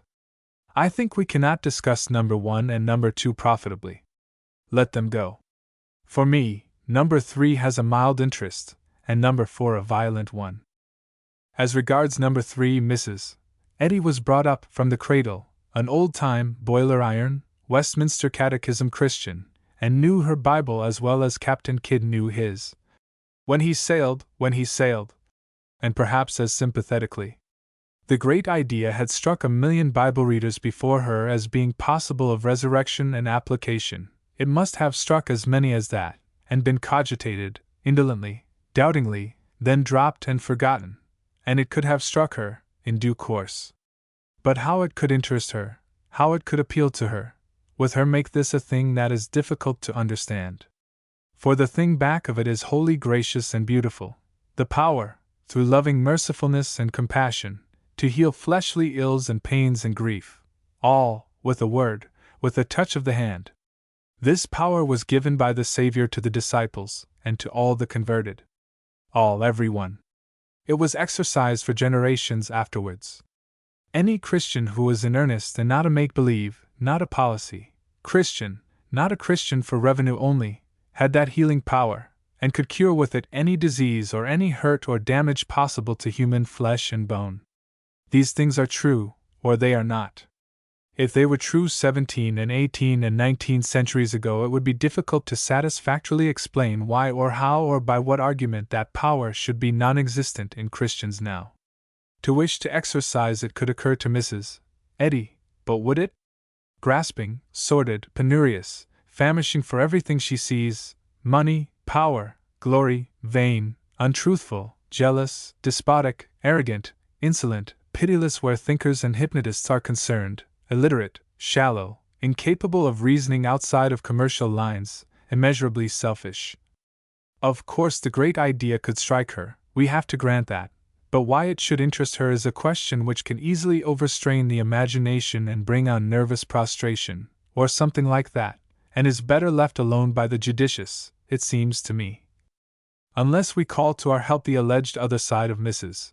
Eddy's make and character, the side which her multitude of followers see, and sincerely believe in. Fairness requires that their view be stated here. It is the opposite of the one which I have drawn from Mrs. Eddie's history and from her bylaws. To her followers she is this: patient, gentle, loving, compassionate, noble-hearted, unselfish, sinless, widely cultured, splendidly equipped mentally, a profound thinker, an able writer, a divine personage, an inspired messenger whose acts are dictated from the throne, and whose every utterance is the voice of God. She has delivered to them a religion which has revolutionized their lives, banished the glooms that shadowed them, and filled them and flooded them with sunshine and gladness and peace. A religion which has no hell. A religion whose heaven is not put off to another time, with a break and a gulf between, but begins here and now, and melts into eternity as fancies of the waking day melt into the dreams of sleep. They believe it is a Christianity that is in the New Testament, that it has always been there, that in the drift of ages it was lost through disuse and neglect, and that this benefactor has found it, and given it back to men, turning the night of life into day, its terrors into myths, its lamentations into songs of emancipation and rejoicing. There we have Mrs. Eddy as her followers see her. She has lifted them out of grief and care and doubt and fear, and made their lives beautiful. She found them wandering forlorn in a wintry wilderness, and has led them to a tropic paradise like that of which the poet sings. To ask them to examine with a microscope the character of such a benefactor, to ask them to examine it at all, to ask them to look at a blemish which another person believes he has found in it, well, in their place, could you do it? Would you do it? Wouldn't you be ashamed to do it? If a tramp had rescued your child from fire and death, and saved its mother's heart from breaking, could you see his rags? Could you smell his breath? Mrs. Eddy has done more than that for these people. They are prejudiced witnesses. To the credit of human nature, it is not possible that they should be otherwise. They sincerely believe that Mrs. Eddy's character is pure and perfect and beautiful, and her history without stain or blot or blemish. But that does not settle it. They sincerely believe she did not borrow the great idea from Quimby, but hit upon it herself. It may be so, and it could be so. Let it go, there is no way to settle it. They believe she carried away no Quimby manuscripts. Let that go, too, there is no way to settle it. They believe that she, and not another, built the religion upon the book, and organized it. I believe it too. Finally, they believe that she philosophized Christian Science, explained it, systematized it, and wrote it all out with her own hand in the book Science and Health. I am not able to believe that. Let us draw the line there. The known and undisputed products of her pen are a formidable witness against her. They do seem to me to prove, quite clearly and conclusively, that writing, upon even simple subjects, is a difficult labor for her, that she has never been able to write anything above third-rate English, that she is weak in the matter of grammar, that she has but a rude and dull sense of the values of words, that she so lacks in the matter of literary precision that she can seldom put a thought into words that express it lucidly to the reader, and leave no doubts in his mind as to whether he has rightly understood or not, that she cannot even draft a preface that a person can fully comprehend, nor one which can by any art be translated into a fully understandable form, that she can seldom inject into a preface even single sentences whose meaning is uncompromisingly clear, yet prefaces are her specialty, if she has one. Mrs. Eddy's known and undisputed writings are very limited in bulk. They exhibit no depth, no analytical quality, no thought above school composition size, and but juvenile ability in handling thoughts of even that modest magnitude. She has a fine commercial ability, and could govern a vast railway system in great style. She could draft a set of rules that Satan himself would say could not be improved on, for devilish effectiveness, by his staff. But we know, by our excursions among the Mother Church's bylaws, that their English would discredit the deputy baggage smasher. I am quite sure that Mrs. Eddy cannot write well upon any subject, even a commercial one. In the very first revision of Science and Health, 1883, Mrs. Eddy wrote a preface which is an unimpeachable witness that the rest of the book was written by somebody else. I have put it in the appendix along with a page or two taken from the body of the book, and will ask the reader to compare the labored and lumbering and confused gropings of this preface with the easy and flowing and direct English of the other exhibit, and see if he can believe that the one hand and brain produced both. and let him take the preface apart, sentence by sentence, and searchingly examine each sentence word by word, and see if he can find half a dozen sentences whose meanings he is so sure of that he can rephrase them, in words of his own, and reproduce what he takes to be those meanings.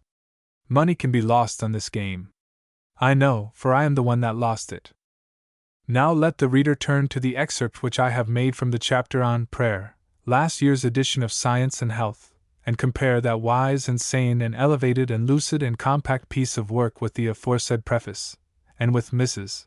Eddy's poetry concerning the gymnastic trees, and Minerva's not yet effete sandals, and the wreaths imported from Erudition's bower for the decoration of Plymouth Rock, and the plague spot and bacilli, and my other exhibits turned back to my chapters 1 and 2 from the autobiography, and finally with the late communication concerning me, and see if he thinks anybody's affirmation, or anybody's sworn testimony, or any other testimony of any imaginable kind would ever be likely to convince him that Mrs.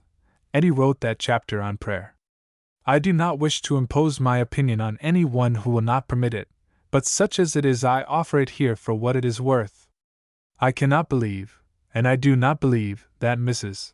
Eddy originated any of the thoughts and reasonings out of which the book Science and Health is constructed, and I cannot believe, and do not believe that she ever wrote any part of that book.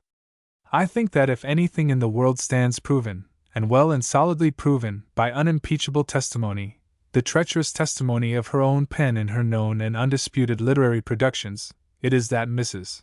Eddy is not capable of thinking upon high planes, nor of reasoning clearly nor writing intelligently upon low ones. Inasmuch as, in my belief, the very first editions of the book Science and Health were far above the reach of Mrs. Eddy's mental and literary abilities, I think she has from the very beginning been claiming as her own another person's book, and wearing as her own property laurels rightfully belonging to that person, the real author of Science and Health. And I think the reason, and the only reason, that he has not protested is because his work was not exposed to print until after he was safely dead.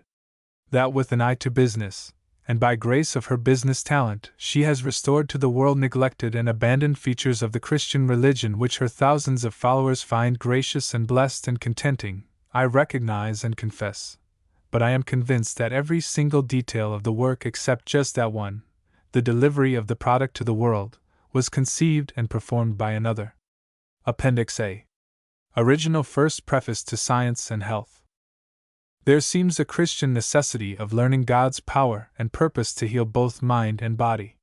This thought grew out of our early seeking Him in all our ways, and a hopeless as singular invalidism that drugs increased instead of diminished, and hygiene benefited only for a season. By degrees we have drifted into more spiritual latitudes of thought, and experimented as we advanced until demonstrating fully the power of mind over the body. About the year 1862, having heard of a mesmerist in Portland who was treating the sick by manipulation, we visited him. He helped us for a time, then we relapsed somewhat. After his decease, and a severe casualty deemed fatal by skillful physicians, we discovered that the principle of all healing and the law that governs it is God, a divine principle, and a spiritual not material law, and regained health. It was not an individual or mortal mind acting upon another so-called mind that healed us. It was the glorious truths of Christian Science that we discovered as we neared that verge of so-called material life named death. It was the great Shekinah, the Spirit of life, truth, and love illuminating our understanding of the action and might of omnipotence. The old gentleman to whom we have referred had some very advanced views on healing, but he was not avowedly religious either scholarly. We interchanged thoughts on the subject of healing the sick. I restored some patients of his that he failed to heal, and left in his possession some manuscripts of mine containing corrections of his desultory pennings, which I am informed at his decease passed into the hands of a patient of his, now residing in Scotland. He died in 1865 and left no published works. The only manuscript that we ever held of his, longer than to correct it, was one of perhaps a dozen pages, most of which we had composed. He manipulated the sick, hence his ostensible method of healing was physical instead of mental. We helped him in the esteem of the public by our writings, but never knew of his stating orally or in writing that he treated his patients mentally, never heard him give any directions to that effect, and have it from one of his patients, who now asserts that he was the founder of mental healing, that he never revealed to anyone his method. We refer to these facts simply to refute the calumnies and false claims of our enemies, that we are preferring dishonest claims to the discovery and founding at this period of metaphysical healing or Christian Science. The science and laws of a purely mental healing and their method of application through spiritual power alone, else a mental argument against disease, are our own discovery at this date. True, the principle is divine and eternal, but the application of it to heal the sick had been lost sight of, and required to be again spiritually discerned and its science discovered, that man might retain it through the understanding.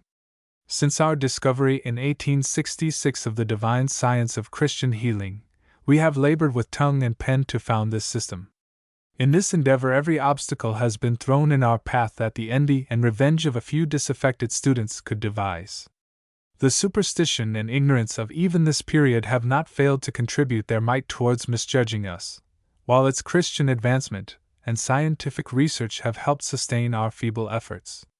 Since our first edition of Science and Health, published in 1875, 2 of the aforesaid students have plagiarized and pirated our works. In the issues of E. J. A., almost exclusively ours, were 13 paragraphs, without credit, taken verbatim from our books. Not one of our printed works was ever copied or abstracted from the published or from the unpublished writings of anyone. Throughout our publications of metaphysical healing or Christian Science, when writing or dictating them, we have given ourselves to contemplation wholly apart from the observation of the material senses. To look upon a copy would have distracted our thoughts from the subject before us. We were seldom able to copy our own compositions, and have employed an amanuensis for the last 6 years. Every work that we have had published has been extemporaneously written, and out of 50 lectures and sermons that we have delivered the last year, 44 have been extemporaneous. We have distributed many of our unpublished manuscripts, loaned to one of our youngest students, R. K. Y., between 300 and 400 pages, of which we were sole author, giving him liberty to copy but not to publish them. Leaning on the sustaining Infinite with loving trust, the trials of today grow brief, and tomorrow is big with blessings. The wakeful shepherd, tending his flocks, beholds from the mountain's top the first faint morning beam ere cometh the risen day.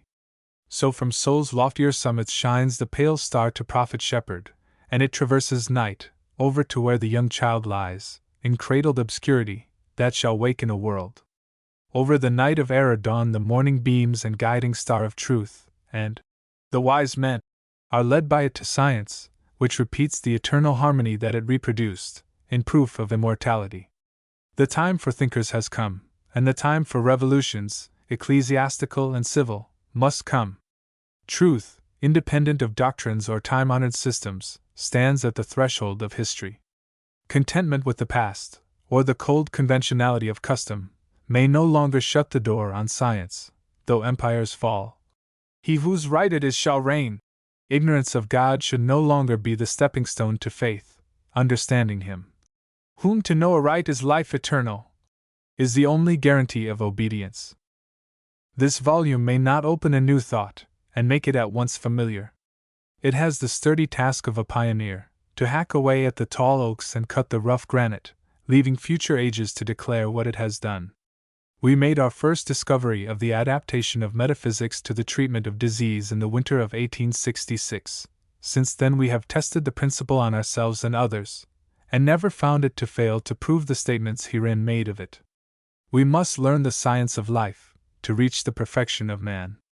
To understand God as the principle of all being, and to live in accordance with this principle, is the science of life. But to reproduce this harmony of being, the error of personal sense must yield to science, even as the science of music corrects tones caught from the ear, and gives the sweet concord of sound. There are many theories of physic and theology, and many calls in each of their directions for the right way, but we propose to settle the question of what is truth? On the ground of proof, and let that method of healing the sick and establishing Christianity be adopted that is found to give the most health and to make the best Christians. Science will then have a fair field, in which case we are assured of its triumph over all opinions and beliefs. Sickness and sin have ever had their doctors, but the question is, have they become less because of them? The longevity of our antediluvians would say, no. And the criminal records of today utter their voices little in favor of such a conclusion. Not that we would deny to Caesar the things that are his, but that we ask for the things that belong to truth, and safely affirm, from the demonstrations we have been able to make, that the science of man understood would have eradicated sin, sickness, and death, in a less period than 6,000 years. We find great difficulties in starting this work right. Some shockingly false claims are already made to a metaphysical practice. Mesmerism, its very antipodes, is one of them. Hitherto we have never, in a single instance of our discovery, found the slightest resemblance between mesmerism and metaphysics. No especial idiosyncrasy is requisite to acquire a knowledge of metaphysical healing. Spiritual sense is more important to its discernment than the intellect, and those who would learn this science without a high moral standard of thought and action will fail to understand it until they go up higher. Owing to our explanations constantly vibrating between the same points, an irksome repetition of words must occur, also the use of capital letters, genders, and technicalities peculiar to the science. Variety of language, or beauty of diction, must give place to close analysis and unembellished thought. Hoping all things, enduring all things, to do good to our enemies, to bless them that curse us, and to bear to the sorrowing and the sick consolation and healing, we commit these pages to posterity. Mary Baker G. Eddy. Appendix B. The Gospel narratives bear brief testimony even to the life of our great Master. His spiritual noumenon and phenomenon, silence portraiture. Writers, less wise than the apostles, essayed in the apocryphal New Testament, a legendary and traditional history of the early life of Jesus. But St. Paul summarized the character of Jesus as the model of Christianity, in these words: "Consider him who endured such contradictions of sinners against himself, who for the joy that was set before him, endured the cross, despising the shame, and is set down at the right hand of the throne of God." It may be that the mortal life battle still wages, and must continue till its involved errors are vanquished by victory-bringing science. But this triumph will come. God is over all. He alone is our origin, aim, and being. The real man is not of the dust, nor is he ever created through the flesh, for his father and mother are the one spirit, and his brethren are all the children of one parent, the eternal good. Any kind of literary composition was excessively difficult for Mrs. Eddy. She found it grinding hard work to dig out anything to say.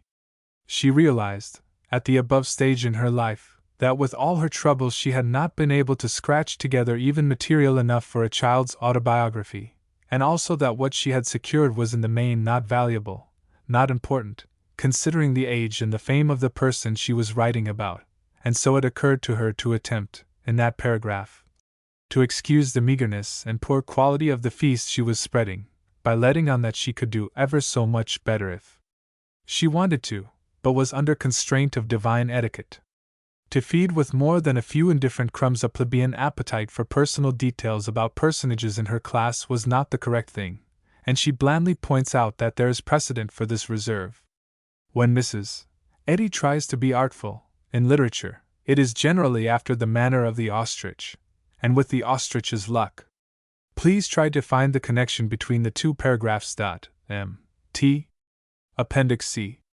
The following is the spiritual signification of the Lord's Prayer. Principal, eternal and harmonious, nameless and adorable intelligence, thou art ever present and supreme. And when this supremacy of spirit shall appear, the dream of matter will disappear. Give us the understanding of truth and love. And loving we shall learn God, and truth will destroy all error. And lead us unto the life that is soul, and deliver us from the errors of sense, sin, sickness, and death, for God is life, truth, and love forever. Science and Health, edition of 1881. It seems to me that this one is distinctly superior to the one that was inspired for last year's edition. It is strange, but to my mind plain, that inspiring is an art which does not improve with practice. M.T. Appendix D. For verily I say unto you, that whosoever shall say unto this mountain, Be thou removed, and be thou cast into the sea, and shall not doubt in his heart, but shall believe that those things which he saith shall come to pass, he shall have whatsoever he saith. Therefore I say unto you, what things soever ye desire when ye pray, believe that ye receive them, and ye shall have them. Your Father knoweth what things ye have need of, before ye ask him. Christ Jesus. The prayer that reclaims the sinner and heals the sick is an absolute faith that all things are possible to God, a spiritual understanding of him, and unself-love. Regardless of what another may say or think on this subject, I speak from experience.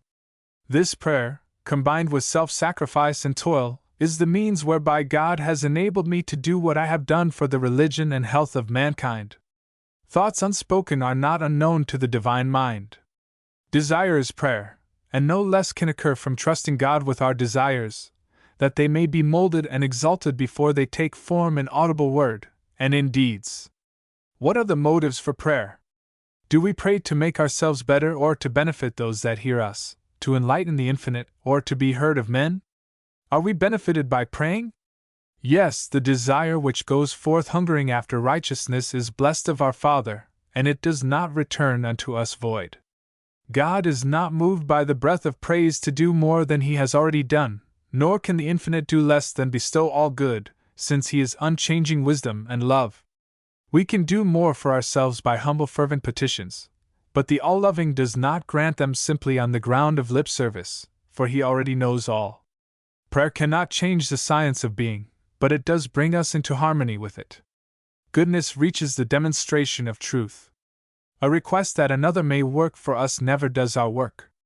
The habit of pleading with the divine mind, as one pleads with a human being, perpetuates the belief in God as humanly circumscribed, an error which impedes spiritual growth. God is love. Can we ask him to be more? God is intelligence. Can we inform the infinite mind, or tell him anything he does not already comprehend? Do we hope to change perfection? Shall we plead for more at the open fount, which always pours forth more than we receive? The unspoken prayer does bring us nearer the source of all existence and blessedness. Asking God to be God is a vain repetition. God is the same yesterday, and today, and forever. And he who is immutably right will do right, without being reminded of his province. The wisdom of man is not sufficient to warrant him in advising God. Who would stand before a blackboard and pray the principle of mathematics to work out the problem? The rule is already established, and it is our task to work out the solution. Shall we ask the divine principle of all goodness to do his own work? His work is done, and we have only to avail ourselves of God's rule in order to receive the blessing thereof. The divine being must be reflected by man, else man is not the image and likeness of the patient, tender, and true, the one altogether lovely. But to understand God is the work of eternity, and demands absolute concentration of thought and energy. How empty are our conceptions of deity! We admit theoretically that God is good, omnipotent, omnipresent, infinite, and then we try to give information to this infinite mind, and plead for unmerited pardon, and a liberal outpouring of benefactions. Are we really grateful for the good already received? Then we shall avail ourselves of the blessings we have, and thus be fitted to receive more. Gratitude is much more than a verbal expression of thanks. Action expresses more gratitude than speech. If we are ungrateful for life, truth, and love, and yet return thanks to God for all blessings, we are insincere, and incur the sharp censure our Master pronounces on hypocrites. In such a case, the only acceptable prayer is to put the finger on the lips and remember our blessings. While the heart is far from divine truth and love, we cannot conceal the ingratitude of barren lives, for God knoweth all things. What we most need is the prayer of fervent desire for growth and grace, expressed in patience, meekness, love, and good deeds. To keep the commandments of our Master, and follow his example, is our proper debt to him, and the only worthy evidence of our gratitude for all he has done. Outward worship is not of itself sufficient to express loyal and heartfelt gratitude, since he has said, "If ye love me, keep my commandments." The habitual struggle to be always good is unceasing prayer. Its motives are made manifest in the blessings they bring, which, if not acknowledged in audible words, attest our worthiness to be made partakers of love.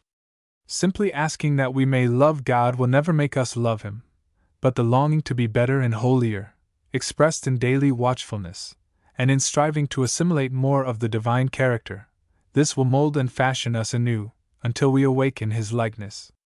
We reach the science of Christianity through demonstration of the divine nature, but in this wicked world goodness will be evil spoken of, and patience must work experience.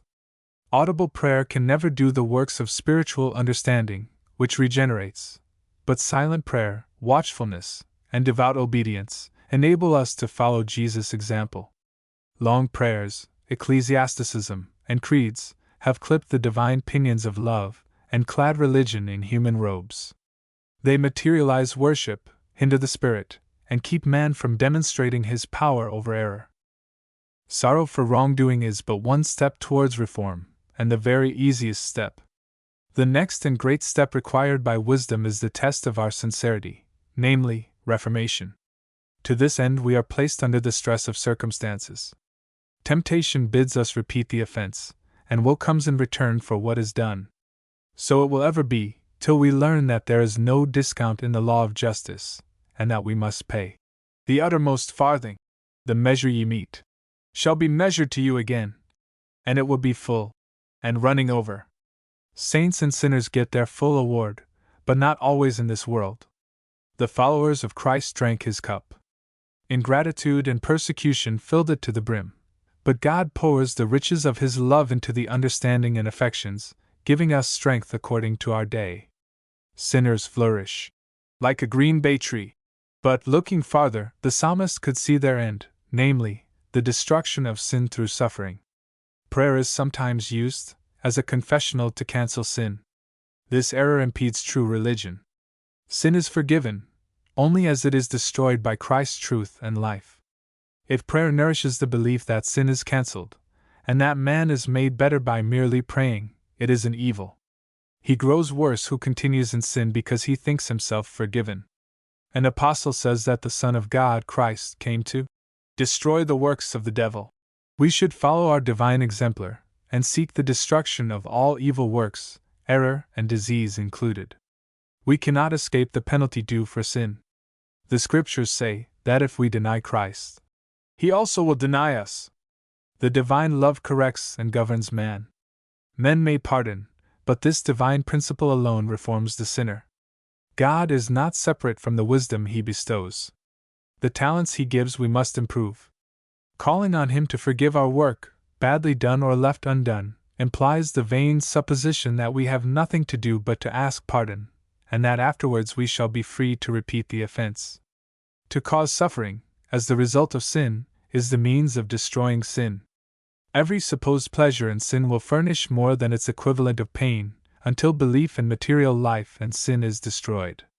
To reach heaven, the harmony of being, we must understand the divine principle of being. God is love. More than this we cannot ask, higher we cannot look, farther we cannot go. To suppose that God forgives or punishes sin, according as His mercy is sought or unsought, is to misunderstand love and make prayer the safety valve for wrongdoing. Jesus uncovered and rebuked sin before He cast it out.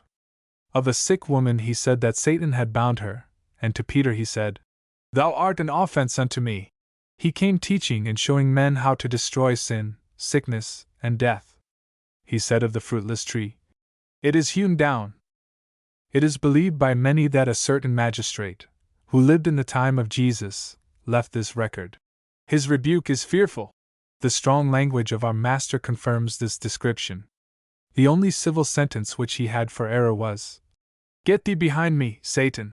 Still stronger evidence that Jesus' reproof was pointed and pungent is in His own words, showing the necessity for such forcible utterance, when He cast out devils and healed the sick and sinful. The relinquishment of error deprives material sense of its false claims. Audible prayer is impressive. It gives momentary solemnity and elevation to thought, but does it produce any lasting benefit? Looking deeply into these things, we find that a zeal, not according to knowledge, gives occasion for reaction unfavorable to spiritual growth, sober resolve, and wholesome perception of God's requirements.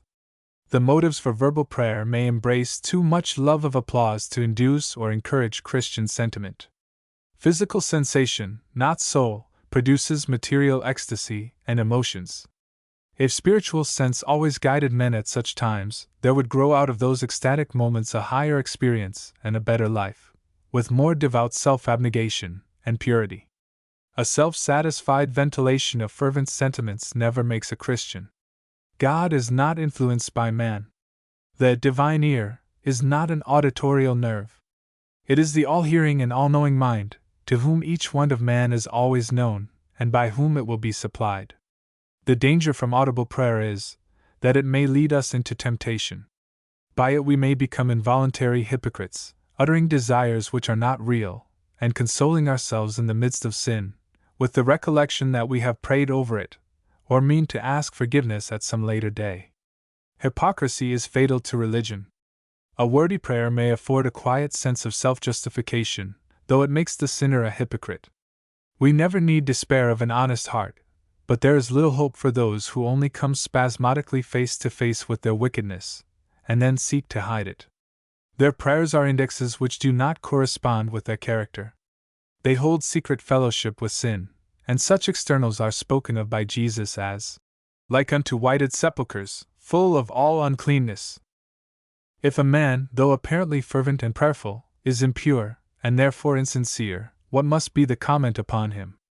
If he had reached the loftiness of his prayer, there would be no occasion for such comment. If we feel the aspiration, humility, gratitude, and love which our words express, this God accepts, and it is wise not to try to deceive ourselves or others, for there is nothing covered that shall not be revealed. Professions and audible prayers are like charity in one respect: they cover a multitude of sins. Praying for humility, with whatever fervency of expression, does not always mean a desire for it. If we turn away from the poor, we are not ready to receive the reward of him who blesses the poor. We confess to having a very wicked heart, and ask that it may be laid bare before us. But do we not already know more of this heart than we are willing to have our neighbor see? We ought to examine ourselves, and learn what is the affection and purpose of the heart, for this alone can show us what we honestly are. If a friend informs us of a fault, do we listen to the rebuke patiently, and credit what is said? Do we not rather give thanks that we are not as other men? During many years the author has been most grateful for merited rebuke. The sting lies in unmerited censure, in the falsehood which does no one any good. The test of all prayer lies in the answer to these questions. Do we love our neighbor better because of this asking? Do we pursue the old selfishness, satisfied with having prayed for something better, though we give no evidence of the sincerity of our requests by living consistently with our prayer? If selfishness has given place to kindness, we shall regard our neighbor unselfishly, and bless them that curse us. But we shall never meet this great duty by simply asking that it may be done. There is a cross to be taken up, before we can enjoy the fruition of our hope and faith. Dost thou love the Lord thy God with all thy heart, and with all thy soul, and with all thy mind? This command includes much, even the surrender of all merely material sensation, affection, and worship. This is the El Dorado of Christianity. It involves the science of life, and recognizes only the divine control of spirit, wherein soul is our master, and material sense and human will have no place. Are you willing to leave all for Christ, for truth, and so be counted among sinners? No. Do you really desire to attain this point? No. Then why make long prayers about it, and ask to be Christians, since you care not to tread in the footsteps of our dear Master? If unwilling to follow his example, wherefore pray with the lips that you may be partakers of his nature? Consistent prayer is the desire to do right. Prayer means that we desire to, and will, walk in the light so far as we receive it, even though with bleeding footsteps, and waiting patiently on the Lord, will leave our real desires to be rewarded by him. The world must grow to the spiritual understanding of prayer. If good enough to profit by Jesus' cup of earthly sorrows, God will sustain us under these sorrows. Until we are thus divinely qualified, and willing to drink his cup, millions of vain repetitions will never pour into prayer the unction of spirit, in demonstration of power, and, with signs following. Christian Science reveals a necessity for overcoming the world, the flesh and evil, and thus destroying all error. Seeking is not sufficient. It is striving which enables us to enter. Spiritual attainments open the door to a higher understanding of the divine life. One of the forms of worship in Tibet is to carry a praying machine through the streets, and stop at the doors to earn a penny by grinding out a prayer, whereas civilization pays for clerical prayers in lofty edifices. Is the difference very great, after all?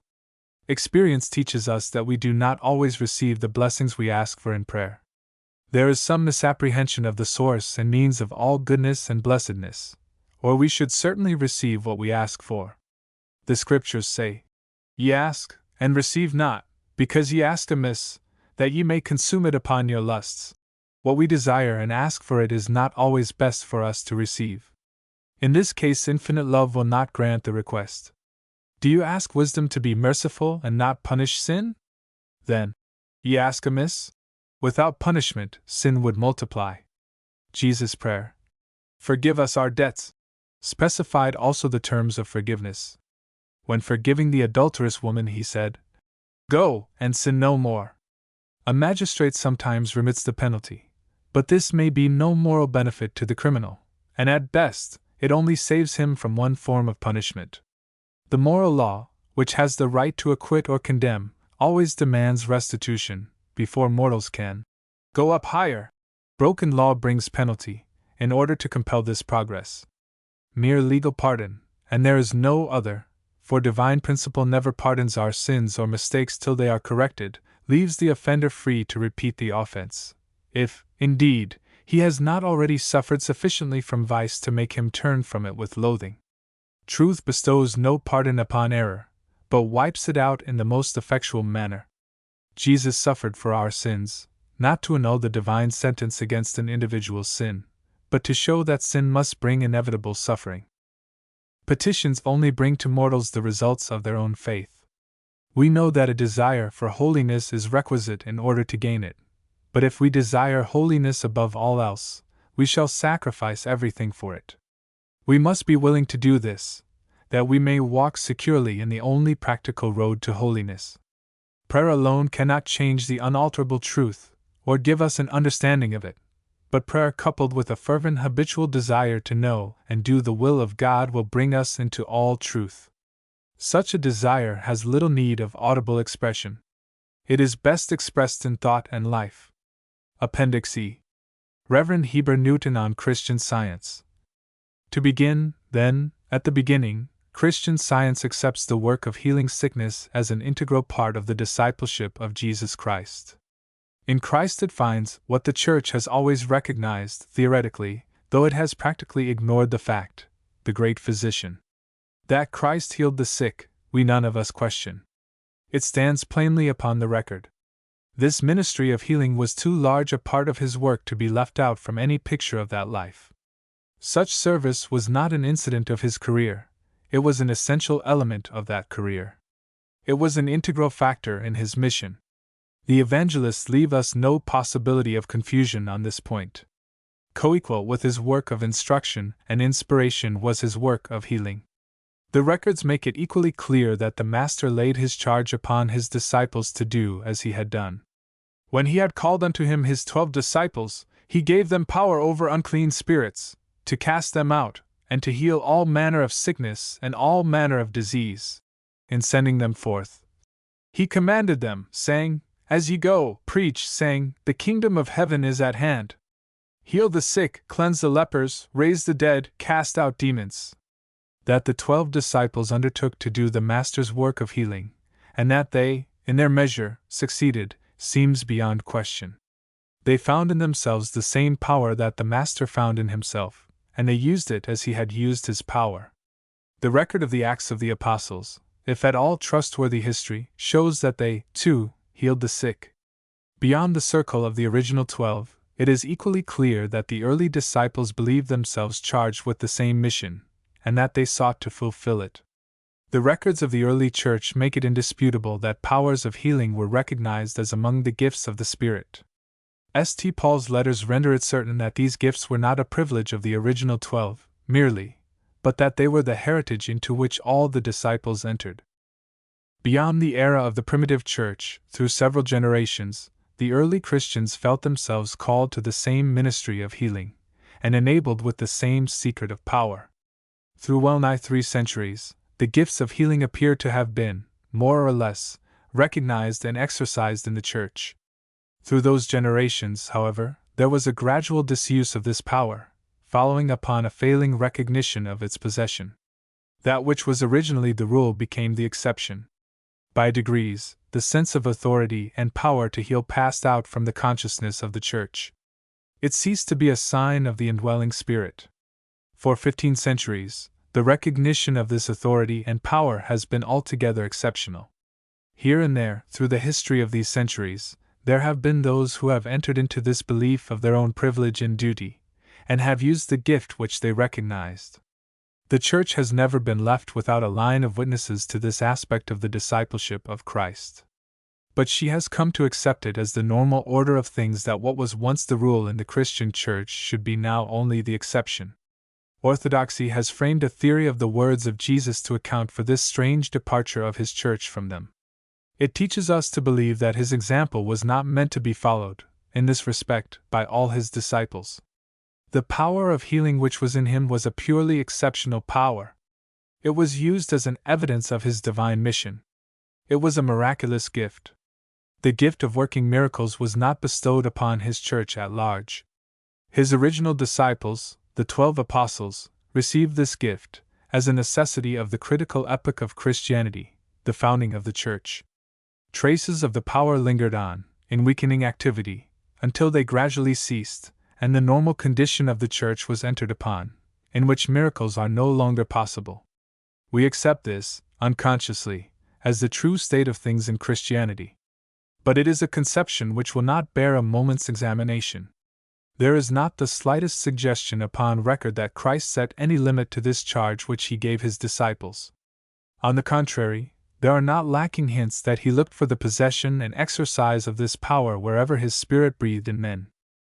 Even if the concluding paragraph of St. Mark's Gospel were a later appendix, it may nonetheless have been a faithful echo of words of the Master, as it certainly is a trustworthy record of the belief of the early Christians as to the thought of Jesus concerning his followers.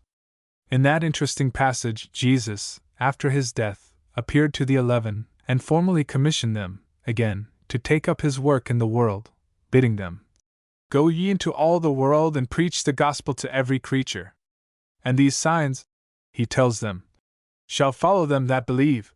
Not the apostles only, but them that believe, without limit of time. "In my name they shall cast out devils, they shall lay hands on the sick and they shall recover."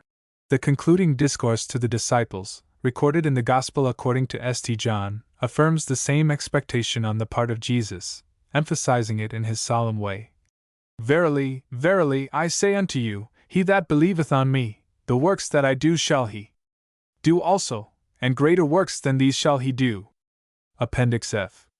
Few will deny that an intelligence apart from man formed and governs the spiritual universe and man, and this intelligence is the eternal mind, and neither matter nor man created this intelligence and divine principle, nor can this principle produce aught unlike itself. All that we term sin, sickness, and death is comprised in the belief of matter. The realm of the real is spiritual, the opposite of spirit is matter, and the opposite of the real is unreal or material. Matter is an error of statement, for there is no matter. This error of premises leads to error of conclusion in every statement of matter as a basis. Nothing we can say or believe regarding matter is true, except that matter is unreal, simply a belief that has its beginning and ending. The conservative firm called matter and mind God never formed. The unerring and eternal mind destroys this imaginary copartnership, formed only to be dissolved in a manner and at a period unknown. This copartnership is obsolete. Placed under the microscope of metaphysics, matter disappears. Only by understanding there are not two, matter and mind, is a logical and correct conclusion obtained by either one. Science gathers not grapes of thorns or figs of thistles. Intelligence never produced non-intelligence, such as matter, the immortal never produced mortality, good never resulted in evil. The science of mind shows conclusively that matter is a myth. Metaphysics are above physics, and drag not matter, or what is termed that, into one of its premises or conclusions. Metaphysics resolves things into thoughts, and exchanges the objects of sense for the ideas of soul. These ideas are perfectly tangible and real to consciousness, and they have this advantage: they are eternal. Mind and its thoughts comprise the whole of God, the universe, and of man. Reason and revelation coincide with this statement, and support its proof every hour, for nothing is harmonious or eternal that is not spiritual. The realization of this will bring out objects from a higher source of thought, hence more beautiful and immortal. The fact of spiritualization produces results in striking contrast to the farce of materialization. The one produces the results of chastity and purity, the other the downward tendencies and earthward gravitation of sensualism and impurity. The exalting and healing effects of metaphysics show their fountain. Nothing in pathology has exceeded the application of metaphysics. Through mind alone we have prevented disease and preserved health. In cases of chronic and acute diseases, in their severest forms, we have changed the secretions, renewed structure, and restored health, have elongated shortened limbs, relaxed rigid muscles, made cicatrice joints supple, restored carious bones to healthy conditions, renewed that which is termed the lost substance of the lungs, and restored healthy organizations where disease was organic instead of functional. Mrs. Eddy in error. I feel almost sure that Mrs.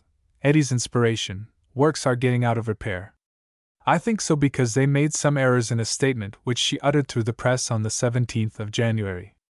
Not large ones, perhaps, still it is a friend's duty to straighten such things out and get them right when he can. Therefore I will put my other duties aside for a moment, and undertake this helpful service. She said as follows: In view of the circulation of certain criticisms from the pen of Mark Twain, I submit the following statement. It is a fact, well understood, that I begged the students who first gave me the endearing appellative mother not to name me thus. But without my consent, that word spread like wildfire.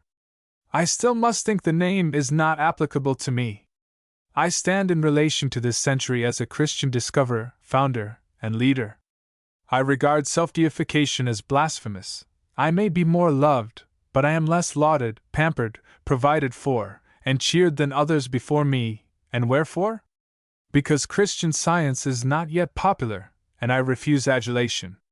My visit to the Mother Church after it was built and dedicated pleased me, and the situation was satisfactory. The dear members wanted to greet me with escort and the ringing of bells, but I declined, and went alone in my carriage to the church, entered it, and knelt in thanks upon the steps of its altar. There the foresplendor of the beginnings of truth fell mysteriously upon my spirit. I believe in one Christ, teach one Christ, know of but one Christ. I believe in but one incarnation, one Mother Mary, and know I am not that one, and never claim to be. It suffices me to learn the science of the Scriptures relative to this subject. Christian Scientists have no quarrel with Protestants, Catholics, or any other sect. They need to be understood as following the divine principle God, love, and not imagined to be unscientific worshippers of a human being. In the aforesaid article, of which I have seen only extracts, Mark Twain's wit was not wasted in certain directions. Christian Science eschews divine rights in human beings. If the individual governed human consciousness, my statement of Christian Science would be disproved, but to understand the spiritual idea is essential to demonstrate science and its pure monotheism: one God, one Christ, no idolatry, no human propaganda. Jesus taught and proved that what feeds a few feeds all. His life work subordinated the material to the spiritual, and he left this legacy of truth to mankind. His metaphysics is not the sport of philosophy, religion, or science, rather it is the pith and finale of them all. I have not the inspiration or aspiration to be a first or second Virgin Mother, her duplicate, antecedent, or subsequent. What I am remains to be proved by the good I do. We need much humility, wisdom, and love to perform the functions of foreshadowing and foretasting heaven within us. This glory is molten in the furnace of affliction. She still thinks the name of our mother not applicable to her, and she is also able to remember that it distressed her when it was conferred upon her, and that she begged to have it suppressed. Her memory is at fault here. If she will take her bylaws, and refer to Section 1 of Article 22, written with her own hand, she will find that she has reserved that title to herself, and is so pleased with it, and so, may we say jealous? About it, that she threatens with excommunication any sister scientist who shall call herself by it. This is that Section 1. The title of Mother.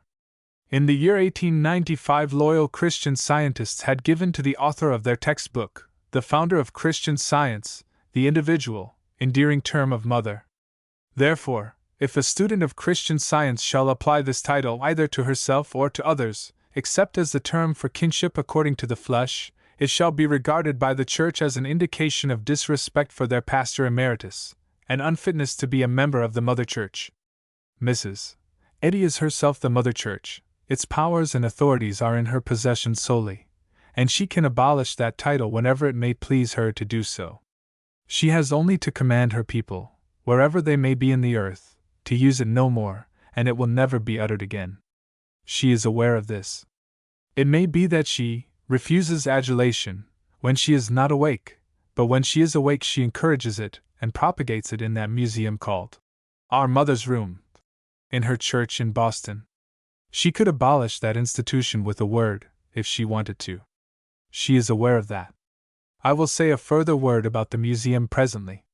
Further down the column, her memory is unfaithful again. I believe in but one Mother Mary, and know I am not that one, and never claim to be. At a session of the National Christian Science Association, held in the city of New York on the 27th of May 1890, the secretary was instructed to send to our mother greetings and words of affection from her assembled children. Her telegraphic response was read to the association at next day's meeting. All hail! He hath filled the hungry with good things, and the sick hath he not sent empty away. Mother Mary. Which Mother Mary is this one? Are there two?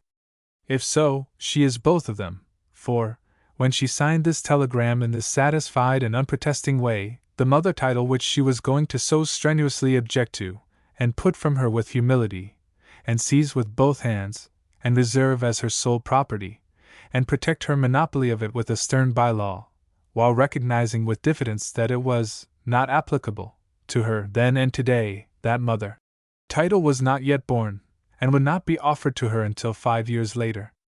The date of the above Mother Mary is 1890. The individual, endearing title of Mother was given her in 1895, according to her own testimony. See her bylaw quoted above. In his opening address to that convention of 1890, the President recognized this Mary, our Mary, and abolished all previous ones. He said, "There is but one Moses, one Jesus, and there is but one Mary." The confusions being now dispersed, we have this clarified result. There had been a Moses at one time, and only one. There had been a Jesus at one time, and only one. There is a Mary and only one. She is not a has-been, she is and is the author of science and health, and we cannot ignore her. 1. In 1890, there was but one Mother Mary. The President said so. 2. Mrs. Eddy was that one. She said so, in signing the telegram. 3. Mrs. Eddy was not that one, for she says so, in her Associated Press utterance of January 17, 4. And has never claimed to be that one, unless the signature to the telegram is a claim. Thus it stands proven and established that she is that Mary and isn't, and thought she was and knows she wasn't. That much is clear. She is also the mother, by the election of 1895, and did not want the title, and thinks it is not applicable to her, and will excommunicate any one that tries to take it away from her. So that is clear. I think that the only really troublesome confusion connected with these particular matters has arisen from the name Mary. Much vexation, much misunderstanding, could have been avoided if Mrs. Eddy had used some of her other names in place of that one. Mother Mary was certain to stir up discussion. It would have been much better if she had signed the telegram, Mother Baker. Then there would have been no biblical competition, and of course, that is a thing to avoid. But it is not too late yet.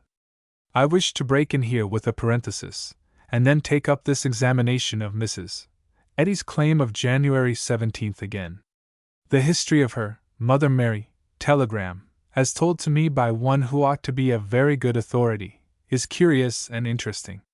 The telegram ostensibly quotes verse 53 from the Magnificat, but really makes some pretty formidable changes in it.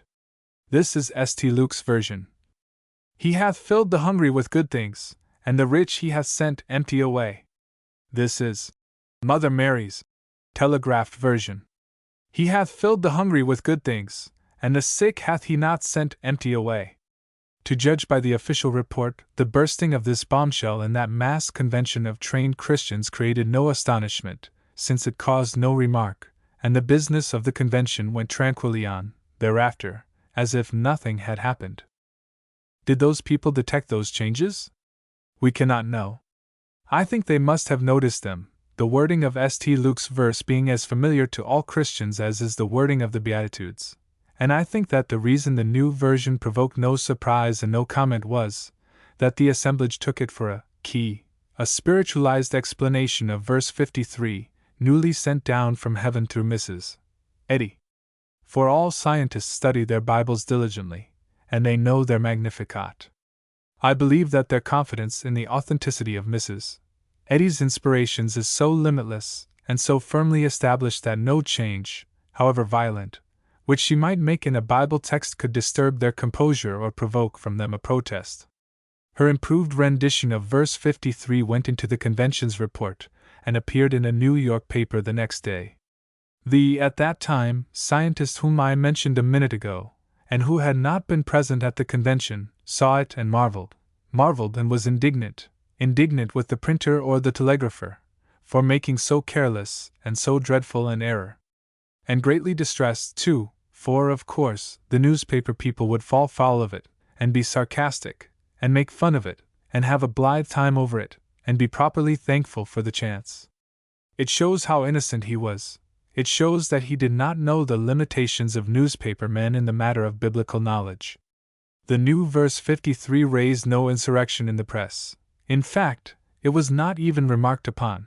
I could have told him the boys would not know there was anything the matter with it. I have been a newspaper man myself, and in those days I had my limitations like the others. The scientist hastened to Concord and told Mrs. Eddy what a disastrous mistake had been made, but he found to his bewilderment that she was tranquil about it, and was not proposing to correct it. He was not able to get her to promise to make a correction. He asked her secretary if he had heard aright when the telegram was dictated to him. The secretary said he had, and took the filed copy of it and verified its authenticity by comparing it with the stenographic notes. Mrs. Eddy did make the correction, 2 months later, in her official organ. It attracted no attention among the scientists, and naturally none elsewhere, for that periodical's circulation was practically confined to disciples of the cult. That is the tale as it was told to me by an ex-scientist. Verse 53, renovated and spiritualized, had a narrow escape from a tremendous celebrity. The newspaper men would have made it as famous as the assassination of Caesar, but for their limitations. To return to the claim. I find myself greatly embarrassed by Mrs. Eddy's remark. I regard self-deification as blasphemous. If she is right about that, I have written a half-ream of manuscript this past week which I must not print either in the book which I am writing, or elsewhere, for it goes into that very matter with extensive elaboration, citing, in detail, words and acts of Mrs. Eddy's which seem to me to prove that she is a faithful and untiring worshipper of herself, and has carried self-deification to a length which has not been before ventured in ages, if ever. There is not room enough in this chapter for that survey, but I can epitomize a portion of it here. With her own untaught and untrained mind, and without outside help, she has erected upon a firm and lasting foundation the most minutely perfect, and wonderful, and smoothly and exactly working, and best safeguarded system of government that has yet been devised in the world, as I believe, and as I am sure I could prove if I had room for my documentary evidences here. It is a despotism, on this democratic soil, a sovereignty more absolute than the Roman papacy, more absolute than the Russian Tsarship. It has not a single power, not a shred of authority, legislative or executive, which is not lodged solely in the sovereign. All its dreams, its functions, its energies, have a single object, a single reason for existing, and only the one: to build to the sky the glory of the sovereign, and keep it bright to the end of time. Mrs. Eddy is the sovereign. She devised that great place for herself, she occupies that throne. In 1895 she wrote a little primer, a little body of autocratic laws, called the Manual of the First Church of Christ, Scientist, and put those laws in force, in permanence. Her government is all there, all in that deceptively innocent-looking little book, that cunning little devilish book, that slumbering little brown volcano, with hell in its bowels. In that book she has planned out her system, and classified and defined its purposes and powers. Main parts of the machine: a supreme church. At Boston. Branch churches. All over the world one pastor for the whole of them, to wit, her book, Science and Health. Term of the book's office, forever. In every CS pulpit, too. Readers, a man and a woman. No talkers, no preachers, and any church readers only. Readers of the Bible and her books, no others. No commentators allowed to write or print. A church service. She has framed it, for all the CS churches, selected its readings, its prayers, and the hymns to be used, and has appointed the order of procedure. No changes permitted. A creed. She wrote it. All CS churches must subscribe to it. No other permitted. A treasury. At Boston. She carries the key.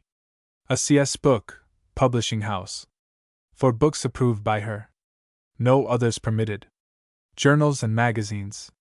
These are organs of hers, and are controlled by her. A college. For teaching CS. Distribution of the machine's powers and dignities. Supreme Church.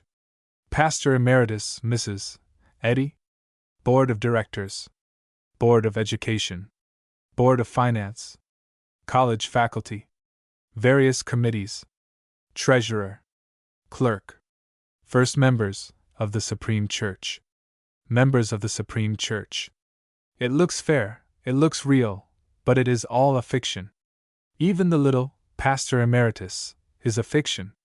Instead of being merely an honorary and ornamental official, Mrs. Eddy is the only official in the entire body that has the slightest power. In her manual, she has provided a prodigality of ways and forms whereby she can rid herself of any functionary in the government whenever she wants to. The officials are all shadows save herself. She is the only reality. She allows no one to hold office more than a year. No one gets a chance to become overpopular or overuseful and dangerous. Excommunication is the favorite penalty. It is threatened at every turn. It is evidently the pet dread and terror of the church's membership. The member who thinks, without getting his thought from Mrs. Eddy before uttering it, is banished permanently. One or two kinds of sinners can plead their way back into the fold, but this one, never. To think, in the Supreme Church, is the new unpardonable sin. To nearly every severe and fierce rule, Mrs. Eddy adds this rivet: this bylaw shall not be changed without the consent of the Pastor Emeritus. Mrs. Eddy is the entire Supreme Church, in her own person, in the matter of powers and authorities. Although she has provided so many ways of getting rid of unsatisfactory members and officials, she was still afraid she might have left a life preserver lying around somewhere. Therefore she devised a rule to cover that defect. By applying it, she can excommunicate, and this is perpetual again, every functionary connected with the Supreme Church, and every one of the 25,000 members of that church, at an hour's notice, and do it all by herself without anybody's help. By authority of this astonishing bylaw, she has only to say a person connected with that church is secretly practicing hypnotism or mesmerism, whereupon immediate excommunication, without a hearing, is his portion. She does not have to order a trial and produce evidence. Her accusation is all that is necessary. Where is the Pope? And where the Tsar? As the ballad says, the branch church's pulpit is occupied by 2 readers. Without them the branch church is as dead as if its throat had been cut. To have control, then, of the readers, is to have control of the branch churches. Mrs. Eddy has that control, a control wholly without limit, a control shared with no one. 1. No reader can be appointed to any church in the Christian Science world without her express approval. 2. She can summarily expel from his or her place any reader, at home or abroad, by a mere letter of dismissal, over her signature, and without furnishing any reason for it, to either the congregation or the reader. Thus she has as absolute control over all branch churches as she has over the Supreme Church. This power exceeds the Pope's. In simple truth, she is the only absolute sovereign in all Christendom.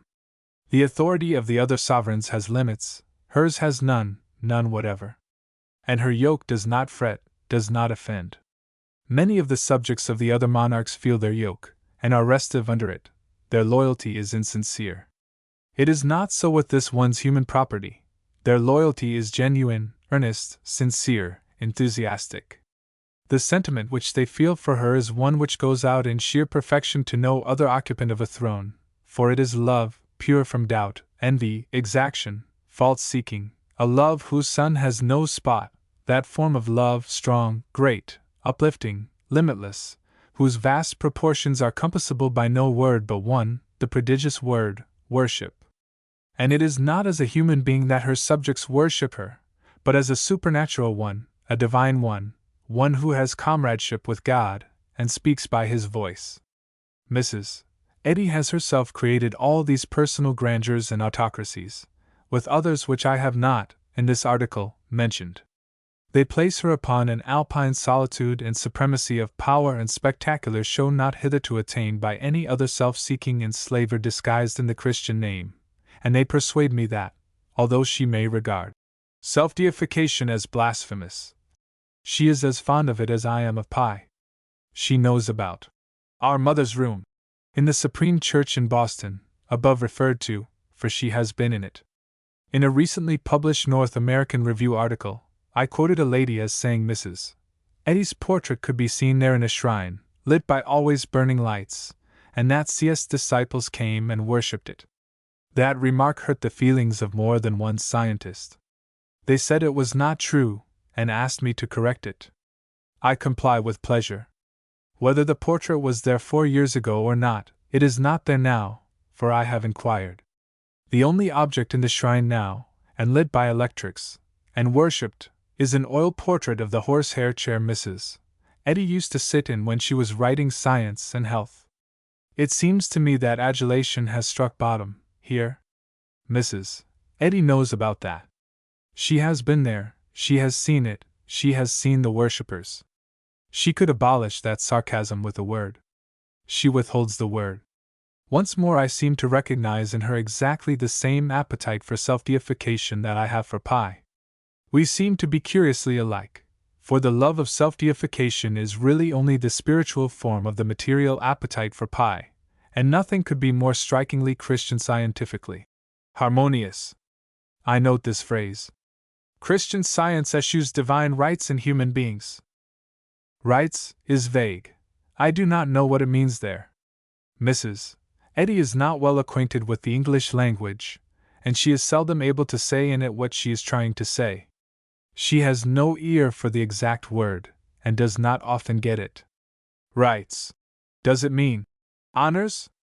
Attributes? Eschews. This is another umbrella where there should be a torch. It does not illumine the sentence, it only deepens the shadows. Does she mean denies? Refuses? Forbids? Or something in that line? Does she mean Christian Science denies divine honors to human beings? Or Christian Science refuses to recognize divine attributes in human beings? Or Christian Science forbids the worship of human beings? The bulk of the succeeding sentence is to me a tunnel, but when I emerge at this end of it, I seem to come into daylight. Then I seem to understand both sentences, with this result. Christian Science recognizes but one God, forbids the worship of human beings, and refuses to recognize the possession of divine attributes by any member of the race. I am subject to correction, but I think that is about what Mrs. Eddy was intending to convey. Has her English, which is always difficult to me, beguiled me into misunderstanding the following remark, which she makes, calling herself we, after an old regal fashion of hers, in her preface to her miscellaneous writings? While we entertain decided views as to the best method for elevating the race physically, morally, and spiritually, and shall express these views as duty demands, we shall claim no especial gift from our divine organ, no supernatural power. Was she meaning to say, although I am of divine origin and gifted with supernatural power, I shall not draw upon these resources in determining the best method of elevating the race? If she had left out the word our, she might then seem to say, I claim no especial or unusual degree of divine origin.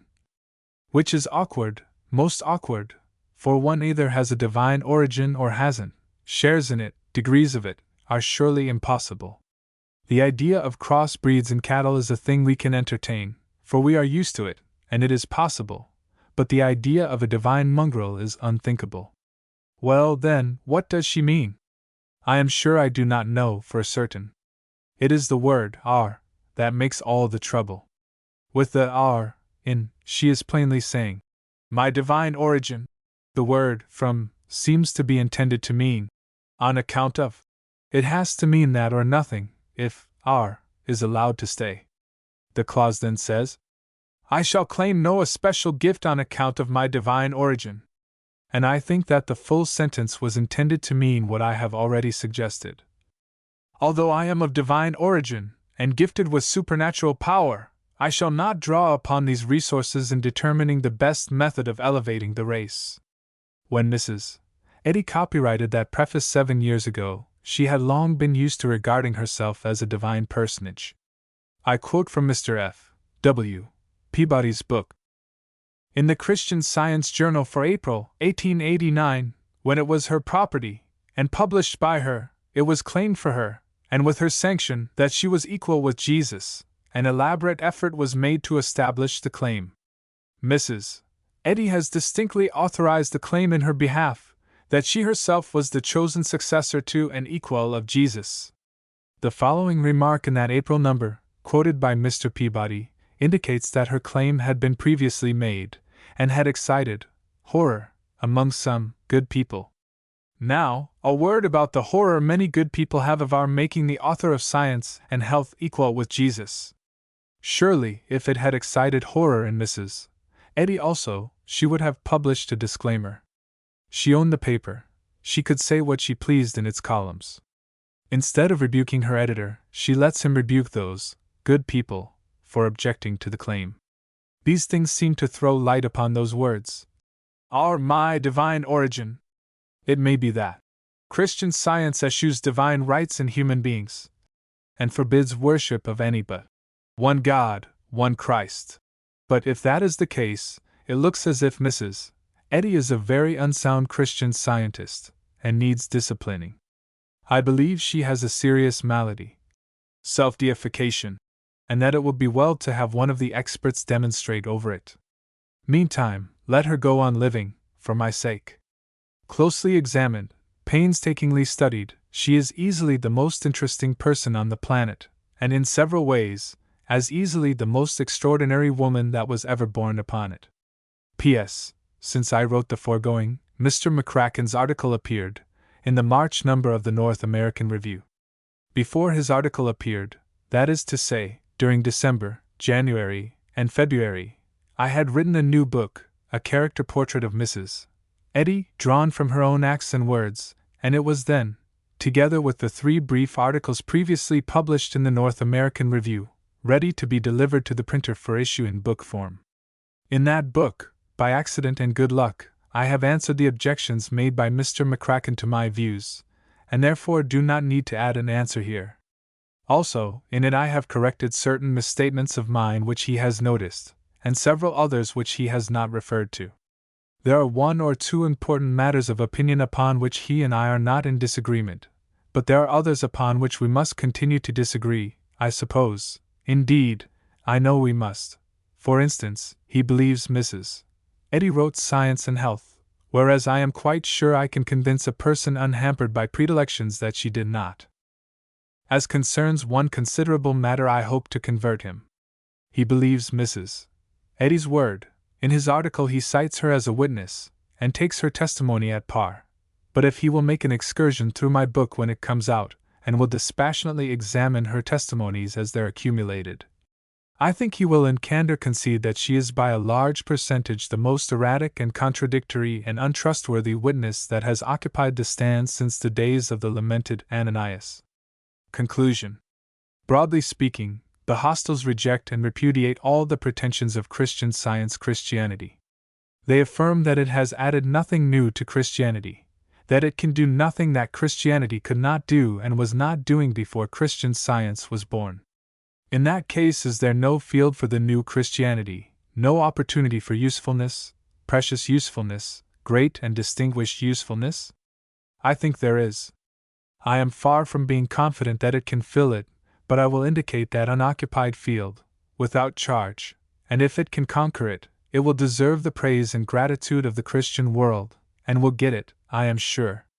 The present Christianity makes an excellent private Christian, but its endeavors to make an excellent public one go for nothing, substantially. This is an honest nation, in private life.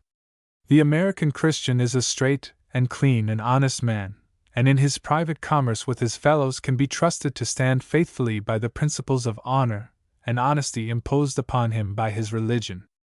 But the moment he comes forward to exercise a public trust, he can be confidently counted upon to betray that trust in 9 cases out of 10, if party loyalty shall require it.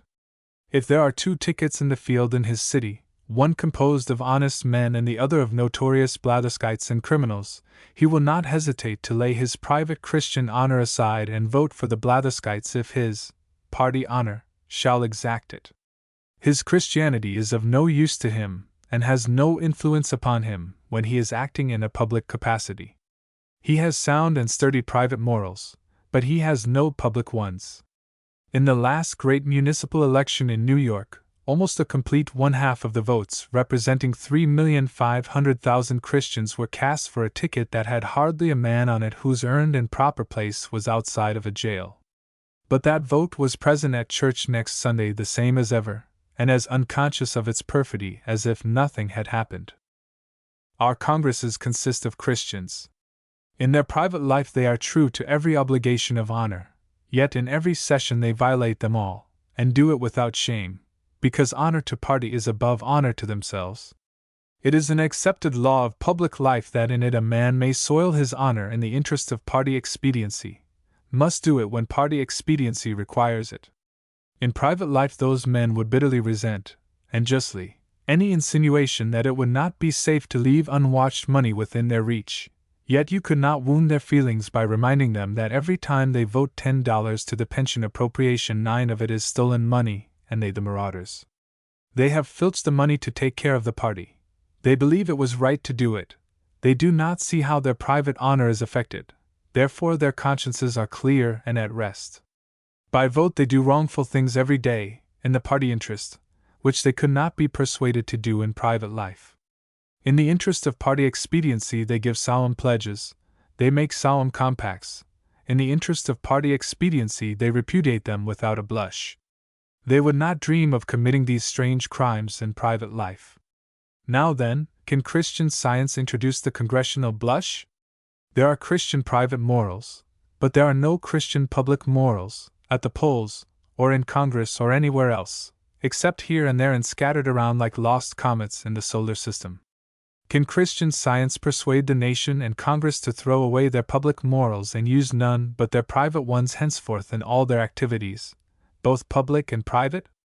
I do not think so, but no matter about me, there is the field, a grand one, a splendid one, a sublime one, and absolutely unoccupied. Has Christian Science confidence enough in itself to undertake to enter in and try to possess it? Make the effort, Christian Science. It is a most noble cause, and it might succeed. It could succeed. Then we should have a new literature, with romances entitled, How to be an honest congressman though a Christian, How to be a creditable citizen though a Christian.